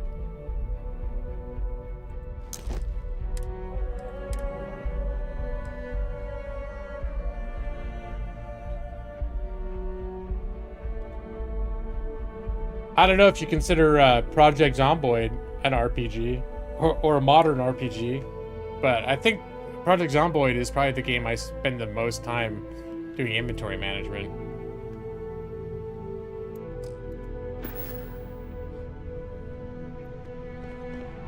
Well, it gets drawn out by my inability to focus when I'm on stream, too.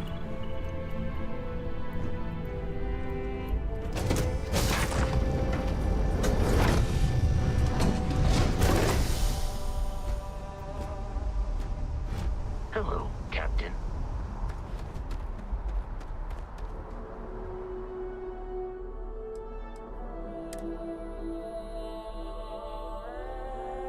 Oh. Hold on a sec. Hold, please. Everyone to take care of any leeches.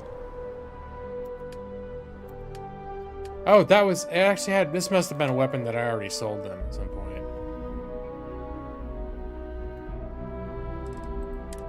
I don't need these helmets. That's kind of a cool helmet, though. I won't lie. They're kind of cool looking. But they're not as good as what I'm wearing. And of course, I need all this stuff because I like to be able to change my clothes.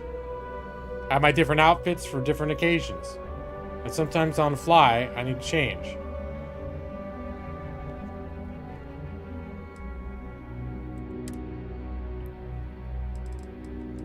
Alright, let's start selling some of this shit off. 5. 8. 9. 7. 6.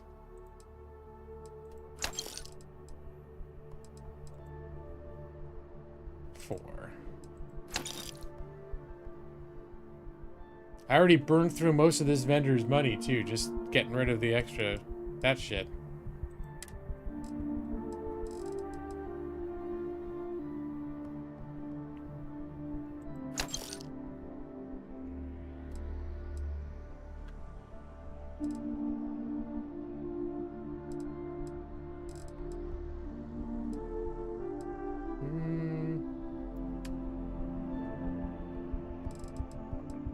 Oh god, so many weapons.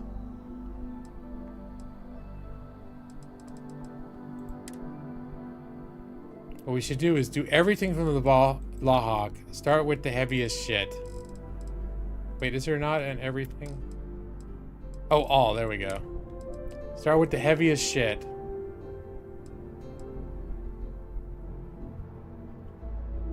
Ranger spacesuit. I think I keep some of these things for as of yet unused companions.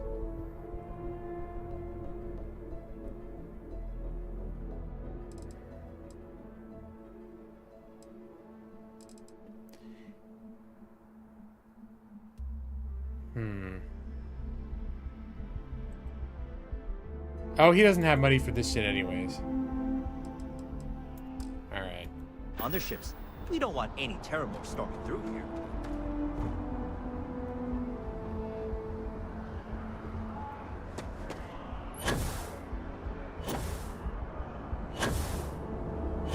You will be scanned as you enter the city.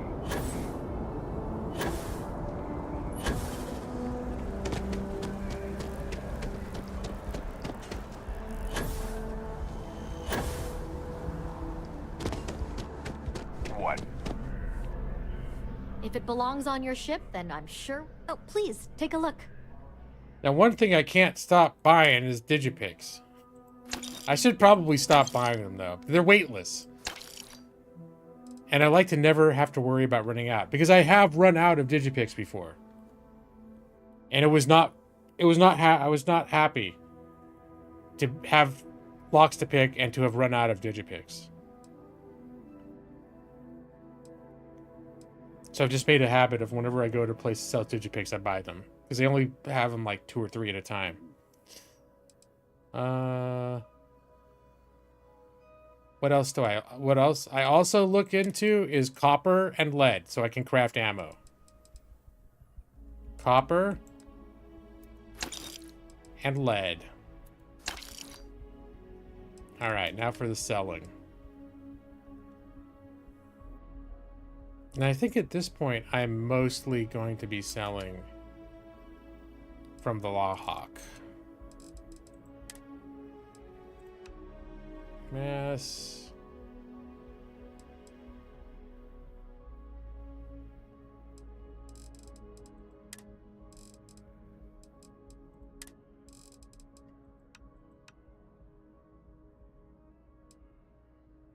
See all this shit? Like, am I ever going to use this? Here. We'll do a cap of 10 on a lot of these things. I don't know if I'm ever going to do crafting in this playthrough.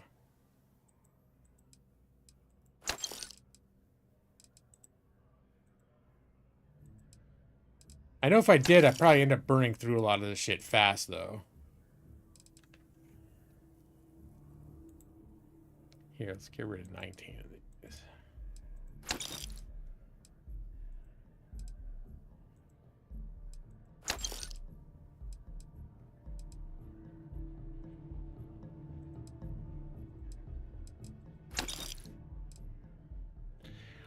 There is a craft digipic mod, and I have that mod.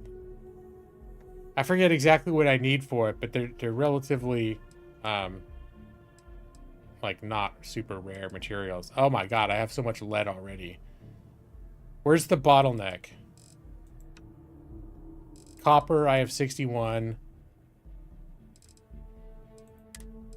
And lead, I have 137. Okay, I need to stop acquiring lead until I caught up on the copper. I've got so much.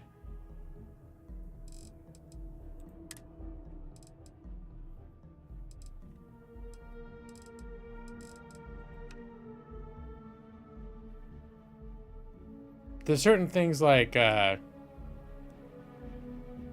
I need 8 levitating desk plants? Desk planets?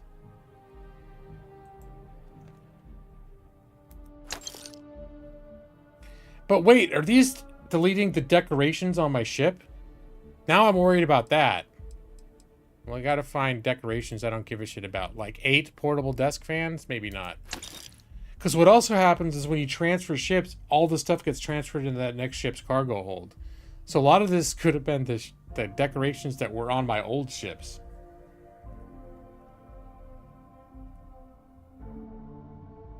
Brondo, the Thirst Mutilator.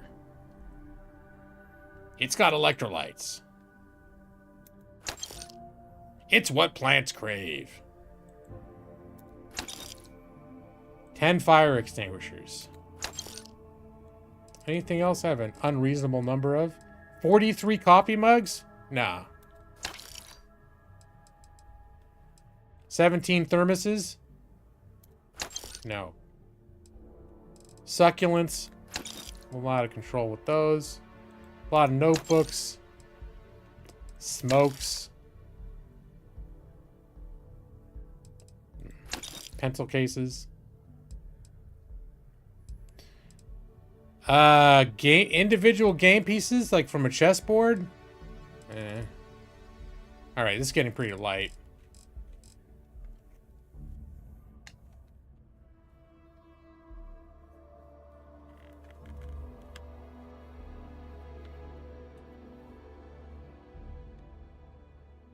Idiocracy is one of those movies that it didn't do that well, but had a really large cultural influence.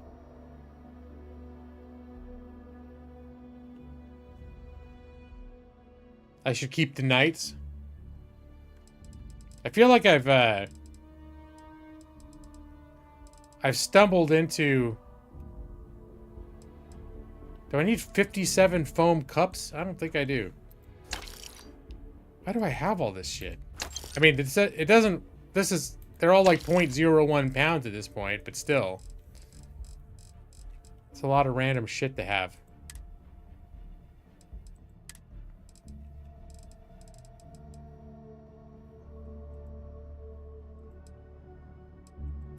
Alright, let's get rid of the shit that I know I don't need, though. Let's see. We're just gonna start...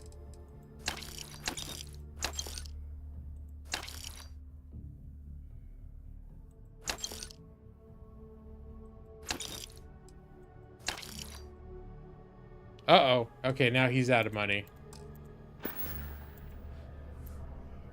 Thanks for coming in. Alright. Now we're gonna go down to the seedy underbelly of the city.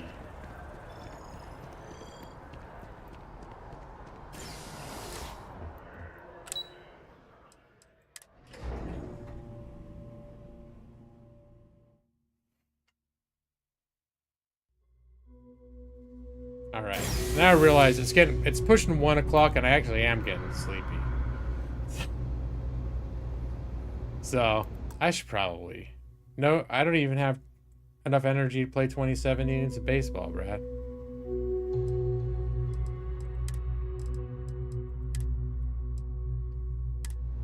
Alright, so we're gonna go to the thank you screen. Where is that one? Thanks! There it is.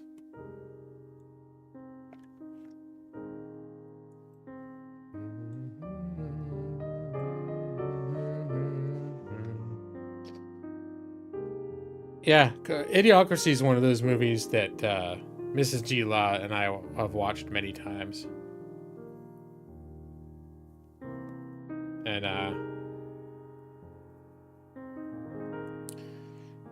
funnily, Mrs. G. Law watches it more than I do. Usually I'm the one that's more into like comedies that I watch over and over again. But it's got so many moments in that movie though. Like anything will be brought up that was my wife will be triggered by hearing certain things and be like, now I need to watch Idiocracy again. And we go camping. Because sometimes we go camping where there's no signal. So when I go to sleep, I usually have some kind of a movie, and I have movies downloaded onto my phone that I've bought through Amazon that I had them forever. Idiocracy is one of those movies. It's one of my camping falling asleep movies. Another one that I like watching is Blair Witch Project. For some reason, when I'm camping in the woods, watching the Blair Witch Project is like fun, and then I fall asleep. Yeah, that's the thing, Brad. You don't think it's a great movie? Yeah, it's the moments though that are strong. So I'm constantly referring to certain like GIFs and stuff from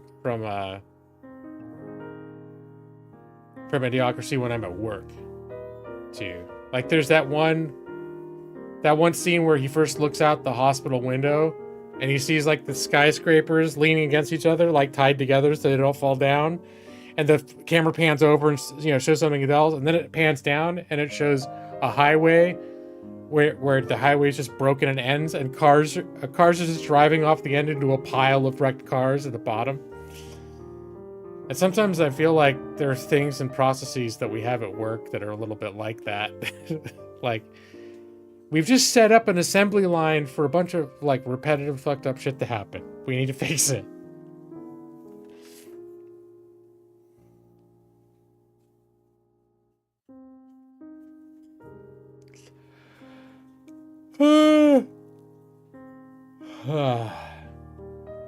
Alright, you guys. I'm actually sleepy. So I'm not gonna dick around here. I'm gonna go to the dark side screen. Whatever. I'm getting where I can't even talk. Do you need to see this again?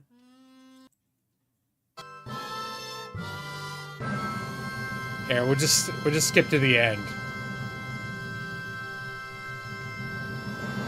This was the special event for the week. Nick's parents found a lizard. There we go. There it is.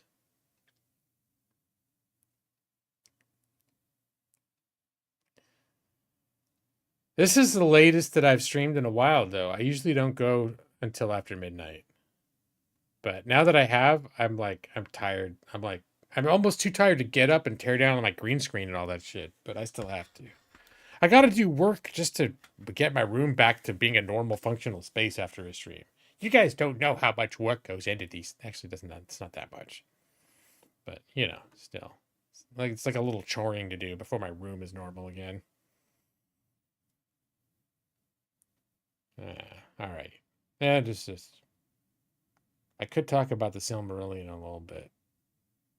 But instead, I'm going to do this. Go to sleep and good night. Your eyes are getting so heavy. Go to sleep now. EV23, Brad Pritchard, Nick C. AWOL. Go to sleep, Nomadic Labs. And Jocidai probably still there. I'll be waiting for you in your dreams. Did I miss anyone? Make sure I said goodnight to everyone that's been here in the last good while. Say goodnight to AWOL, EV23, Brad Pritchard, Nick C. Nomadic Lead. That's the same names. Did I say Jocidai twice yet? I could do this all night.